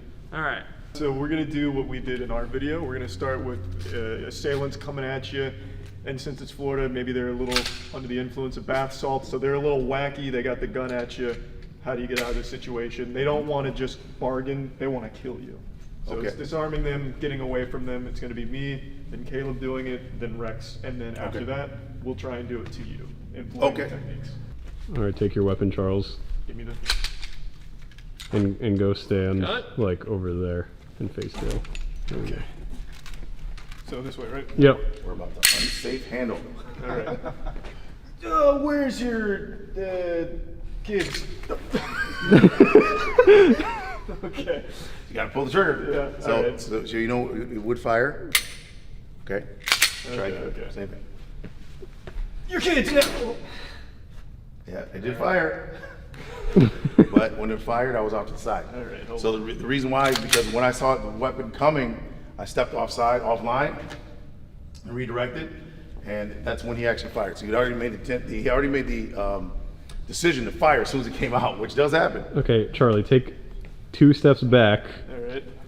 And then, now what would happen? Yeah, so from here, if I'm, that's what I was wondering. So if I'm coming at you and I'm like showing, and I'm like down here, but I have so much time. Yes, and I would get shot, probably. But because I'm going forward, I'll probably not get shot a lot. Whereas if I went backwards, I would probably get shot more. What you're doing, everything you do when you're disarming or whenever you are defending yourself is either increasing or decreasing your likelihood of survivability. And then if I'm back, yeah, yep. So got one shot in. Yep, you got shot at least once. What if you did like a Granby rule?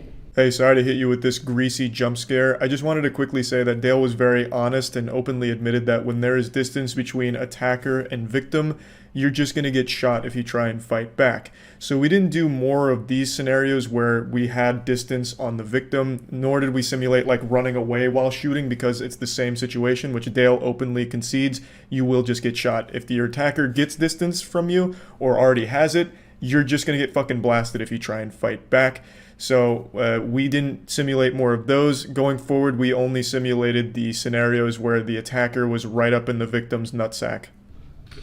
Oh, you get in there. Let's take it to the next level. Next step up.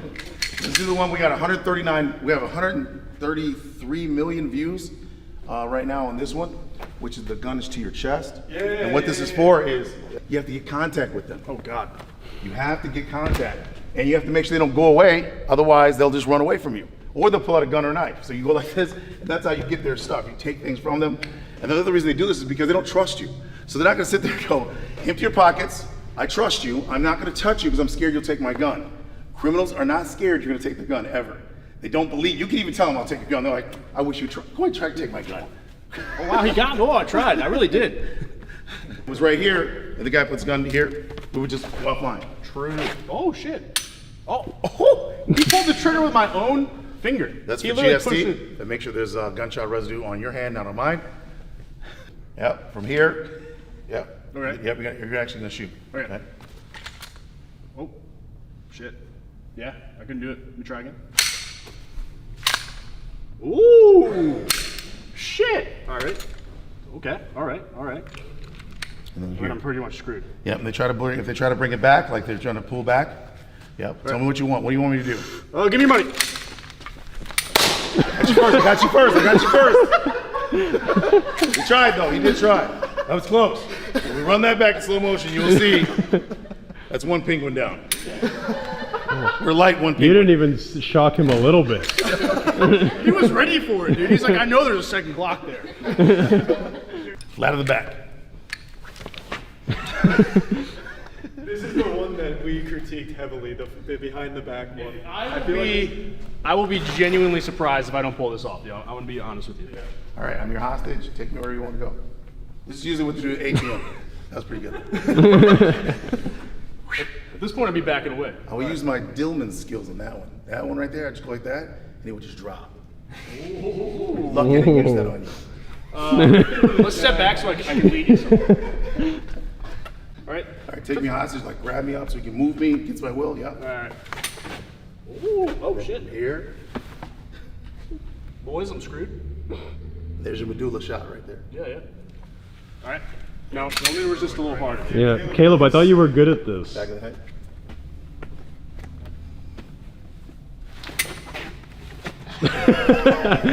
He forgot he could fire again. He did go for the eyes. I just popped out. Eyes in a soft way. In a more realistic way, you would actually remove the eyes. So for the behind the back though, so here Caleb, use the, we'll do this I guess. I feel like if you were leading someone, you'd be more behind them. So what would you do here? No, they'll just run away. Just run. They're not going to let you do that. So a SEAL team guy told me that he did this, and he would hold the person and extract it from house, like this. Because if you don't control the person, they will simply run away. Well, there's no way they survive that though, right? Like if you have a shotgun on someone, you run away, you kind of fucked, right?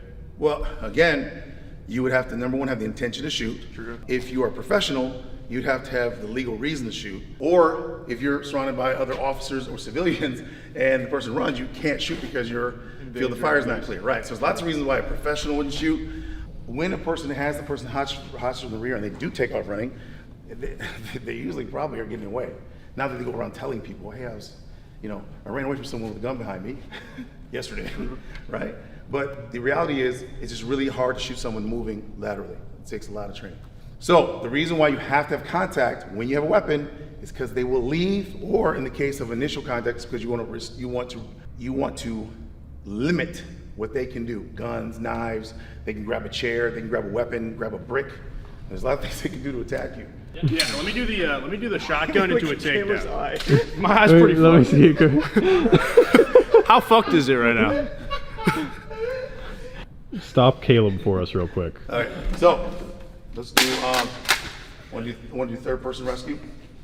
Stopping an active shooter. There's the, if I try to do anything, you're gonna fire that gun, okay? Yeah, I gotta be honest with you, I got a mirror. You do? Yeah. I gotta be completely honest with you, Dale. All right, if I try anything, you can see me in the mirror. Yeah. Oh, you're blocking it. Yeah, there's a human wall here. Right. The dancing area. If I try to do anything, you're gonna shoot the gun, okay? I think you shot yourself. Well, I was trying to go like this. He was really trying. He was really trying. So all you internet experts, he knew it was gonna happen. He is a tough guy. This guy's actually strong and athletic guy, a wrestler, and I'm telling you, most people have been thrown onto their face with that. Just that little bit of pressure I put right there, they slammed down. Look at Caleb's eye. My head. Ready? I'm ready when you are. Oh, your eyes.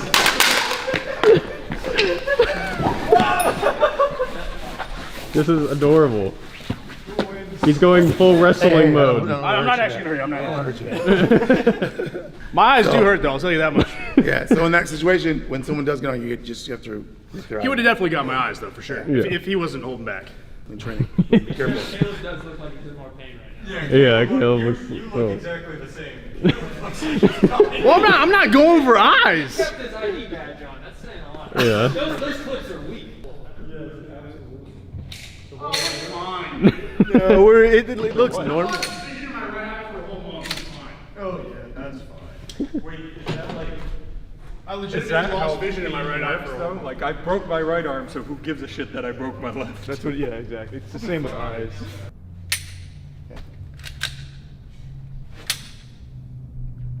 That's first movement. Okay. That's good. You had to think about it. So when we do the full disarm, it's like this. It's like MacGruber who rips his throat out. Nobody is gonna have eyes. Where I just want to point out, Rex still has his eyes. I'm pissed. We made an agreement prior to our arrangement, which you failed to do. I get it. Only criminals deserve to lose their eyes. Yeah. What's that? Let me see your taxes. You said, let me see your taxes? Yeah, I'm the IRS. You said criminal. I don't know. He's a white collar criminal. Yeah. I know you avoided taxes last year. Are you wearing this vest in real life? Do you wear this out in your... I wear this at all times. Okay. So, This never comes off. in the shower. Shower. With your wife. I have a sleeping one. With my wife. Does your wife have one too? Got it. Got it. I have a sleeping version. It's Got a it. softer material. All right, so you're a criminal and you're robbing. Okay, let me see your taxes. Yeah. Here. And I'm going to show you what I left my finger in the sugar guard on purpose. And I'm going slow. Because I want to show this because you don't show enough of this. Yeah. So a lot of people just zip their hand out. If you leave your finger in here, it does work. Okay, it hurts a lot. So if we go here, push hard. This gives you leverage. So in a situation where law enforcement or a civilian has control of the barrel of the weapon, you can control the entire gun. As long as you have this, you can control the gun. If you try to grab the hands, you can't control anything. You can actually drop back, yep. So the criminal will always have the upper hand if you grab the hands instead of grabbing the barrel. So in your training, do they also teach you that same thing? Because I know that you... No, they don't do that. This is for criminal. Okay, so... No police officer is going to be like... All right, here's the thing about what I do and what this is for, okay? All right. My world is completely different than everybody watching this video right now, okay? I go into a restaurant, I know where I'm sitting, how I'm sitting, what I'm looking at. I don't sit with my back to the door. I don't put myself in any situation where I am at an extreme disadvantage. I probably wouldn't ever be in this scenario because I would be drawn before they ever come to me. And it's just that simple. However, people don't live their lives like that. They don't live in like condition yellow. They're all like kind of walking around like nothing's the problem. That's fine. However, this is a worst case scenario. Dale is absolutely correct when he tells you, hey, if somebody is threatening your life, asking you for something, material possessions, nothing is worth your life. Your credit cards, you can cancel them on your phone. They stole your phone, who cares, okay? Give them whatever they want. If somebody is going to kill you, there is no question of material objects anymore. Now, when it comes to being in somebody's space, when he talks about like, hey man, what's up, let me talk to you real quick. This type of stuff is absolutely real. I deal with it all the time. Stuff that he's talked about with like wound channels. I've seen people get shot in the head at point blank and live. And what shocking to see people live, wasn't it? Weren't you shocked? Like, wow, how can you live with a bullet in your head? You never know. Just bullets do crazy things. Yeah. No, the bottom line is this type of scenario, I am a professional. I'm just going to say it. I am trained. I would never do any of this stuff. Everything that I do is verbal commands, and I'm going to take every precaution that I can before I ever make contact with him. So this is strictly based on people with virtually no experience. All right, so I hate having so here's the training. All right, so when someone pulls the gun and they put it in the vehicle, and the only reason they put it in the vehicle is to add emphasis and power and control over you. They could do it here, right? It's pretty scary, but this just feels so much better. Right. To put it on you. Oh yeah. And get this. I feel better about your fear right now. Oh, I feel I'm so liking good. it. I'm happy about this. Right. I feel powerful right now. And then you feel very scared, like, oh my God. Now again, if you could just let him have the car, you would. Right. But you get the feeling like this guy is going to kill you, or he's not going to let you take your family with you. Like, hey, can I just get my kids? My child needs to be protected at all costs. Yeah. Yeah, he plays on the computer too much. This guy. He Your does. son needs I to be can't with get you. him off Cannot. the game. He's addicted at this You point. have to keep your son with you. You should see how many Pokemon cards he buys. It's Oh terrible. my God. So. We'll do here, we'll do here. Okay. Yep, you're in control. All right. Wait, whose kids are we? You're Dale's kids. Yours. Papa Dale, save us. You guys are Those kids, what a... Jesus. Oh, my fingers. That doesn't feel good. All right. Same thing. If I try anything, he's gonna shoot.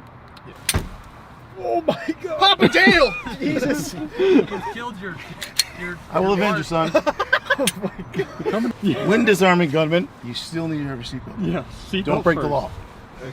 Click it or ticket. So you don't know what's coming. All Yeah. right. No, you got the gun on me. You're controlling me. Tell me to go wherever you want me to go. Take me to the cop.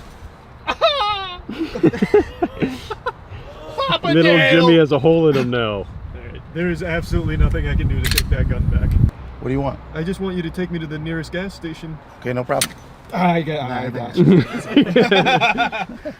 I mean, you don't claim that they're 100% effective anyway. It just gives you a best chance. Well, all you're doing is increasing, decreasing likelihood of survivability, right? Like a seatbelt. You know, you're increasing or decreasing. Like if you don't have a seatbelt on, you decrease survivability. That was a lot more painful when he did it compared to when you did it, man. I'll tell you I'm right shocked. now. I can't believe that. Stuff actually hurts. Doesn't that crazy? Didn't feel good at all anymore. When you're roaming the streets of Detroit now, do criminals see Dale and just like turn and run from whatever they're doing? They're They come up like, hey, walk down the street they go, and everyone starts selfie. fleeing. Let's get a selfie, man. I love your videos. I stopped robbing people last month just because of you. I turned away from crime. I'm straight and narrow now. Man. Charlie, you got to come try these so I don't have to hold it again. I think my shoulders are No, you should come try it. You'll love it. Oh my god. The pain is good. It's a good. Never gonna. It's a good pain. Commit crime. I want the jet ski, Dale. The jet ski? The jet ski in the back. You can have it. Oh. Ooh. Okay. Are you a convert, Charlie? I'm not convinced a normal person's gonna pull it off that efficiently. No. But if you're going for Dale, I think he's got a good chance at beating your ass. But you have to admit, If he's got the a basics pencil are mustache, there. leave the car alone. I think that If you see the mustache, you know what time it is. Especially the ID earpiece. Yeah. If you see bone conduction, this is okay. First of all, this is not from Star Wars. This is not from Star Wars. Bone conduction's pretty sick. This is bone conduction. This is the future. God. You could use it underwater. When you start wearing this, man, did you start wearing? I don't think so. I haven't earned it. It's bone conduction. So you're gonna shoot if I try to do something, Oh, sorry, Danny. You're dead. and then we have the gun here.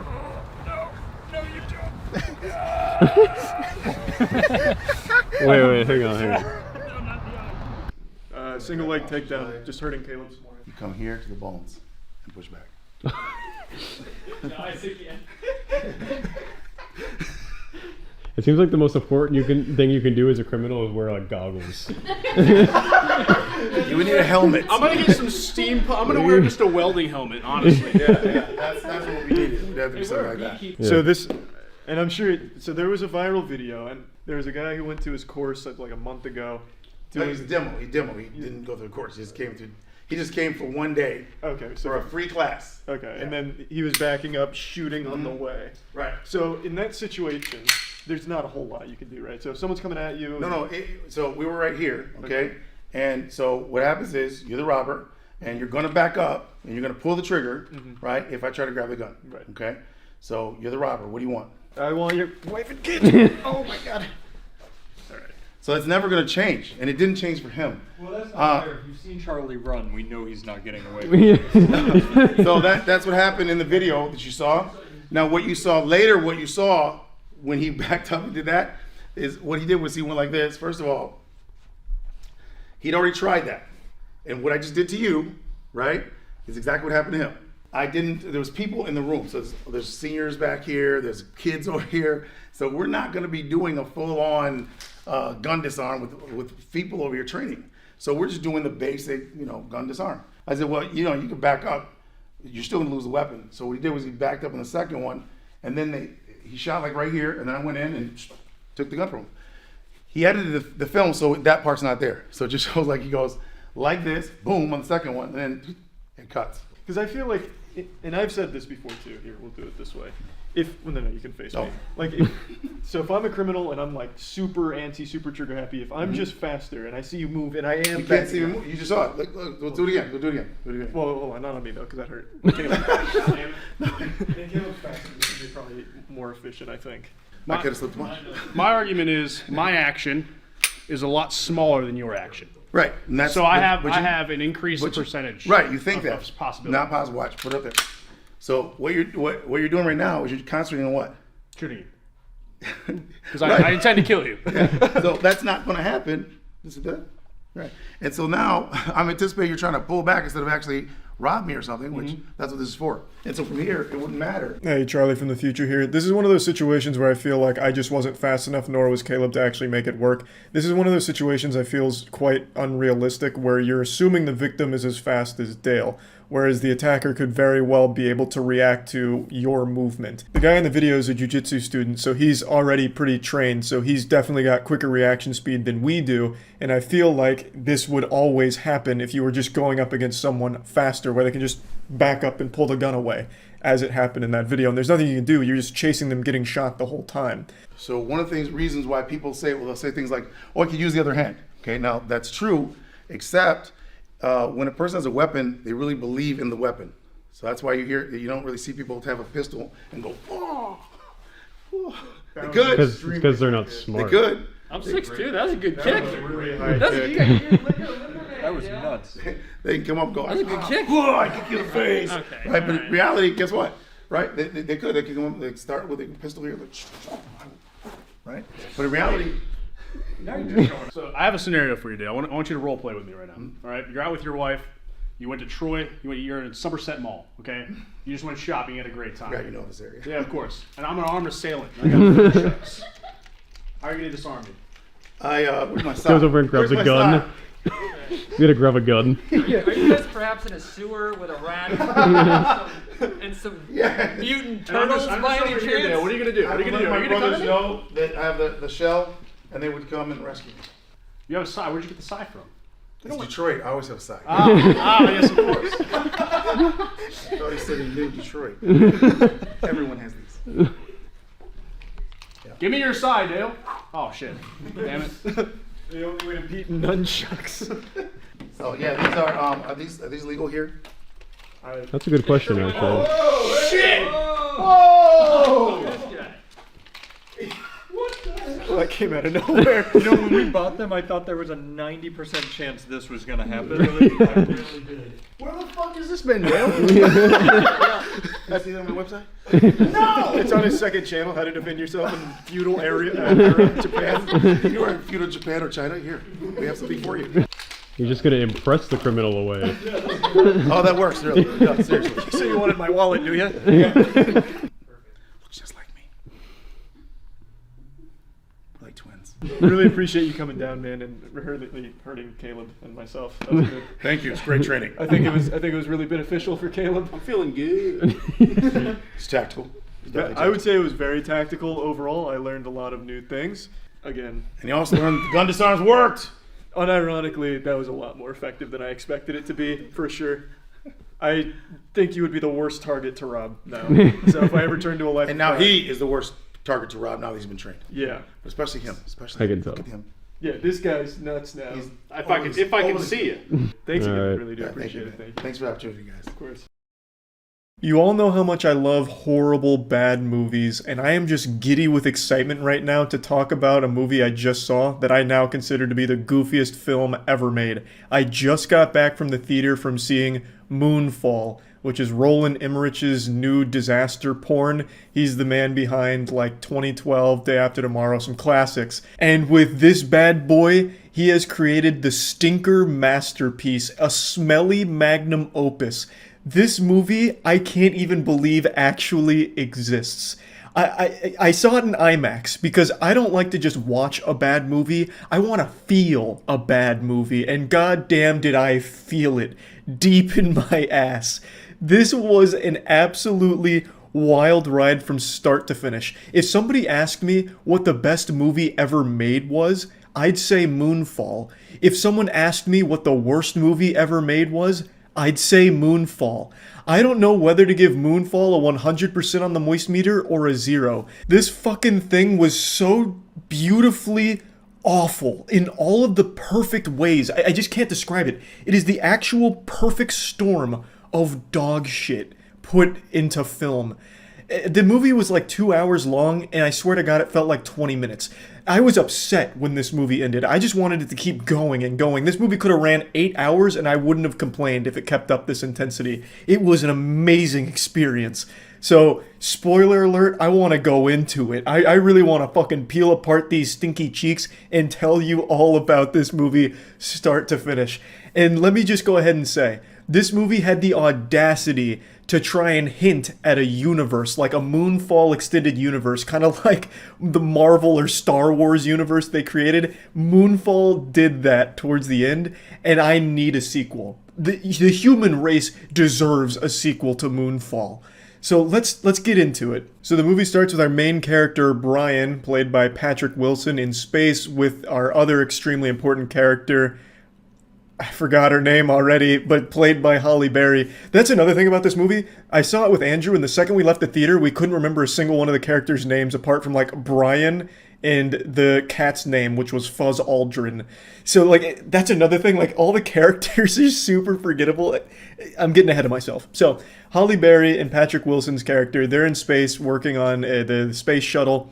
And there's another character there with them that's helping, and then all of a sudden, a massive cloud of space dust blasts the ship. It tears it to pieces, knocks out Halle Berry, and it sends Brian, like, scrambling to get inside. And then the other guy, who I don't even know if they even gave a name to, his line gets cut, and he just gets sent, like, quadruple backflipping through space for all eternity and dies. And then when they arrive back at Earth, they blame Brian for the whole event, despite there being camera footage of this space dust being the culprit, destroying the ship. They're blaming Brian. They're like, you are a disgrace. Your negligence caused the death of an astronaut and the destruction of so much money worth of, NASA parts. You're going off book now. Get out of NASA. So then he gets fired. His wife leaves him. His kid hates him. He's now like this drunkard who is really just scraping by and struggling. For some reason, the whole trial was public and he's insisting he was innocent. It was this very strange technological space dust that just fucking flew through like a fart. And he traced it back to a corner, like a quarter of the moon called like Mars Capri Sun or something. I already forgot the name of it. But no one believed him. Everyone mocked him. He got fired. His life ruined as a result. And then we're introduced to a very important character called KC. KC is a conspiracy theorist who really cracks the code that the moon is falling out of orbit. And KC believes it's because the moon is actually a megastructure put there by aliens. So he has his own little group of conspiracy theorists that also believe in the megastructures. And he tries very hard to bring this information to NASA to let them know that the moon is out of orbit, shit's gonna get rough. So just like in Majora's Mask, the moon is coming closer to Earth, and the closer it gets to Earth, the worse it is for humans because the gravitational pull from Earth will rip apart the moon, sending all of these giant chunks into the planet, destroying pretty much everything. A doomsday event, an apocalypse. And no one's believing KC, even though he has all of the research and evidence to back it up. So eventually he turns to Twitter.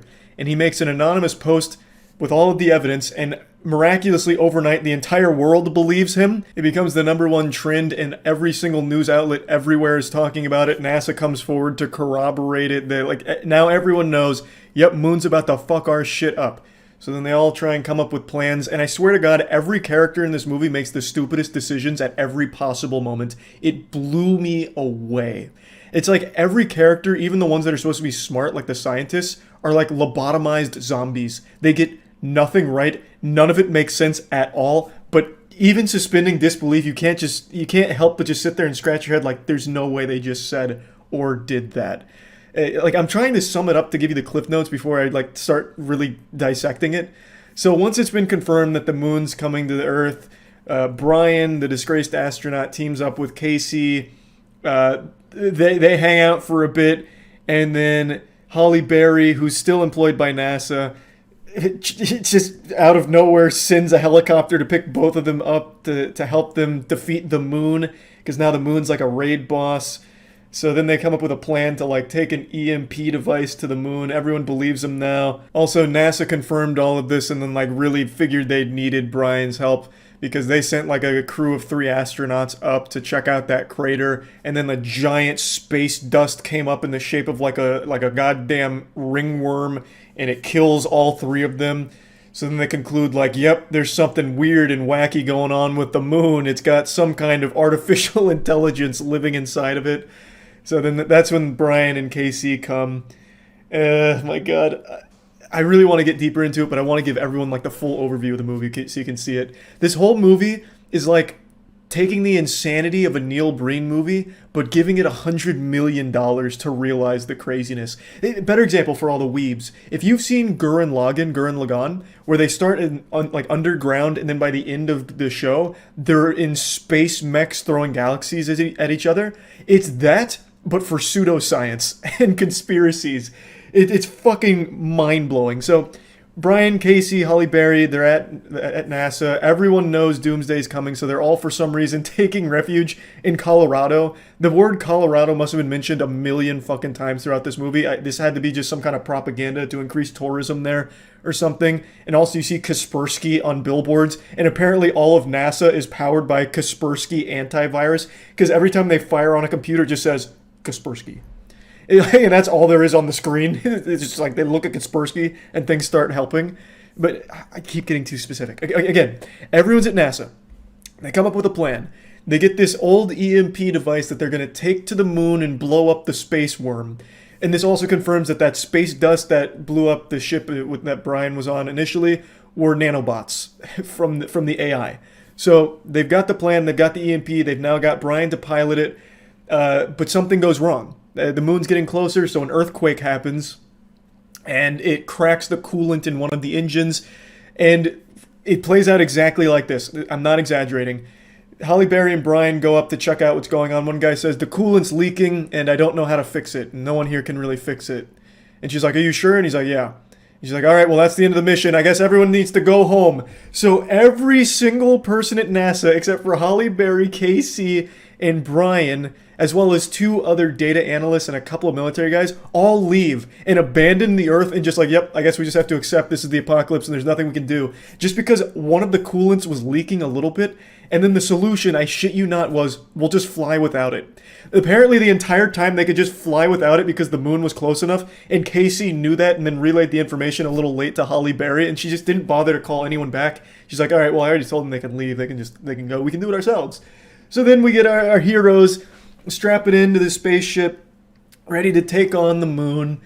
And as the moon's getting closer, it's causing gravitational disturbances. So there's water that's getting sucked up, and it's like giant waves of water that are just standing there.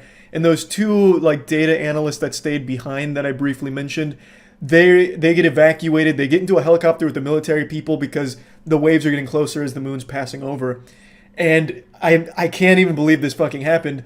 They take off with plenty of time to escape, but instead of going away from the waves, the goddamn pilot kamikazes into the waves, and it's supposed to be this emotional moment of, oh my god, there is no escape.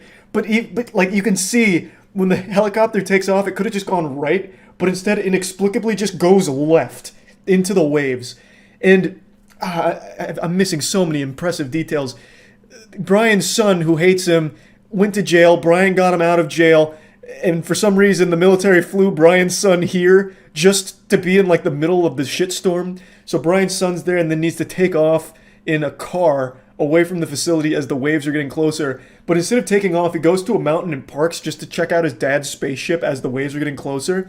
So the spaceship takes off, it's beating the waves, but his son and then Halle Berry's son is also with him, and then their babysitter are all just in this car, outside of this car watching. And then eventually the kid's like, all right, now it's time to probably go. As the waves are literally like bashing the bumper of the car, it's like, okay, we've had our fun. So then they engage on this high-speed chase against the moon, and then they eventually get hunted by people that are like scavenging for parts. Oh my god, it's so much. So everything on Earth's going to shit. The gravity's all fucked up.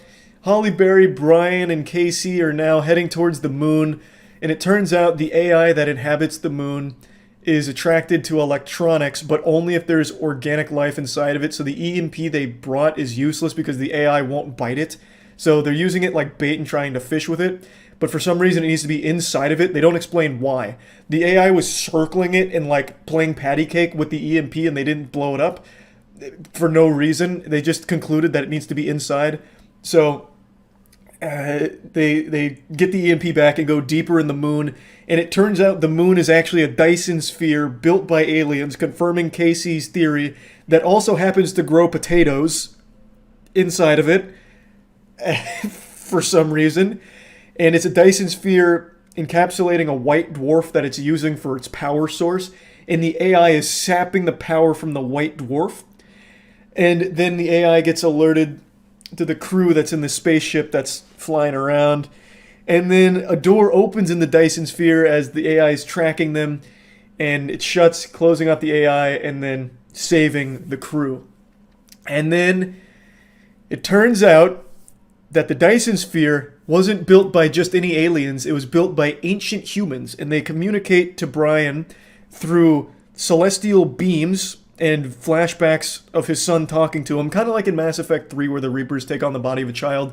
They did that for Brian in order to talk to him. It was a sentient AI being, like it was an AI construct for the Dyson Sphere. It was built by humans that billions of years ago were spacefaring, hyper-advanced technological superstars, and eventually they created an AI that turned on them via kind of like Skynet, and it made all of them go extinct. But before their final extinction, they built giant moons that they would toss out to corners of the universe to try and remake humanity elsewhere. And this just happened to be the last surviving one, the only one the AI couldn't find until this movie. So that's the explanation there. Eventually they upgrade the EMP, the AI construct on the moon, like turbocharges the EMP, then gets some defense systems going that just start shooting bullets at the AI, and then they're escaping the moon. Casey blasts open the hatch with himself inside because he says, you know, an organic being needs to be with the technology in order for the AI to bite me. And he's like, oh my god, Casey's gonna die. Brian and Halle Berry are upset, and Casey's like, no, it's fine. So the AI starts eating him, and he's like, you underestimated us. Blows up the EMP. And then, you know, Casey's dead. AI's gone now, so the moon is back. So then the moon leaves Earth, and now it's just this giant Dyson sphere that is now outside of Earth, and everyone's happy. Earth's super fucked. Everything flooded. Everything got absolutely destroyed, but there's still some people left, and now the moon's our friend again. And, yeah, that's not where it ends. So Casey didn't actually fully die. The AI construct on the moon installation actually copied his consciousness into their database, and now Casey has become the moon itself. And the last line is, we have work to do, which hints at expanding the universe and bringing all of the other AI that is still out there into the fold. And my god, I can't wait to see a sequel. I pray there is one, because this was amazing. I am not even doing this justice with my brief explanation. I need to get into the nitty-gritty of it to tell you just how fucking off the wall this shit was. So the billion-year-old humans, they basically just created Halo. They just stole Halo's plot for a little bit. The installations they made back then were Halo rings. They all lived on Halo rings. And the AI they made, for some reason, turned on them like Cortana. Almost in the same fashion. They deemed that humans weren't worth saving and that they were inferior to them, and just started wiping them out inexplicably. Like, this movie is fucking incredible. Like, the visuals were kind of cool. Like, you know, you always like to see those big budget disaster visuals. And when they'd have the moon peeking over the Earth, it looked cool. And they had awesome lines such as, watch out, the moon is rising. And then all of a sudden, like, boats would be flying overhead. Fucking manatees falling onto the ground. Oh my god, it was so good. And there was, like, an advertisement for Alexis. Because when there was these people, the scavengers that were hunting down the son, eventually the son meets up with Brian's wife and her new husband that cucked him or whatever. And they're on this high-speed chase, and they can't get away, right? These scavengers, they're so fast, and they want their oxygen tanks. And they're in a Lexus, and they keep zooming in on the Lexus and, like, throwing it, drifting around. And the dad goes, hold on, I'm putting this into warp speed. And they zoom in on the Lexus logo, and then him turning from economy mode to sport mode. And then it fucking turbocharges and goes wild. Then they're able to outrun him. This movie, man, is actual fucking genius. Like, I can't talk enough about it. Every single moment of this movie, when you think they've run out of stupid juice, finds another way to make it even dumber. And I couldn't appreciate it more. I loved it. I fucking loved it. I don't even know how you make a movie this dumb. On accident, too. Like, this isn't a self-aware movie. There is no self-awareness in this movie at all. There's a couple of jokes, but they're not like self-aware jokes. They're just like general, decently written jokes. But nothing is self-aware. It really takes itself super seriously, and I love that about it. The best kind of bad movie is one where the director really wanted to do something special but just didn't have the talent or the vision to realize it. And this is one of those cases. It is, in every possible department, the best way to make a bad movie. It is the worst and goofiest movie in all of the right ways. I just don't think you could make a movie this stupid on purpose. This movie was just an amazing experience. This was something truly special. If you like bad, shitty movies, this is the movie to go see. This is going to be 2022's best stupid movie, I think. It would be tough to beat this one. So yeah, I just wanted to talk about this because I've had a smile on my face ever since leaving the theater. There's still so much more I could talk about with this movie. I've barely even scratched the surface of lunacy with Moonfall. But it's just, without you having seen the movie, it's not going to make as much sense. And sense is a word that is blasphemous to even use in the same sentence as Moonfall. That word never once crossed the mind of anyone who touched the script for this. The whole movie just felt like it was kids going and then trying to one-up each other. Nothing connects logically. Obviously, nothing here is mathematically, scientifically accurate, or even common sense accurate. Like, everything is wrong in the perfect ways. Like, for example, they're able to find everyone in the world just because. So, like, when they find Brian and Casey, they're in, like, this fucking random hotel somewhere, and somehow they just get found because. Or, like, the family is trekking through snow at the very end, and somehow they just make it to where they need to be without dying along the way and then get found. Like, everything, it just happens because fuck it. And I love that about it. It's so shameless in its horribleness. It was amazing. Just an incredible experience that I wanted to talk about a little bit. That's about it. See ya. Call me AOL because I'm delivering news that I'm sure you already know. Netflix is struggling. I'm sure you've seen the numbers. Year to date, their stock is down over 60%. But more specifically, over the last week, they've really fallen off a cliff. Just got fucking kicked right down that giant well in 300. They went down 37% in a week. So a lot of people are asking the question, is Netflix dying? And that stock graph is looking like a heartbeat monitor about to flatline. It's not looking good. That shit's looking like Blockbuster back in the day. And a lot of people are wondering, well, what could be the cause for this incredible decline so rapidly? And naturally, everyone's turning to me to answer these questions, since I am the preeminent expert on all things shitty movie and TV show related. I have a genuine passion for horrible media, whether that be horrible games, movies, music, shows, whatever. I just love watching and consuming the worst of the worst. Things that turn other people's stomachs, make them puke, cry, and question the existence of God. I get a big smile on my face and a wet spot in my trousers. I just really enjoy it. So when people saw this happening to Netflix, they were wondering my opinion on it. Is it because all of the terrible shows and movies Netflix keeps funding? And in my expert opinion, and it pains me to do this, I'm going to have to diagnose Netflix with shitty content disease. But it doesn't mean it's terminal yet. Netflix has been funding basically anything made by someone with a pulse. And even that seems to be spotty. It feels like they're funding scripts written by fucking AI. They have a catalog of actual dog shit shovelware. Like, you remember DOSBox ROMs back in the early internet where it was just actual 30-second games that were just being uploaded to the ROM sites that were almost unplayable? That's Netflix right now. They're just this giant cum dumpster of almost unwatchable movies and shows. And it's things nobody is asking for. But they're putting a lot of money into making them for some reason. Like, they'll drop like 50 new originals on like a single weekend. Be like, hey, new on Netflix. Netflix presents The Poop That Took a Pee. And then they'll be scratching their heads like, oh, why is no one watching that one? We put a lot of money into that production. That's so weird. Why is no one watching this? It just shows that no one would ever even think to watch that Netflix is funding. Now, I want to make it clear, I don't think bad content is solely responsible for the decline of Netflix right now in terms of their stock price and all of that. I definitely think it contributes because as things get more expensive, because things are absolutely getting more expensive in our world, the first thing that people are going to cut is a service like Netflix.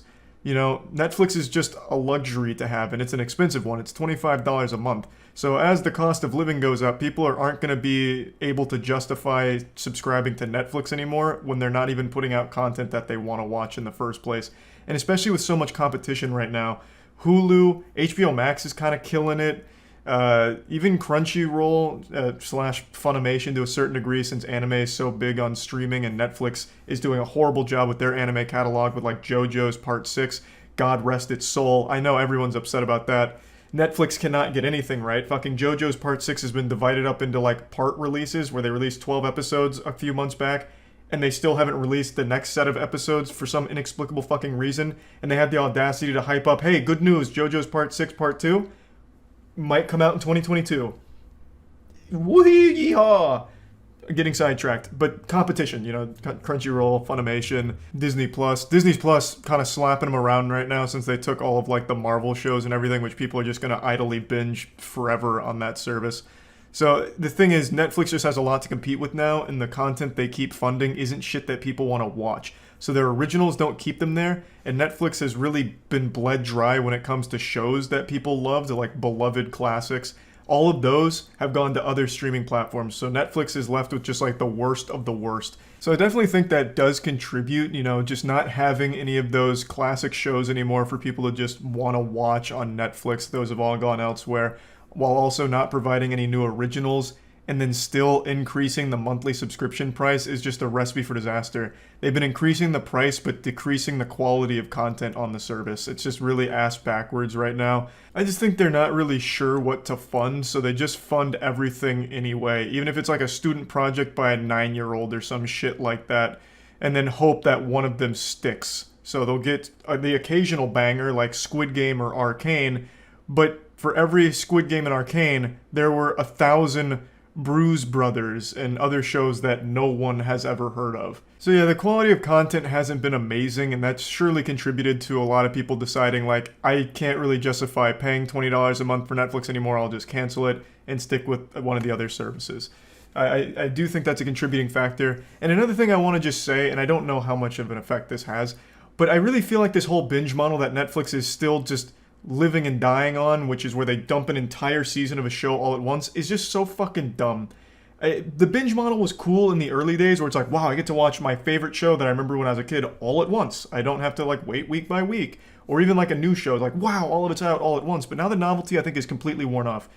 I much prefer a weekly release of a show. And on Netflix, Arcane proved it could work. It's so much more fun and engaging to watch a show week by week because then everyone's at the exact same pace. You get to discuss it with friends, family, even online, because everyone is at the exact same pace. So you can talk about what might happen next, come up with fan theories and speculate, and it's just a lot more fun to engage with the content that way, as opposed to the binge model where they drop all 12 episodes all at once, and then you'll have some people call out work the next day in order to finish it all in one night, and then you can never really talk about it with anyone because everyone's at different places in the content. Example, Stranger Things Season 3. Third season of Stranger Things was very good, but they dropped all the episodes all at once, so some people finished it in one day, some people in 1 week. So everyone was at different places in the show, and no one ever really talked about it. When Stranger Things dropped, there was a lot of hype, and then within like 2, maybe 3 days, no one was talking about Stranger Things Season 3. It just faded from everyone's memory.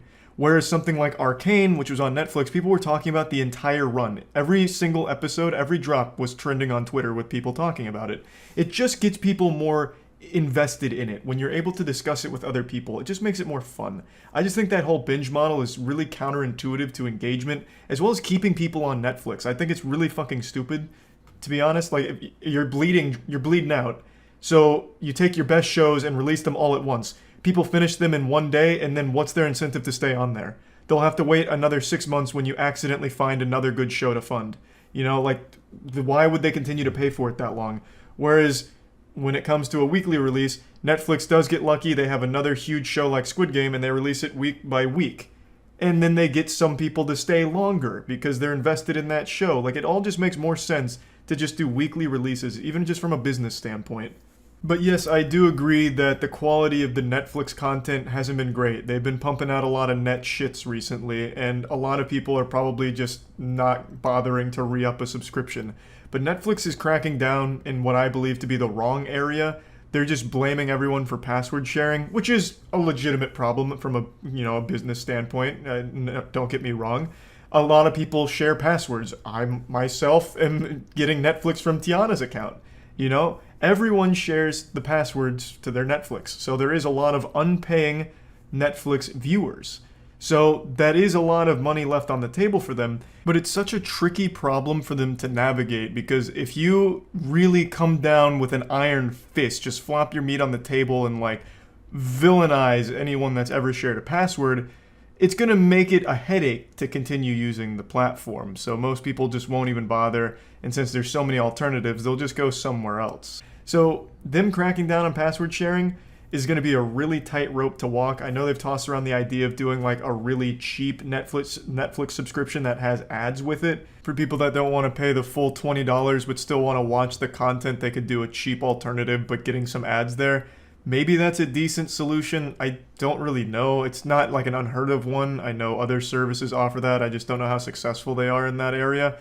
But again, cracking down on password sharing, like, throw these people in the slammer, they shared their password with too many people, I want them fucking arrested, and like making it really like a cutthroat policy is only going to serve to damage Netflix further. So they have to really come up with like a consumer-friendly option to get people who are sharing passwords to instead pay a little bit to continue watching the content, and I don't know how the fuck they're gonna pull off that balancing act. But I do think perhaps the best solution for hemorrhaging so many subscribers is just by offering better content. This is quite literally like that Twitter meme of make better content or I'm unsubscribing. That is actually happening to Netflix right now. The price of everything in the world is getting more expensive. Netflix is expensive, and most people aren't going to want to spend $20 a month for shit where they might get one good show twice a year. That's just not worth the cost. So the best thing they can do is just improve with what they're putting on the platform. And another thing that not a lot of people have mentioned is Netflix's numbers were heavily inflated because of COVID. When COVID hit, everyone went to subscribing to streaming platforms because everyone was locked at home watching shows and movies and shit like that. Now that everyone's getting back into like a normal routine in the real world, all those people are starting to cancel these subscriptions. So the numbers just got like really inflated. So maybe this is just equalizing and it's totally normal. Can't really say for sure, but what I can say for sure is Netflix has so much garbage on it that no one really wants to watch, while only ever providing a couple of good shows a quarter. So that, I think, is a big problem for them, and the competition's getting fierce. So I just wanted to talk about this a little bit because it's an interesting topic, I think. I always find it very fascinating when there's a company that's too big to fail, starting to fail. I don't think Netflix is in any danger of closing its doors anytime soon. They still have like 220 million active subscribers, so they are still very much in the game. It's just a matter of them having a bit of a stumble here, and by a bit of a stumble, I mean they're fucking spiraling down a dirty toilet. A 65% year-to-date loss in the stock is kind of rough, but they're still fine overall. I don't think they're in any danger of dying anytime soon. So I just wanted to talk about it. That's about it. See ya. Spooky vid time? We can see what Mr. Nightmare's up to, sure. 5 most disturbing videos taken in an attic. Of course, it'll usually be dismissed as house settling noises, because who would ever imagine that someone or something would actually be up in your attic, or God forbid on your roof, right? Ooh, hold on. Before this gets going, I think I already know one he's going to show. He's going to show that one we watched a while ago from Inside Edition where the neighbor made a secret passage into their attic in order to watch them sleep. And the guy put in like a GoPro camera to watch him, and it's just like this weird bald guy who looks like Schmeagol from Lord of the Rings, just like crawling through and looking down at them. You guys remember him? Man looked like he was perpetually covered in a thick film of grease. And then he got arrested, and I think his the punishment was he's not allowed to do that again. Like, I don't think he went to jail or anything, he's not allowed to go back to their house. It was basically, hey, can you not go into their attic? He got caught because the father noticed one night that there was a light coming from his attic, and it was the guy with a flashlight looking down or something. It was crazy. Shit was wild. He's a tier 1 crustacean. These videos may make you want to install cameras.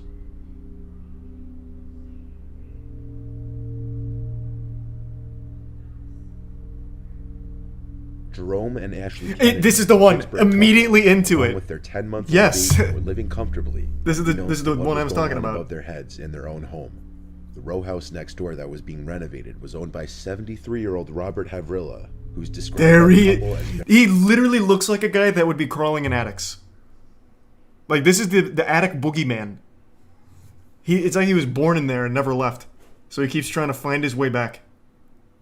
Yeah, fuck yeah. Immediately into this one. Very reclusive and known to keep to himself. Jerome was in bed one night when he heard noises above him in the attic. The kinds of noises that weren't just house noises. Yep, he knew there it somebody is. was up there. Then he noticed a light shining through a pipe, as if it were searching for a place to look through. So Jerome installed a surveillance camera in his attic, and a day later, caught on tape was many people's worst nightmare. His neighbor Robert in his attic, carrying a power drill, looking into the bedroom. His neighbor had made a removable wall to gain access to their attic. It wasn't just the attic, though. Jerome also found perfectly round holes in the common wall between the two row houses. The shapes indicate that Robert the neighbor was drilling holes through the wall. Cops were called, and Robert was charged with stalking and trespassing, which he pled not guilty to. Robert's attorney made a statement that his client had no bad intentions. He claims he was in the attic for maintenance reasons connected to his renovations, not to peep on anyone or do anything malicious. Yeah, he looks like he's renovating up there. No. You see, Your Honor, my client was actually up there looking for lost Pokemon cards. With the recent boom in prices, he realized his grandchildren must have had some good ones that he stored in the attic at one point. There was nothing weird about it. And the fact that he had a flashlight while looking through the pipe into the neighbor's house is truly just a coincidence and a misunderstanding. Anybody with half a brain would know this is BS. The many holes drilled in the common wall and through the ceiling in the attic were without a doubt meant to spy on his neighbors. Strangely enough, it appears Robert was aware of the camera that Jerome had placed, as he looks right at God, it's like an alien. So why he continued to do it's what like a he baby did alien. is unknown. When the window doesn't provide a good view of what it could be, he decides to go outside for a better view, and this is what he sees.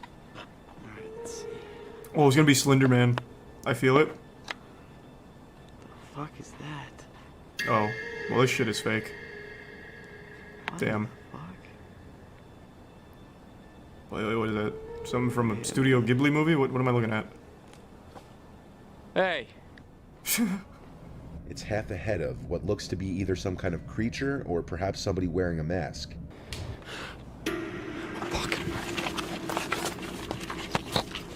Oh my god! It's La No Llorona! other information is known of this video. Was it some kind of creature? Some people in the comments were saying it could be an owl. Others think it was a person in a mask with malintent, Man, what the fuck? possibly trying to break into the house. Man, what the fuck? An owl? Bro, what kind of... What? It's just a staged YouTube video. I don't think any fucking owl looks like that. And his dad sounded concerned and told him to go upstairs and check on the hot water heater, which is actually in their attic, a very uncommon place to find a water heater. Steven's dad was worried that something was wrong with the water heater and that the sounds he was hearing were coming from it. So Steven obliged and proceeded to go up into the attic, but not without recording. Well, that's another fake one. Mr. Nightmare has always done, like, real shit from everything we've seen. And the first video here was real, but the last couple here have been fake. Or at least this one seems like it's about to be Steven fake. checked the water heater and saw that it was completely fine. He then appeared to be leaving the attic, and that's when he heard a sound that caught his attention.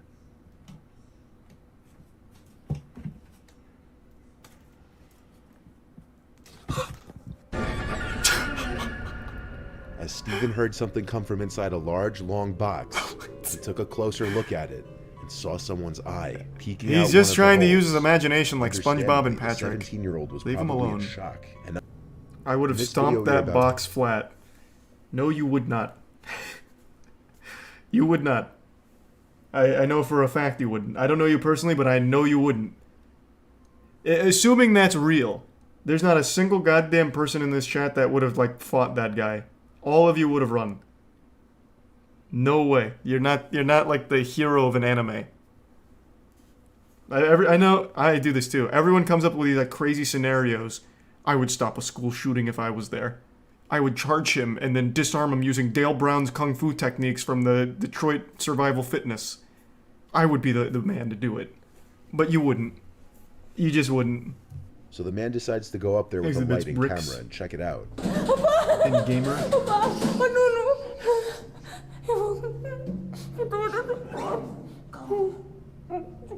Is that Ray William Johnson? The man looks around for several minutes but doesn't see anything out of the ordinary. As the wife is clearly very distressed and scared, the man maintains a calm, reassuring demeanor about the situation. What's going on with the audio? They going through a tunnel? Oh my, wait, that was actually Gollum. That is literally Gollum. It appears to be the wrinkled, gray face of an old man, peering down at the couple for a very brief moment, with an eerie expression. It quickly disappears back into the darkness above, going undetected by the couple. Some people believe that it may have been a homeless elderly man who was taking refuge in the couple's attic. No, I don't think it is. I don't. This is like a weird stock asset of, I guess, Dobby the house elf. That is not a wrinkly old man. This dude like looked down the ladder like a boss fight in Dark Souls. He just like swung his head over out of nowhere. It's not like a wrinkly old man. Plus the guy that went in the attic would have seen him.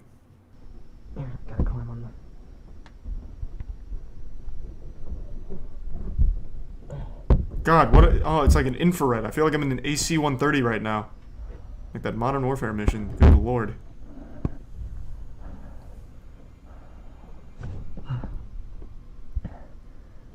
These are the shingles.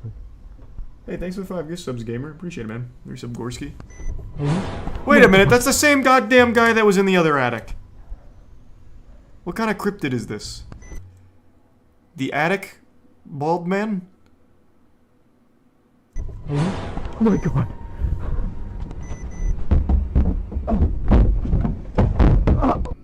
He grabbed his rifle and returned to his roof, but the creature was no longer there. The creature seems to be bald with a large round head, but no facial features can be seen.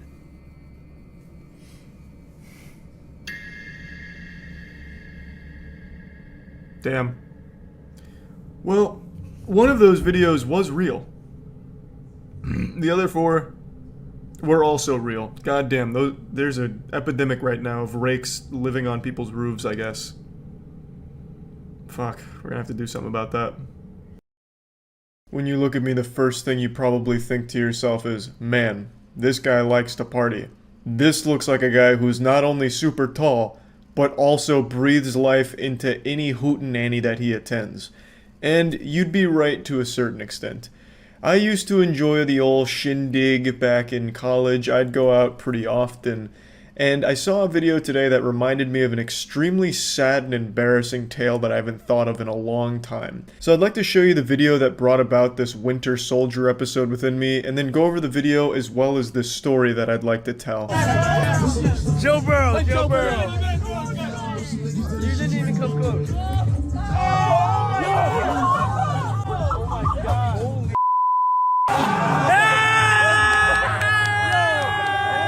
That's where the video ends, but I imagine he ran down the stairs, ran behind the house, started crying, and then just buried himself. Just fucking died there.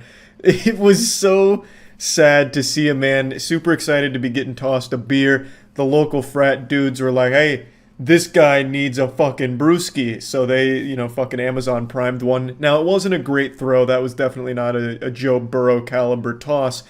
And it nearly killed the guy. Fucking sent him over the rails for it. Because that guy was thirsty, right? And the only thing that quenched that thirst was butt chugging a Miller Lite across the street. So yeah, dude went ass over face, falling off the balcony, then hitting the deck and flopping like a fish down below. I'm gonna go ahead and toss this instant replay up on the Jumbotron, because I'm pretty sure this man exploded midair, like Mr. Potato Head. Just bits and pieces flying all over the place. His hat just got blasted off. I'm pretty sure he lost both of his shoes there. The G-forces damn near tore his clothes off as well. He was almost butt-ass naked by the time he hit the ground. Like, I don't know what went wrong, but there's just like so many clothing items that get lost on the small fall. But anyway, this brought out a repressed memory deep within me. It's something I haven't thought about in a while, and it made me very yucky feeling. I just cringed and thought it'd be something worth sharing with all of you before I once again locked that away forever, never to think about it again. This happened back in college before I retired from partying. I now no longer believe in fun at social gatherings, I guess. I just don't really party or anything anymore. And it was one of the first parties I had went to after getting to college. And I didn't really know anyone, of course, and I had already established myself as the weird, mysterious anime character, so I'm sure people had recognized me as a fucking psychopath before going to this party. So the fact that I showed up there probably already made people uncomfortable. I would have been in my sophomore year here, I imagine. I can't quite remember, but it was one of the first parties I went to, and that was like the only time I started going out. So I'm at this party, it's a house party, and there's a pool. They have a keg, they even have like a live band performing inside. It was just some like butt rock band that I'm assuming the members were students at the school. It was you know, going all out, and as the night continued, I didn't really interact with many people, pretty much anyone aside from Andrew, who I went with. And, you know, wasn't getting a whole lot done, wasn't drinking that much or anything, but towards the end of the night, as people started getting a bit sloppy, they started doing beer-catching trick shots. And it was cool. And I, at this point, thought, this is my chance. This is my time to shine. I can stand out and make friends by being the guy that makes a cool beer catch. Even though I'd never, like, caught a fucking Mach 5 thrown beer, because they were going hard. They're doing like behind the back tosses, behind the back catches, and just fucking throwing that shit as hard as they possibly can and seeing if someone can catch it. And I was like, this is it. This is how I finally make a name for myself here.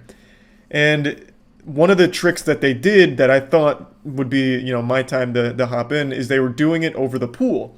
So they were doing like cool between the leg tosses over the pool, and someone would go in, do like a 360 and catch it before hitting the water. Then they'd come out, pop it open, and chug it like Stone Cold. They didn't shotgun it, so kind of pussy shit, if I do say so myself now. You know, hindsight's 20/20. But anyway, I thought, this is it. I know I can front flip into this pool. I knew I could do it, and I thought it'd be the coolest thing those eyes had ever seen. I thought everyone would be like uproariously cheering me, going wild, like, holy fuck, this dude just front flipped into the pool and caught a beer. I was running through this fantasy in my head. I was like, yep. This is how I do it. I'm gonna be the coolest fucking dude on campus. So I teed up at the end of the pool, you know. I'm queuing up, I'm ready. Everyone's still around the pool, cheering on cool catches, booing misses, and I knew that this was my time to shine. No one's paid any attention to me up until this point. No one is looking at me on the end of the pool there. So in order to get their attention, I start like clapping, you know, like, hey, I'm ready. Toss me the pigskin. Give me the rock. I'm ready. Feed me. So I'm clapping, trying to get like their attention. The dudes that are tossing the beers, like setting up the trick shots. And then eventually one of them does look at me. And without a second thought, the second we lock eyes, I just do a front flip into the pool. Barely, mind you. And I have my arms straight up and I don't finish the whole rotation. So I end up on my ass with my hands up in the air. And no one throws a beer. So I just fucking shittily front flip in the pool. It looks like I'm probably drowning, like a ship going down as the sail slowly keeps sinking because my arms are above the water. I've already failed my front flip, so now I'm just sinking in shame. I pop up, there's no beer, and no one's even looking at me. I don't even get a boo. Nobody cared at all. It was the saddest fucking moment of my life. Like, if someone had just given me like a pity, woohoo, or like, aw, something, I would have been like, okay, not all is lost. But I got literally nothing. Straight up crickets. And then some other dude did a trick shot into the pool and they loved that. Meanwhile, the fucking socially inept turbo virgin on the other side gets fucking nothing. And I don't remember exactly what happened next, but I can't imagine we stayed much longer.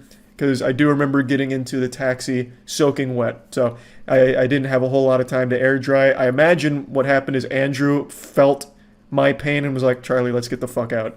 But I guess I just blacked out from cringe at that point because I can't complete the story. I just remember that, and man, it was sad. So yeah, this video really brought that demon back, brought that evil out of me, and I just wanted to share it with all of you because, you know, I don't want to think about it again past this point. So yeah, that's really about it. So yeah. Okay. This is China's artificial sun. Where did they get $1 trillion to do this? They probably sold a few bored apes. We could do that. Oh, that's basically an MRI machine. Do you guys know about Puma Puka? So I'm tired of everyone thinking that we're dumb. So I thought it would be good if we started educating each other on important topics, like in science, maybe history, grammar. I don't know what else is important. What- Gender studies, Everything. dance therapy, Economics. Economics is a big one. NFTs. Oh, yes. The new. And we'll round big robin thing. each episode who brings in an article. Yes. I choose grammar because that one sounds fun to That's educate. This is a cool topic. It's science related. Mhm. You guys know I love antimatter. It's not antimatter. Okay. This is China's artificial sun, a Oh. $1 trillion project where they were testing nuclear fusion capabilities and were able to burn. Trying to remember the article. They were able to burn plasma Okay. up to 5 times stronger than the sun's heat. Thanks to Honey for sponsoring this video. I'm sure you all already know what Honey is. It's a free online shopping tool that installs in seconds, and it scours the internet, the massive world wide web cyberspace, looking for coupons to use at checkout on some of your favorite websites, you know, for shoes, video games, food. Most major websites that you're probably envisioning in your head right now are most likely compatible with Honey. And it saved customers billions of dollars. It saved them so much money, and it's a free installation that can just save you money. So Honey is just an extremely effective service. It's the #1 online shopping tool in America. So if you're interested in downloading it, make sure to click the link in the description below or to go to joinhoney.com/Penguinz0. Just for some fun stats, the people that have used my code at Honey have saved $57,602 on items they've been purchasing recently. So yeah, big thanks to Honey, and make sure to check it out if you're interested. So their artificial sun, the purpose is it would be a clean source of energy. So if they're able to master nuclear fusion, they would be able to generate electricity without any greenhouse gas emissions. So they were able to, and this is, I double checked, it was 17 minutes. They were able to burn that plasma up to 267 million degrees Fahrenheit, which is 5 times stronger than the sun's core, which burns at, I believe it was 24 million degrees Fahrenheit. Wouldn't that be 10 times? It said over 5 times. Oh, Now it is accurate. That's right. That is. It's there. Hey, it's science, not math. You're scientists, Matt. Where did they get $1 trillion to do this? They probably sold a few Bored Apes. I don't know. I didn't look into their financial Yeah, I feel history. like that's just such a ridiculous amount of money to have not heard about. Yeah. Well, the spending of that. They've been working on it for years. It's called the Experimental Advanced Super Takamoka, I think it is. EAST. The abbreviation is EAST. Why is it in English? I'm not sure. That's just what the device is called. And it's Chinese?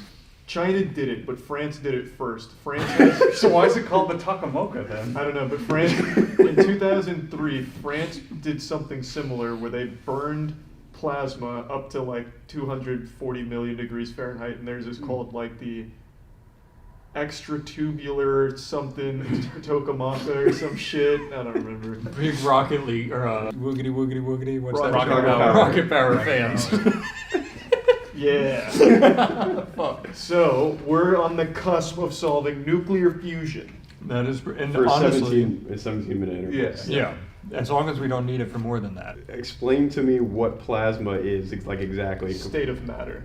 Yeah, well, yeah, but like what is? Yeah, what That's all you need to know. Because it's not a gas and it's not a liquid. Right. Yeah, is it below? It's not even a like, solid. Like, so, how do you get plasma? Well, yeah.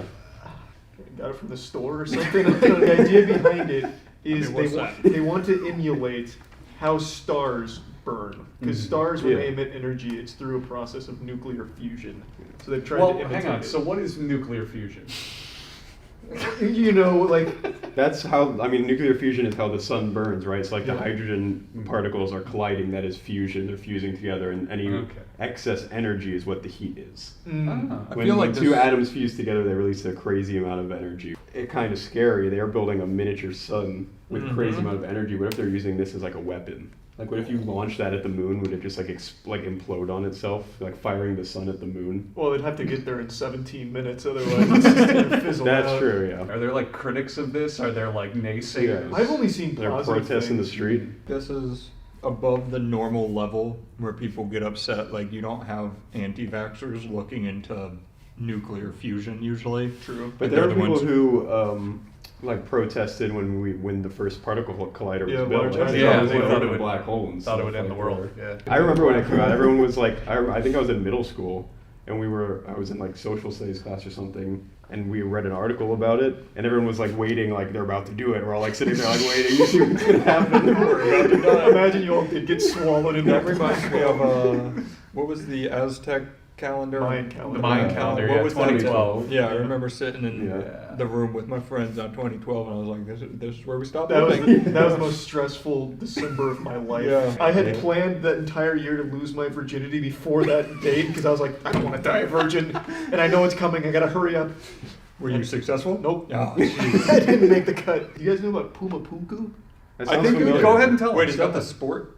No. It's, Okay, tell me it's about about Puma. ancient aliens. It's some. You told me. We've about gone so far from science, we're going to conspiracy theories. No, I think it's South America. It is. I think it Sure is. it's Yeah. South America, yeah. Or So, Middle America. It's a ruins somewhere in there, and my dad thinks it's the most convincing evidence for aliens having lived with us at some point because all of the rocks that survived are like these really finely cut rocks in the shape of H's for some reason. Oh. So it's these giant H's which he says aliens laser cut for us. And Nice. in Puma Punku, or at least according to my dad, there's an airstrip for UFOs. So where all those rocks are, like if you zoom out, it's apparently like this giant strip that's plowed or something full of like rocks or some shit. So he says it must have been like a landing strip. We for should aircrafts. visit Puma Punku. We should. Yeah. That would be pretty cool. All right, now getting back to nuclear Oh yeah, fusion. back to nuclear Yeah, fusion. right. Can you show us like a picture of the machine? Yeah. I'm actually really I curious. think we should try to do it, but with like a budget of maybe like $10,000. Oh. And like see if we can prove that we can do it. Imagine too. we revolutionize the world by making budget tokamaka. Yeah. We can do that. Oh, yeah, that's that's basically an MRI machine, but big. Yeah. And for a We sun. just have to go to the plasma store Yeah. and light it on fire, right? Or something like We're that. done. Yeah. But if we had a plasma TV and put And it put in an MRI machine. Right. It's genius. The world is dead.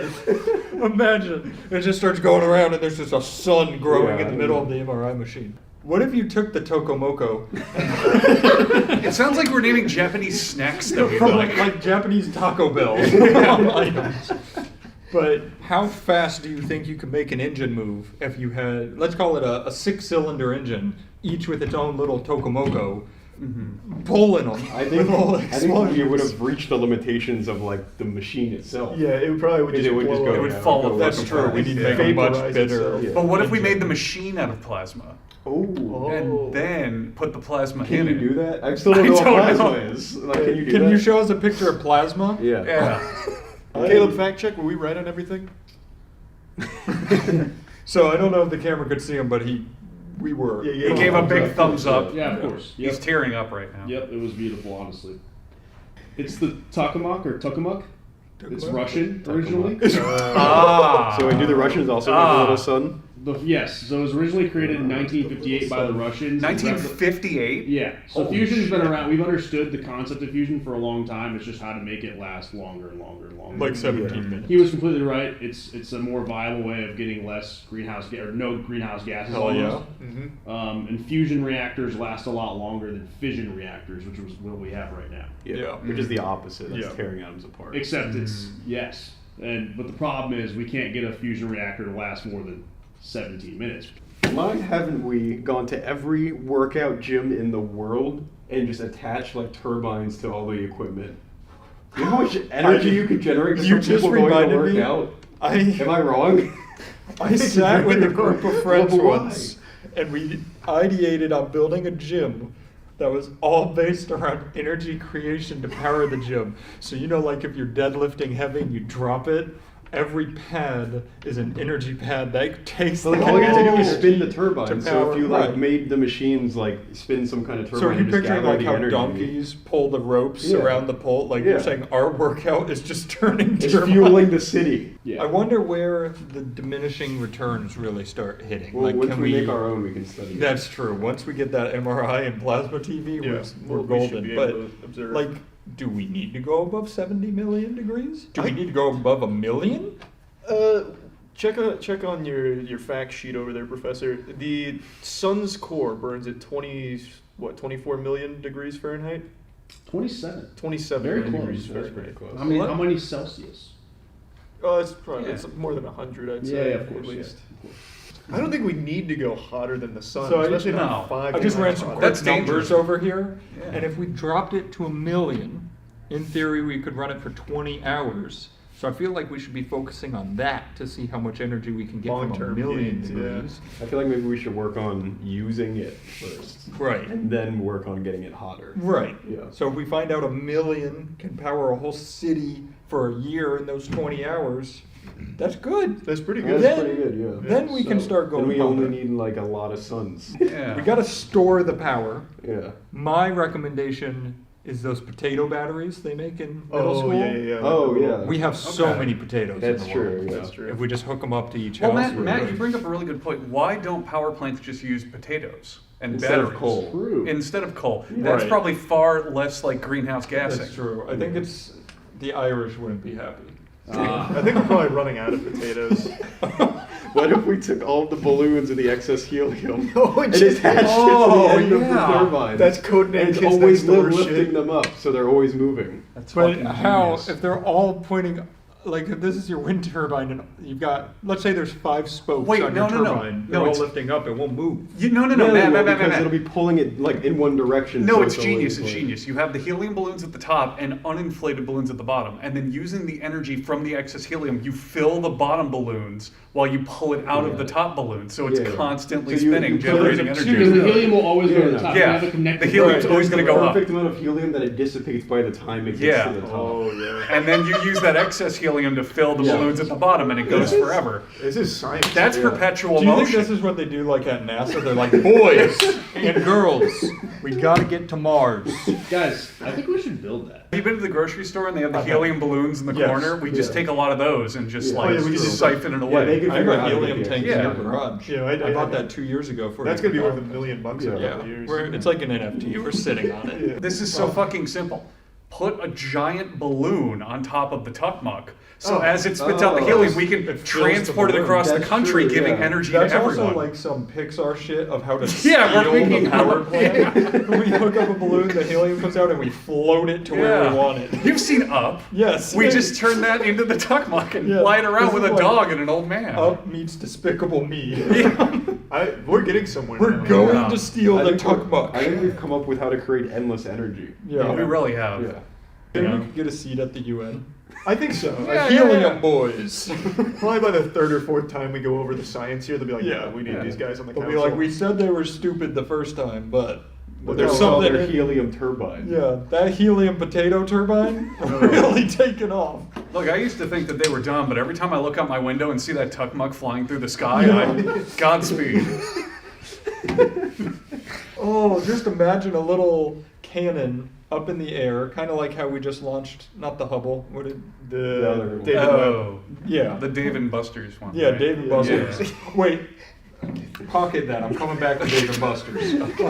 But imagine a little cannon that runs our civilization, where every time our sun fizzles out or explodes, we just scoop it away and out comes another sun. But you Like have a to like t-shirt? you have Yeah, to, t-shirt cannon for you sun. have fired the new sun to be in Perfect. place Yeah. at the time. Oh, I'm talking like the exact second cannon's other sun here. goes out. Like the cannon is. But whose job is it to like Can you- within a couple minutes like guess that the sun's All right, like? so this Well, is now, the, can like, you press the imagine button. the satisfaction, the primal like joy of when the sun goes out, you pull the lever and just hear, boom, So and here's you launch the thing. another It just like sun flickers out. and comes back on. Oh, Danny had a really good point though. Somebody's gonna have to do it. So once a year we pick somebody.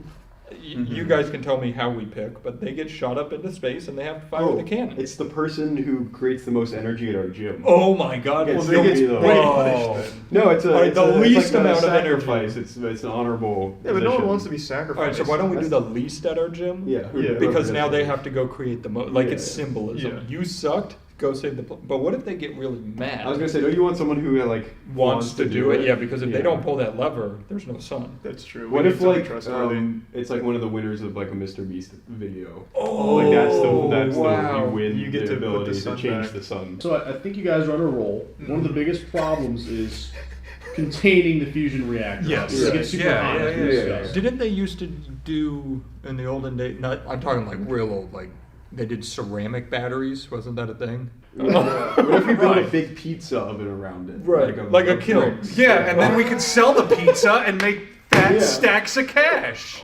No high five. Yeah, great work, everybody. Yeah, I learned so much. Nice. Hooray for science.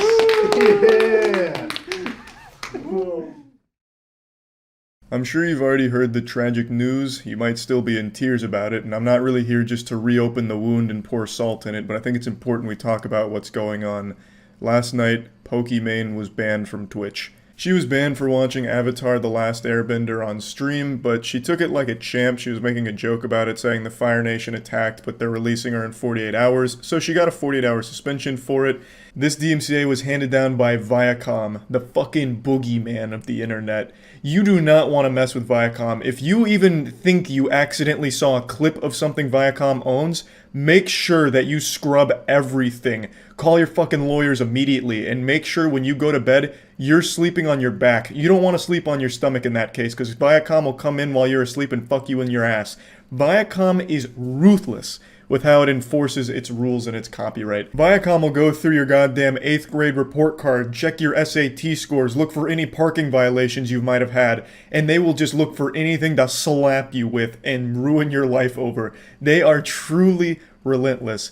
You might not remember this, but back in 2007, Viacom sued YouTube for $1 billion. Viacom alleged that YouTube was engaging in brazen copyright violations where they were profiting off of their copyrighted work with all of these creators uploading their material, which is illegal.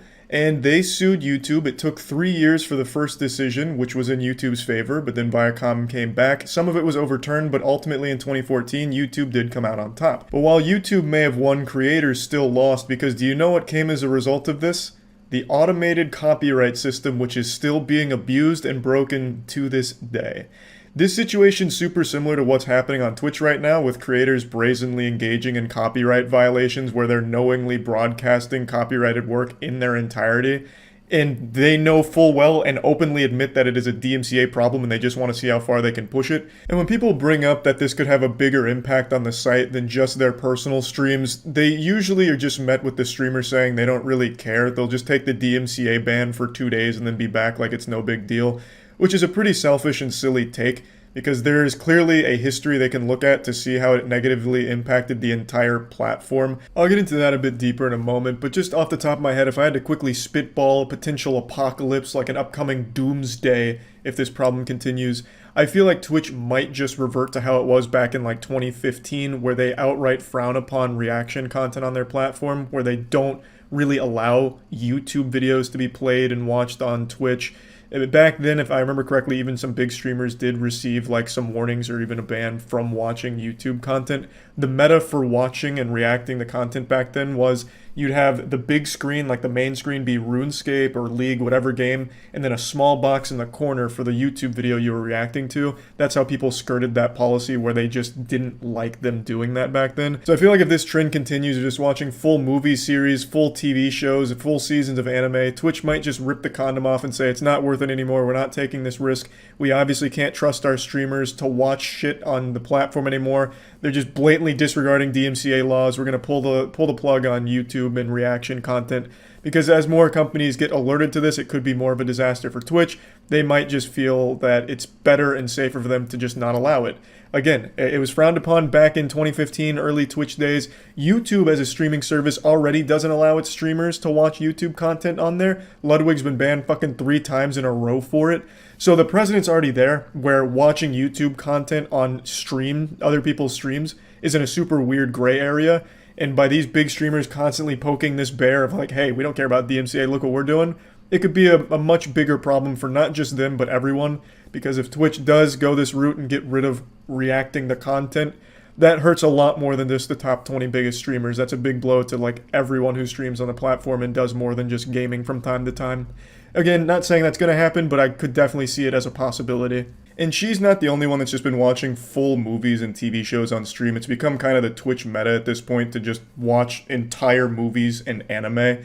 So this whole thing led to a bigger conversation of people asking how stupid are Twitch streamers. Just a lot of people online everywhere just saying how fucking dumb streamers are. This is something I think everyone saw coming. I don't believe there's anyone in the world that's surprised by this DMCA here. I don't think anyone just fucking shot back in their chair, just shocked and spilt apple juice all over themselves going, hey, what do you mean I can't watch my favorite streamer watch the new Spider-Man movie that they downloaded on the Pirate Bay and stream on Twitch? What kind of bullshit is this? What happened to freedom? Obviously, watching full movies, TV shows, and anime is going to get you in trouble on Twitch. You can't do that. Thinking otherwise is like believing in the fucking tooth fairy or flat earth. Like, there is very clearly a line of things you can and can't watch on Twitch. And watching the entire Lord of the Rings trilogy uninterrupted is definitely crossing that line. I'd like to go ahead and quickly jump into the fair use debate and tackle that bad boy, because I see a lot of people defending this by saying this falls into fair use. Fair use is a law that's fucking lost all meaning to people on the internet. It has been bastardized beyond recognition. Fair use means less than the word literally now. People use this for defense of everything, even when it's not applicable, like in this case. You can't take, like, Jake Paul versus Logan Paul boxing match. You can't take that and put it on Twitch, even if you're just commentating over the whole thing. You can't do that. You may have paid for that match, but you can't just freely broadcast it to people who can't, no matter what you do to it to transform it. That is no longer fair use.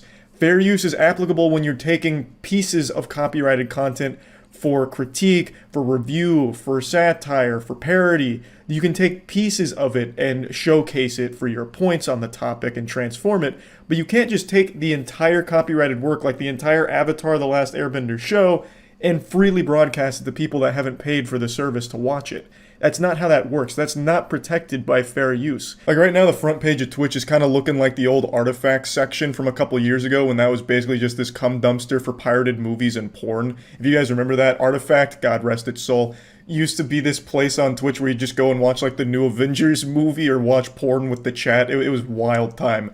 That's kind of evolved now, and now we're reaching like its final evolution where now the biggest streamers on the platform are just watching, you know, pirated content or just full movies and shows that they may have purchased and are now rebroadcasting for people that haven't, which is a problem. So I'm not going to name any names. I'm not here to snitch, even though it's not like some kind of well-kept secret. This isn't something flying under the radar, because a lot of the top 20 biggest streamers on the site are the ones watching this anime and TV shows in their entirety. This isn't exactly something that's going on in dark alleys and talked about in hushed whispers. There's like fucking 40,000 people per stream watching the streamers watching anime. So it's not exactly like you have to go to fucking deep web to find it. It's literally like on the front page sometimes. But even still, I'm not going to name any names here. I'm not here to raise my hand in front of the class and call somebody out for chewing gum or anything.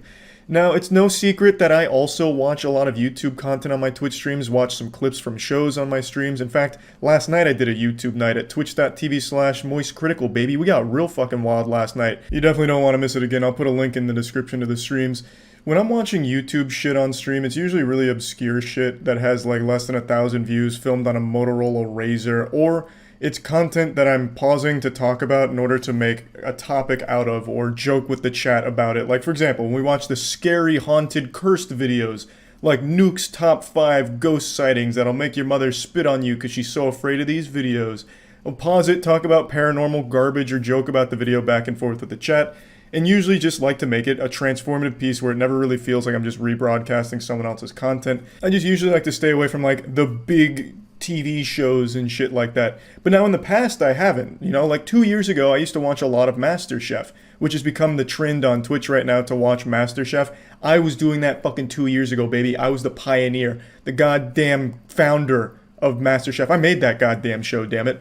So yeah, like back then I would watch MasterChef and shit, and even recently, like a year ago, I was watching the Yu-Gi-Oh! Singapore dub, which again is definitely in that gray area of, is this DMCA-able? And the answer was probably yes. It was an unofficial upload of the Singapore Yu-Gi-Oh! Dub that I was watching, because I thought the Singapore dub was great, since they only had like 4 voice actors to do the entire show, and they did it in English, where the translation was dreadfully wrong. Like Blue Eyes White Dragon was called like the Blue Lizard Platinum Squirter or something. It was a lot of fun, and I did react to that content on Twitch. But yeah, that was probably a DMCA risk as well. So I've steered clear of that for the last year or so because I want to make more of a conscious effort to not skirt this gray area that would lead to maybe a potentially bad situation for the whole platform. But with this trend right now, the new Twitch meta to be just broadcasting copyrighted material, there's a big problem that can arise from this, and I'd like to get into it now. So, like with the YouTube versus Viacom case, that very well could happen on Twitch with what's going on right now. And who knows if it will or not. Maybe it really will just be people getting DMCA'd for 2 days here and there if they continue to do it, and that's where it ends. They wash their hands of it and it never goes further.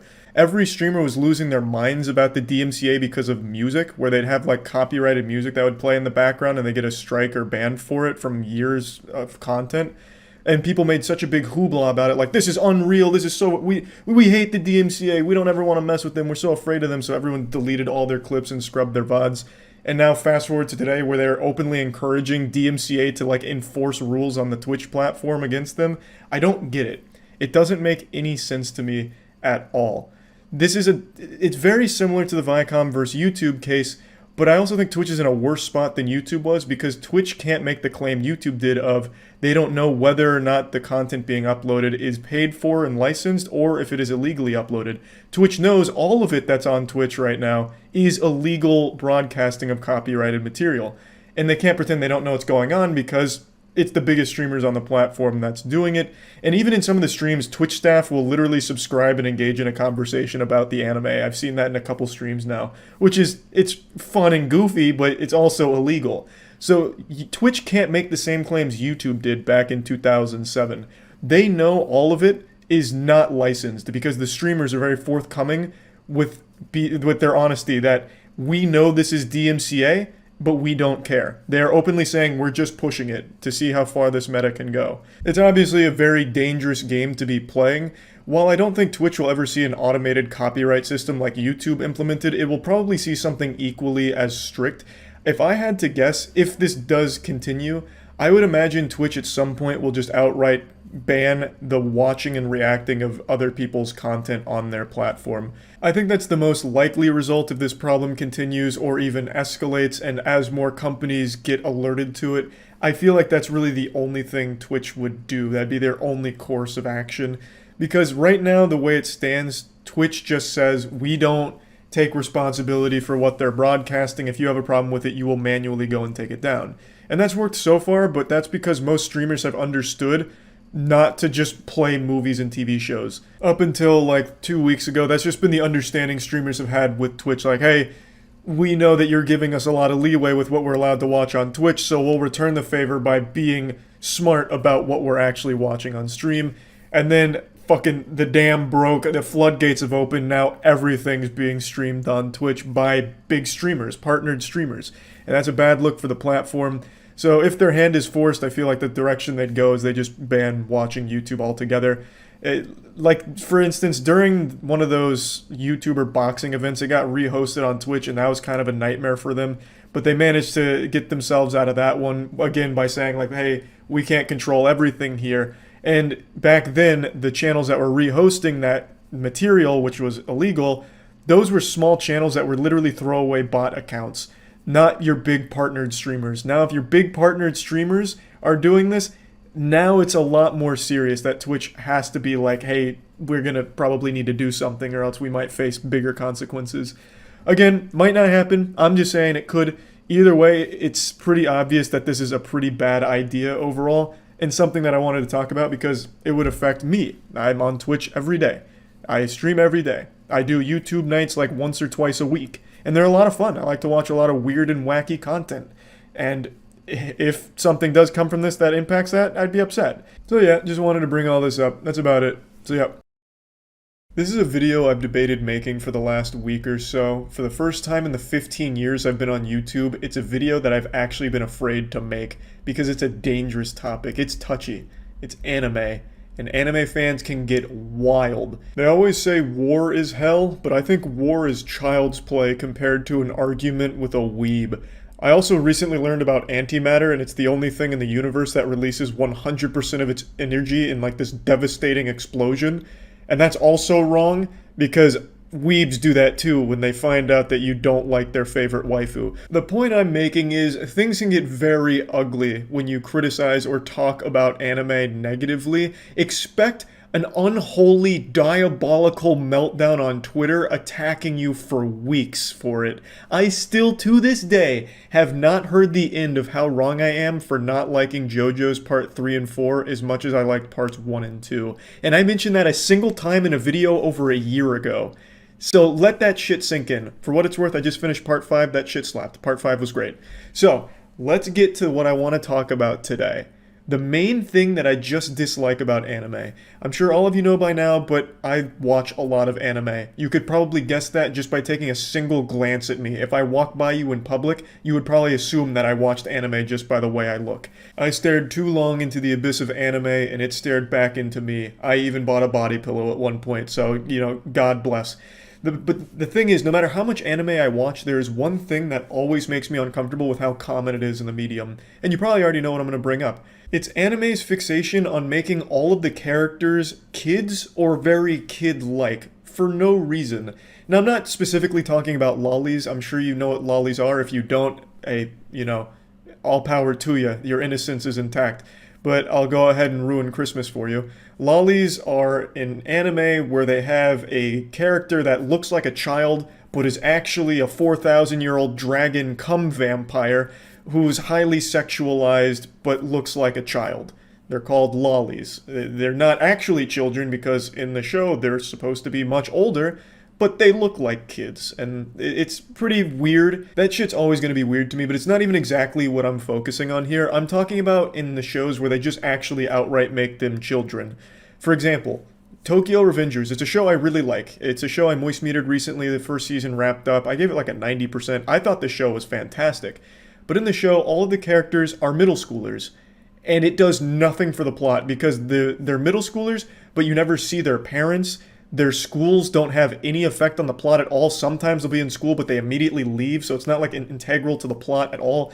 Most of the time, they just don't go, and that's not even a plot point like, oh, I'm skipping school, I'm fucking dope and breaking rules, I'm a bad boy. It is literally them just middle schoolers, but they're basically just adults anyway. They have motorcycles that they ride around, they get in gang fights and shit like that. So the question becomes, why make them middle schoolers? Why keep driving home this idea that these characters are 14 and 15? It just makes it really weird when they do adult shit, like one of the girls trying to fuck one of the guys and she's in like her bra and panties about to have sex. It's weird because they've drilled into you that these are all middle schoolers around here, but they didn't need to be. These could have very easily just been adults. If you took a tally of every single protagonist across every anime ever made, I'd wager about 85% of all main characters in anime are 15 years old. That is the most common age of every character of every major anime, it feels like. But it never plays a role in anything, them being kids. It's not like that's ever an actual point in these shows, like, oh, fuck, I can't go to this gang fight because I have to go do my algebra homework, otherwise my parents are going to spank me and dad's going to bring out the belt and take away my PlayStation. The characters being children is always just so useless because they could have easily just been adults and it wouldn't have taken away from anything. It's just weird. I don't really get it. And what really prompted me to make this video, or make me want to make this video over the last week or so, is I'm watching a currently airing anime called Platinum End, and it's dog shit. It is an actual pair of bull nuts. It's terrible. But I'm watching it because it's made by the creator of Death Note, so I at least gave it a chance. And I'm going to finish it just because I've already watched so much of it, but it's not good. But one thing that really drove home this idea of what is the point of making the characters kids is there's spoilers coming up, I guess, but I don't think you should watch it, so I wouldn't really worry about spoilers. I'm doing you a favor, if anything. One of the main bad guys is a kid. He's a middle schooler, and he has the ability to control the minds, basically, of anyone he shoots with an arrow, and he uses the arrow on a middle school girl. And she gets shot with this love arrow, and what she does is she just starts fucking other middle school girls. And they show her like almost fully nude, making out with middle school girls, about to fuck them, finger blast them, go wild. It shows you that in the show. And it's super weird because they keep driving home this idea constantly that is a middle schooler. She is 13 or 14, whatever, years old. Even in the show, they call her the middle school serial killer because she's a middle schooler, and after she fucks the girls, she kills them. It's just super creepy because they are establishing that this is a child that we almost watch have sex with another child in the show. Now, of course, it's all cartoons. I can't use the C word here when talking about anime. People get very upset. It is a 2D animation. I understand they're not real kids or anything, but that doesn't make it any less creepy. It could have just easily been avoided if these were adults, because they could have been. Again, in Platinum End, the school doesn't have any effect at all. The only thing the school has done is establish that the main character's been bullied. But he could have also just been an adult who had been bullied throughout his entire life in school. I don't think there's been a single scene in this entire show that has been at the school other than at the very front where he was hiding in the background. So them being in school is useless because it is never a part of the actual show. Them being 14 and 15. They could just be adults and it wouldn't be weird. You could have adult characters instead of kids doing these adult things, these sexual things, you know? And I'm not saying every single anime has to be like 40-year-old grizzled war veterans for characters or anything, but there's a lot of shows where them being kids is just a completely useless plot point, and because it doesn't actually play a role in the plot. Them being kids doesn't matter, like the two examples I just gave you. But then there are shows where it does matter that they're kids. Something like Assassination Classroom, right? They are kids in class. They're at school. The majority of that show takes place in a school setting. So obviously there's still a lot of shows where them being kids is actually important to the story and couldn't work with them being older. So I'm not saying everything in anime needs to be adults only. That's just called hentai, I suppose. I'm just saying there's a lot of shows where the characters are kids just because they wanted to make them children for no reason, but then they still want them to like fucking things, which makes it really uncomfortable to watch because they could have just made them adults. I've said that like 20 times by now, but there are really just so many shows where I'll sit there and watch it and I'm like, damn, this is a good show. And then it's like, but why are they kids? What was the point? What did that add to this? I just don't really get it. And that's just my main thing I don't like about anime. It's not like I'm over here, you know, slapping a Bible and saying we gotta ban anime because think of the kids or whatever. But it is weird. Like, it is just kind of embarrassing. But yeah, I just wanted to toss this out there. You know, it's not like I'm canceling my Crunchyroll subscription and I'm burning my manga and destroying my anime Blu-rays or anything like that. I'm still gonna keep watching anime. The fucking Jujutsu Kaisen movie is one of my most anticipated movies that I can even think of. I'm super hyped for that. I just wanted to at least put this out there, just because I've been thinking about it since I've been watching that garbage Platinum End. And I mentioned it on stream once, so I figured might as well make a video talking about it. That's about it. So yeah.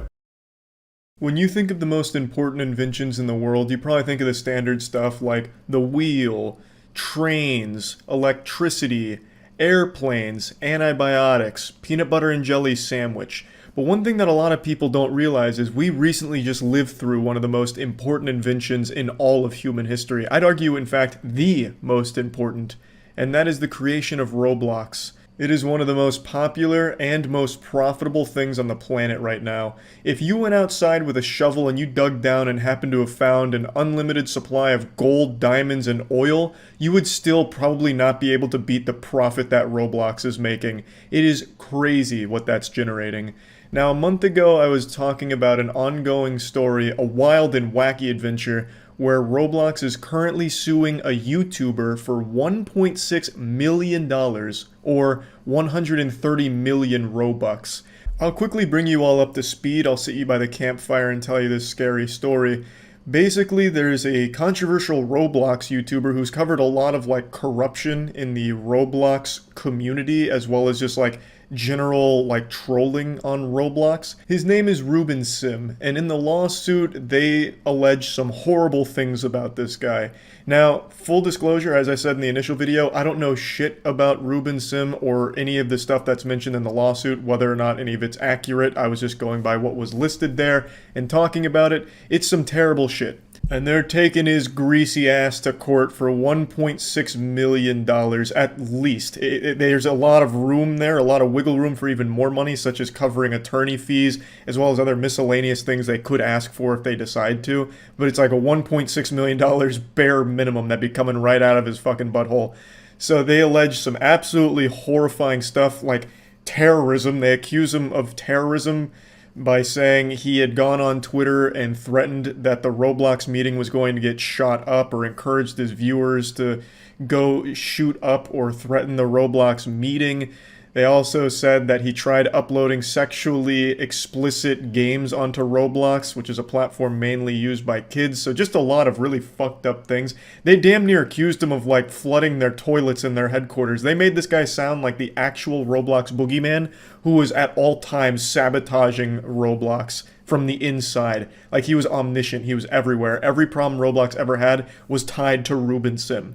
Like, it was a fucking laundry list of horrible accusations. And now, yesterday, Penguinz0 has come out from the shadows to defend himself. He's making a 3-part series breaking down the lawsuit and defending himself and proving why those accusations are bullshit, wrong, or just completely misleading.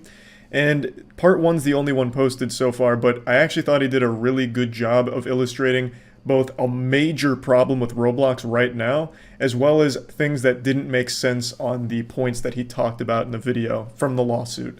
So the first point he tackles is right here, where they accuse him of tweeting a photoshopped picture of a former Roblox employee who was openly gay, depicting him nude, and then repeatedly harassing him on Twitter. Now, according to Ruben, this is just an outright lie. So the employee in question is an employee for Roblox who is a social media head, like an actual e-celebrity of the Roblox staff, who openly ran a porn blog while being employed by Roblox in this position. So they just had a porn blog dedicated to furry porn, giant porn, Rule 34, and the naked pictures they're talking about in the lawsuit are nude photos he himself posted of himself on his blog, which Ruben then posted on Twitter in order to critique and ridicule him for having a Roblox position, a very open social position with Roblox, while also openly having a porn blog that anyone of any age could access. Back in 2015, Roblox hired a social media manager while he was running a porn blog, which was completely public, and even nudes of himself taken outside in the middle of the desert in Death Valley, California. This social media manager wasn't just some anonymous Roblox employee. He was an e-celeb, making regular appearances on their company's livestream, The Next Level. I didn't Photoshop anything. I didn't have to. Yet they claim that I depicted him nude. I didn't depict him nude. He is nude. He even tagged it under nude and naked. I don't know this employee in question, but from the censored photos here, it looks like fucking Tobey Maguire. I half expected this to be like fucking Peter Parker from the original Spider-Man movies. But I am in agreement with Ruben's point, where it's a very big and disturbing problem to have the social media head of a kids game also be the head of a porn blog. I think that's pretty gross and very weird. So now the next major point he focuses on is a massive problem that I also recently learned about. I even posted another video about this one, where in the Roblox developer community there are legitimate child predators and people that groom children as well as people that exploit children for free labor. It's a massive fucking issue with Roblox that Roblox refuses to do anything about. So, Penguinz0 mentions in his video that he is the first person to be sued by Roblox for off-platform behavior. Since the inception of Roblox, the primordial oof, they have made their stance clear. They don't give a fuck what happens off the Roblox platform. They won't do anything about it. They won't even ban people. They just wash their hands of it and say, oh, some kids got abused over there, or, oh, some kids are getting groomed, or kids are getting, sexually preyed upon. Is it on Discord, not Roblox? Discord? Oh, that's fine. Hey, we don't care. We're just going to close our eyes to it. Doesn't bother us. Doesn't hurt our bottom line. They have made it clear they don't do anything about off-platform behavior, yet for Ruben, they're throwing the book at him for a $1.6 million lawsuit. So why target what is essentially a Roblox troll? And that's not even the right word. I don't know Ruben's content, but it seems more like the pieces he makes are content based around problems in the Roblox community and less about trolling. But again, I don't really know his content. But even still, why target someone that's calling out problems as opposed to targeting the problems themselves, like the openly admitting pedophiles in the Roblox developer community? Sued for off-platform behavior when I've made videos on this very channel criticizing Roblox for doing next to nothing when child predators groom their users over Discord. One of their own professional developers was featured in a People Make Games video, sexting a 12-year-old girl while he was 24. The person you're about to hear speak is Sarah. That video is a video that we've covered on the channel as well. It's an extremely disturbing story and just a horrible, horrible situation that Roblox refuses to do anything about because it happened off of the official Roblox platform. So that developers' games existed on the platform all the way up until Sega took them down because it infringed on their copyright. So Ruben even mentions this in his video. Sega was the one to finally step in and take down the pedophiles' games, which were giving him access to kids in the first place, before Roblox did anything. Roblox just let it ride because they were very popular games. They didn't bother to do anything about it. They don't care about protecting the kids because it was happening off their platform. So the developer never got in any trouble. They weren't punished. They were still making money all the way up until Sega was like, hey, that's our copyright. Man, fuck this guy, and then just slapped them across the face. So it's baffling that the battle they choose to fight is against a YouTuber who calls out this behavior as opposed to the people that are open about what they're doing.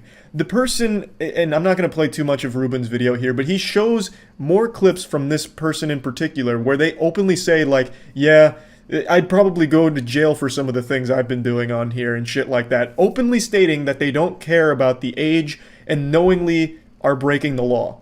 And all of this information being reported to Roblox, nothing gets done. In that People Makes Games video, the pedophile that they focused on for that section literally just openly admits it. He made like a fucking YouTube video where he's like, yep, just confirming everything is true, and I'm not that sorry about it because it's not a big deal.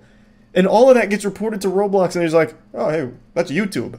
Hey, do you see Roblox on that? That's YouTube, baby. We don't touch it. We don't care. It's not on our platform. Even though the dude has very popular games on your platform that he uses to get access to the kids. Like, what the fuck are you talking about? I understand you can't have, like, your porn-addicted Roblox staff members in every single Discord group on the planet to monitor it to make sure there's no, like, child grooming going on. But when it gets reported to you, and it's very clear a lot of evidence has gone into this, and it is using your platform to have access to these victims, you should probably step in and at least investigate and perhaps do something. Even though all of it was happening off platform, your platform is being used to give those bad actors access to victims.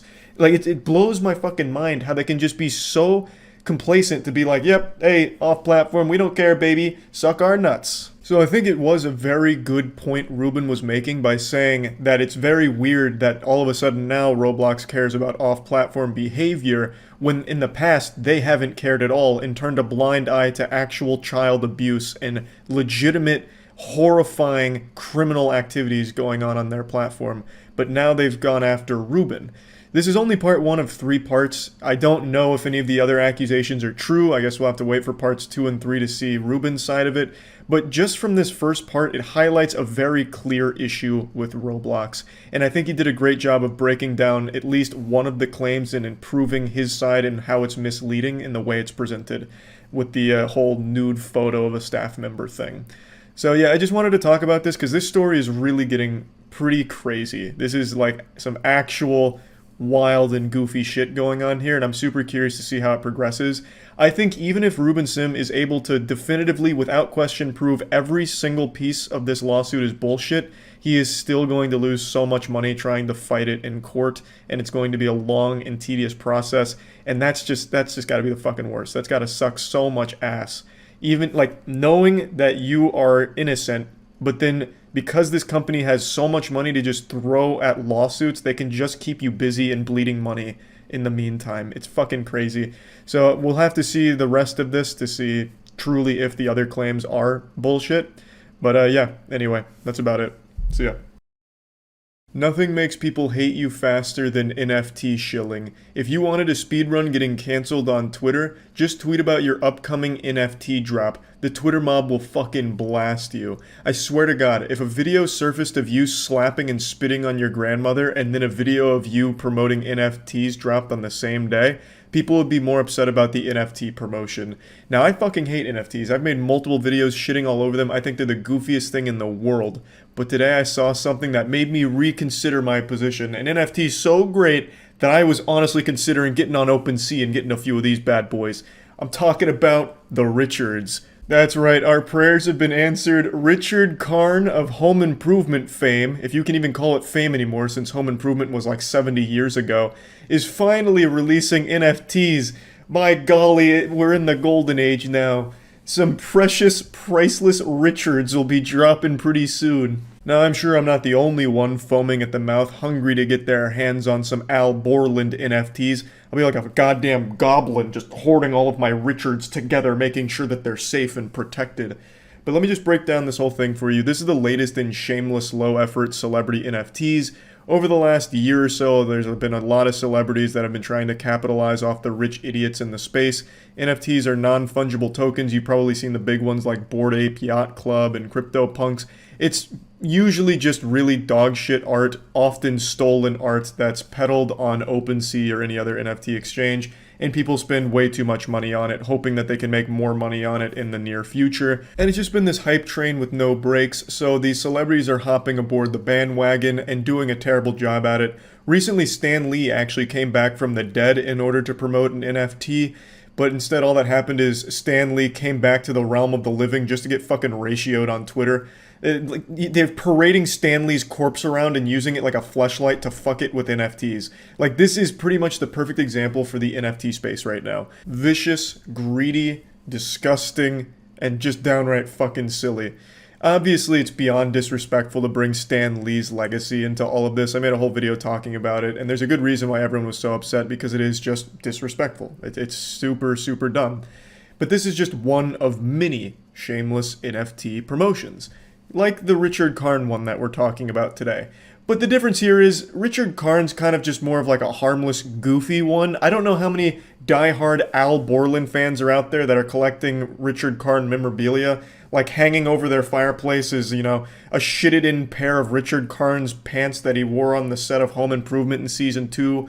I don't know, like, how many like real enthusiasts are out there for Al Borland, so I don't know if it's going to go super well. But I just love the idea that celebrities are all going to start hopping on here and just treating NFTs like it's Instagram, where they take a picture of their face and mint it on the blockchain and sell it for thousands of dollars, and then they're shocked when it doesn't work.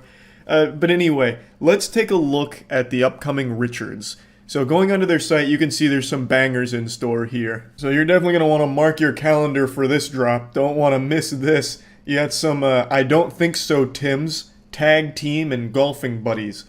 So it's a little more than most NFTs offer, admittedly. Like, you know, Richard Karn's going the extra mile. It's more than just dog shit art, which we don't even get to see, unfortunately. I'm sure there is going to be some awful art here, but you actually do get an experience. So like the I Don't Think So Tim, you get to reminisce about Home Improvement with Al Borland. So you hop on a Zoom call with Richard, and you talk about your favorite episodes together, and then you fist bump at the end of probably about 30 minutes, and you're good. Then you get the fuck out of there. The Tag Team is a one-on-one collab, so that's pretty cool. You might be seeing some Richard Karn in upcoming Let's Plays, maybe on some YouTube podcasts, or even in a feature-length film or student film, perhaps. And then Golfing Buddies, you get to go golfing with Richard. I mean, that's probably going to be the best seller. No joke, the Richards actually offer more value than any other NFT I've seen so far. At least the big ones like Bored Apes and CryptoPunks. You get more with a Richard than you do hundreds of thousands of dollars worth of Bored Apes, because those are just literal JPEGs of dog shit art. At least here you might go golfing with Richard while also having some dog shit art to fall back on in the blockchain. So you're getting some bang for your buck here. Like, yeah, you might not be able to resell the Golfing with Richard at a higher markup, but goddamn, you got a memory with it. When it comes to something like a Bored Ape, no one actually wants to have the Bored Ape for too long, because the whole idea is you sell it for higher than you paid for. No one actually wants to be the last guy holding a Bored Ape. No one wants to just have that picture to have it. They want it to sell it. So if you happen to be that unlucky last sucker who has that Bored Ape for too long, you'll never make your money back. But here, doesn't matter. Money making isn't the goal. The goal is golfing or talking about Home Improvement with Richard. So I really do think you get a lot more value out of a Richard. So I thought this was super fun and goofy. You know, Richard Karn came in here all kind of wholesome about it, and I just wanted to talk about it. That's about it. See ya.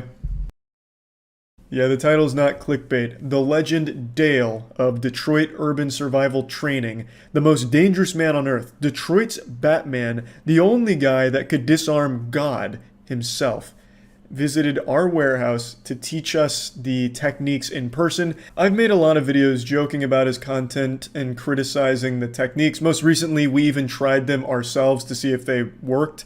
And he saw this video and he was more than willing to come to the warehouse, and he can take a joke, which I very much appreciate and have the utmost respect for. And I just wanted to make this video here just to debrief, because this is right after we finished filming everything and going over all of the things that he's preached and showed, all of the, you know, disarms, the escapes, how to make your attacker not only lose their weapon, but also suck your dick, you know, all kinds of like wild techniques. We tried them all. So I just wanted to quickly give you my thoughts on everything after surviving Dale's hurricane jutsu firsthand. You know, have I been converted? Have I seen the light? My third eye opened? Is Dale the Messiah, the bulletproof chosen one? All of this was filmed and recorded, and it's going to be no sly trick editing or anything to make him look better or worse. Of course, all of this was mainly just for fun, so we were goofing around a little bit, and Dale understood that, and he was down to get silly with us. However, at points we did want to genuinely try the techniques and fundamentals that he preaches, put them to the actual test. So we did go at full speed, like real time, and it got physical. Like, I don't want to spoil anything, but there is a point where, playing out through a whole scenario, Caleb was simulating an attacker after being disarmed and fighting back. Caleb picked up Dale and took it to the ground, and the scuffle continued as it would in the real world in a situation like we simulated.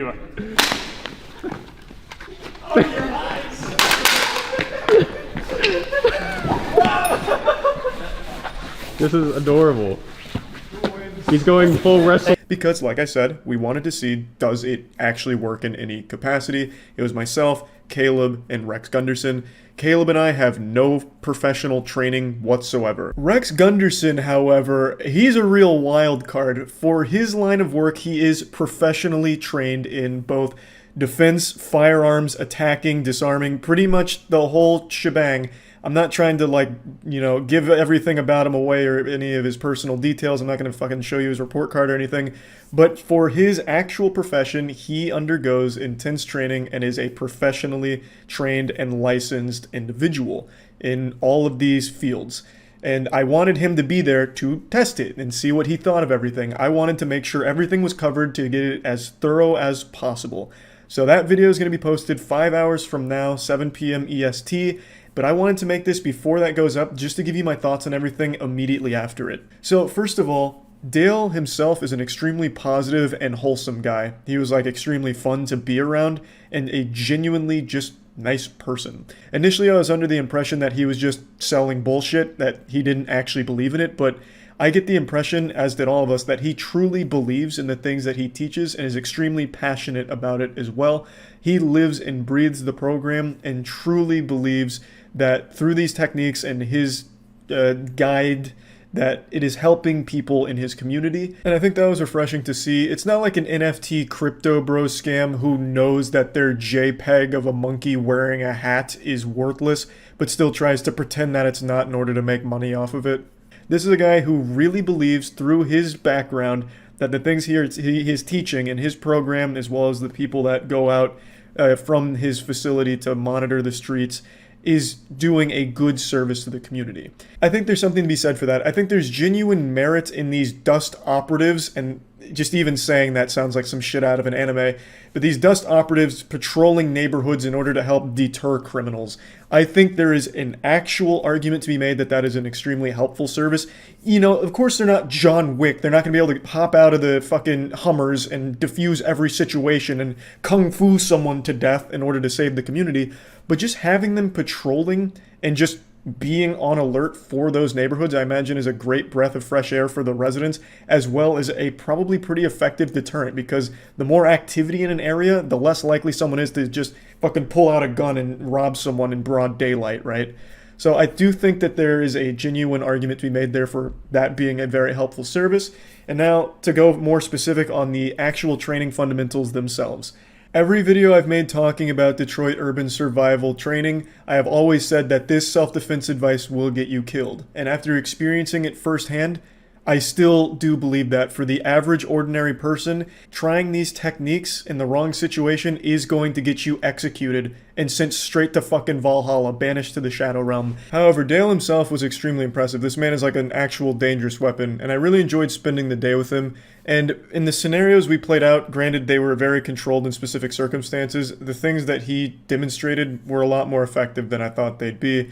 But that doesn't change my perspective on like how efficient they would be for a normal person to try. 99% of people aren't some emotionless sociopath that's going to be able to keep their calm, keep their cool in a life or death situation. They're going to be panicking, they're going to freeze, they're going to fuck things up, and if they try and use these techniques, they'll probably get shot going for it because, again, no ordinary person is mentally trained to handle something that intense. So even if they have like the best self-defense advice in the world, in an actual situation, they'll never be able to use it without years of training. Now, of course, Dale does make a point to say that you should always try and comply with your attacker's demands because whatever they want isn't worth your life, which is the right advice. That is the right thing to do. Dale says that the things he teaches should never be like your first line of defense, you know? Someone just comes up to you and says, "Hey, Buster," and you just start fucking using Dale's forbidden jutsu on him. He always says that his techniques are meant to be the absolute last resort. You know, if you feel like this person is going to hurt you no matter what, then trying his techniques. Now, Dale did concede if the attacker is standing far back, you're just going to get shot if you try and like rush at them. You are still going to get shot.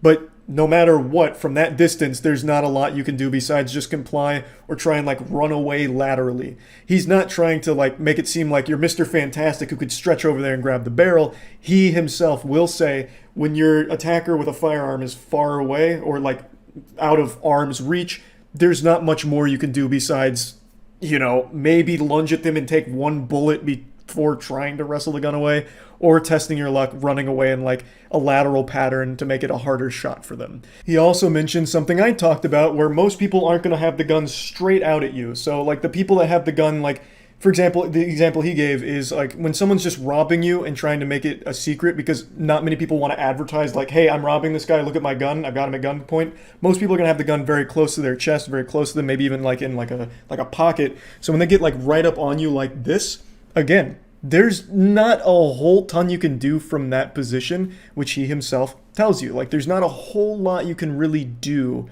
when it's there. You can't really see the gun. No one around you can really see the gun, so a bystander can't really help you. And, you know, you can't make a quick, sudden move because he's too close for you. You'd have to, like, somehow create some space somehow in order to, like, get control of the gun. So that whole situation just, you can't really do much.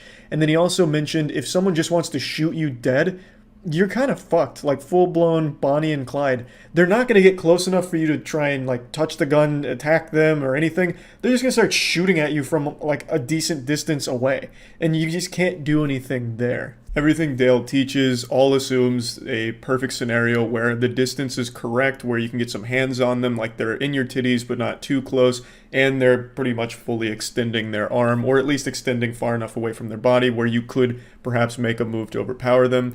Dale himself has a legitimate military background, and from what I understand, some of what he teaches does have basis. It is sound to a certain level, especially when it comes to getting offline, which of course is getting out of the way of the gun's, you know, line of sight and grabbing the barrel. One thing I learned during this whole thing, and I want to make this clear, I don't think any of what Dale has taught will ever be successfully employed by a normal person, but Dale in particular, it was surprisingly effective when he did it. So back to what I was saying, like once the barrel was caught by Dale or one of us, I didn't realize just how much control they had over your entire body at that point. They were able to like make me do the YMCA. I could do that to them even though they were stronger. Once that barrel was grabbed, you did have a lot of control over that person. And like I said, we were legitimately trying to like shoot him and fight back and stuff. And of course, we got shots in. It's not 100% effective. He doesn't claim it is either, but it was much more effective than I thought it would be. So getting offline and grabbing that barrel, yeah, it was really hard to get control back. And another thing that I never really stopped to think about when watching and making fun of Dale's content is as a robber, as the attacker, you're never going up to your victim expecting them to fight back. No one's coming up to you with a gun to your face with this thought in the back of their head preparing for the worst case scenario like, wow, what if this guy was trained by Dale Senpai? No one's expecting you to do some like action movie disarm on them. They're coming up to you with a gun thinking you're gonna shit your pants and you'll do whatever they say. As an attacker, when I'd pull the gun on Dale and I'd tell him what I want your money, your wallet, your keys, give me your tax forms, do you have any panties in your back pocket that I can have? While I'm going over my demands, if he made a move during that, I'd have to react to it and try and shoot him, and it was really hard to do that. Yes, I'd get him like 1 or 2 times, but the majority of the time, he would take that gun barrel and I'd very much struggle to get control back. And it was the same with Rex and Caleb. Like I said, wasn't perfect. We did still shoot him sometimes, but we also knew that a disarm was coming. I think there is a little bit of weight to the statement Dale makes where in the real world, if someone's coming up to you with a gun to rob you, their intention is robbery. They're thinking, what do I want to take from this person? How am I going to get away? This and that. They're not thinking like, I'm going to need to dodge soon because this guy's going to go for like some kind of Jason Statham level disarm. They're not there with that expectation. They're there to rob you, and that's all they're really thinking about, not expecting some kind of flashy fucking disarm technique. So when that does happen, it would be hard for them to react. And I want to reiterate one more time, I don't think any of these techniques will ever be successfully employed by someone who isn't thoroughly trained. I don't think just someone that watches the content, takes a class or two, will ever be able to actually do them. Not only because they have to be done like perfectly and very fast, but also because the intensity of a life or death situation is going to make most people freeze or forget most things, and it's just going to get them shot if they tried. These were very controlled situations, and Dale himself has legitimate training, so he's very good at doing these things, especially to the untrained, like Caleb and I. It really wasn't easy to actually shoot this guy or stab this guy in the situations and circumstances that we simulated. Now, of course, it's not 100% effective, and I don't think he's ever preached that it is, because we did still shoot him and stab him a couple of times in the simulation, because obviously that was going to happen. But there's one more big thing I want to focus on real quick. All of the scenarios we played out, to me, seem a bit unrealistic. Dale made a very in-depth explanation for how they do occur in the real world, and of course, I'm not an expert, but they just don't really seem realistic to me. All of our scenarios where the assailant is like putting the gun to someone's chest, putting it to their head, like directly touching them with the barrel or very close to it, whereas to me, I imagine in the real world, the attacker would want distance between themselves and the victim. So instead of like going up to someone, putting it to their fucking temple like it's a goddamn, action movie, saying, hey, put the wallet in my hand, I feel like in the real world they'd be back far where you can't touch them. They'd just be like, hey, take out your wallet and set it on the ground. None of the scenarios we did were in that situation because Dale admits you'd just get shot there if you tried. So we have played out all of these where it's like super close with the gun on them, and it just, to me, doesn't seem like that ever actually happened. Those are the only scenarios where Dale's advice can even really be used. And in those controlled situations, those unrealistic scenarios, his advice was pretty effective. Like, it was definitely more effective than I thought it would be, even in those situations. But again, I just don't see that happening in the real world. I'm not an expert. Dale could very well be right, and those are pretty common when it comes to robberies, like that distance and, putting the gun right on someone. I don't know. It just, to me, seems a bit unrealistic. I also learned just how painful it is when a gun is being moved with your finger on the trigger. I'm not lying when I say there was 3 or 4 times where I was convinced my finger was about to break or my shoulder was going to pop out of its socket. The amount of control you have over a gun from its barrel blew me away. I had no clue it would actually be that impressive. Now, I did heavily shit on that whole getting offline train of thought where I was just saying, if you just dodge, I'll move my gun a little bit. You don't really get that far away. But in real speed, it was very fucking hard to react to that because I'm not a human aimbot. I didn't know where Dale was going or when or anything like that, and I knew he was going to try, so I imagine in the real world it would be even longer to react to. But that whole getting offline while hitting the barrel or grabbing it, like, it was hard for me to react every time and shoot him. Again, I would get him a few times, but it was still a lot more difficult than I ever expected it to be. Then keep in mind, it wasn't just me. All 3 of us tried this, and we were trying to go like a real-world situation. The main thing I critiqued in all of Dale's content is the people he does this on stand still like they're mannequins. We tried to move and jump around and everything to make it very real-world, but once you lose that upper hand and that barrel got into Dale's fucking meaty paws, it was super tough to take it back because your finger is in where the trigger is and it is so goddamn painful. So when you're bouncing back and moving around, your finger is constantly just getting torn apart. And it really was a lot more difficult than I expected. But again, it'd have to be under the perfect conditions, and the person, the victim, would have to somehow be able to keep their heart rate down enough to actually execute these the right way without giving themselves a heart attack beforehand. However, after experiencing Dale's wrath firsthand, I can say with 100% certainty, he is the worst target for a robbery. You could come at this man with 5 machine guns and 15 katanas and somehow he'd wrestle them all away from you. The man is just a walking apocalypse. Now, as I mentioned, Rex is professionally trained and he actually did corroborate at least some of what Dale was talking about when it came to some of the disarms that he showed. But as Rex also agrees, no one will ever be able to successfully pull it off without years of training. So while some of the disarm techniques he teaches aren't fundamentally bullshit, they're also not applicable to a normal person. It would take years of mental and physical training to actually be able to pull them off in a real situation, and even the situation where you could even try is extremely rare. It's kind of unrealistic to expect the perfect distance and the perfect attacker who's like fully locking out their elbows and stretching out their gun. It doesn't feel like it would ever be something that a normal person would ever be able to do. Also, when it came to like the eyeball stuff, very, very, very, very painful, as you would expect. I think that's definitely more painful than a nut shot. In the videos I said, why even go for the eyes when you just hit them in the nuts?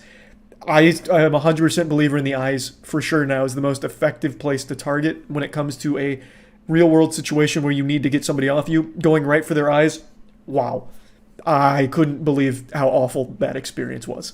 So yeah, again, I haven't changed my belief that a normal person watching the videos or even taking 1 or 2 classes will ever be able to actually use these unless they also have the mental fortitude or even the mental training to remain calm under pressure and execute them. So yeah, that's about it. See ya.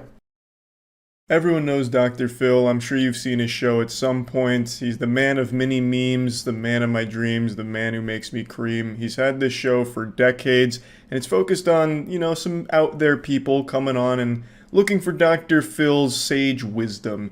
He brings on some wacky goofballs, he sits them down, looks them straight in the eye, and hits them with a fucking nothing burger. Everything I've ever seen from the Dr. Phil show, it ends with him giving really lazy and not very helpful advice to the family. It's like going on the Dr. Phil show was like going on Yahoo Answers 10 years ago. It's not like the greatest, but it is certainly entertaining, and what I want to focus on today is the fact that Dr. Phil turns out to be a hardcore gamer. He's just like us, actually.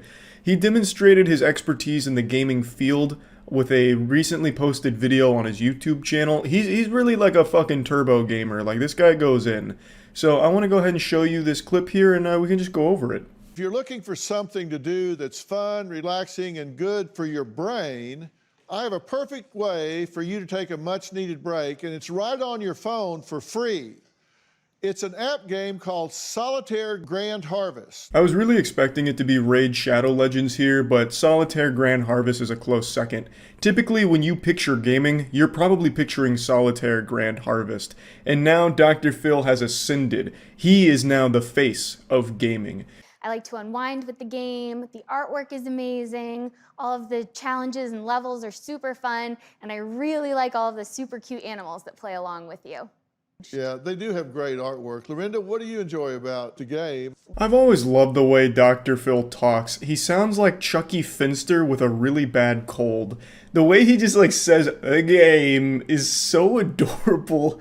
It's like he's constantly fighting through a ton of phlegm and just mucus everywhere, but he really wants to talk about Solitaire Grand Harvest. Now, the 2 actresses that he brought on to promote the Grand Harvest adventure here just keep mentioning, like, the artwork, as well as Dr. Phil. He keeps saying, like, yeah, the artwork is nuts. I've never seen anything like it. So I decided to look it up because, you know, this is embarrassing to admit out loud. I don't play the game. You might have to revoke my gamer card after me saying that. But yeah, I've never played Grand Harvest, so I had to look it up on Google Images, and I gotta say, they're right. You don't usually see something of this high quality in a video game. This is the kind of shit you see in like a Marvel movie. Like this is blowing me away. The fact that we've reached this level of technological expertise to be able to capture something this impressive. We're going to watch you guys play. Are you up for some friendly competition? Let's play. So, all right, let's see who can complete their level first. So you have your phones, and we're going to see them. You guys see them on the screens here. All right, so get ready, set. All right, play. That is the face of a man experiencing immense pleasure. Dr. Phil is powered by Solitaire Grand Harvest. There's no blood left in his body.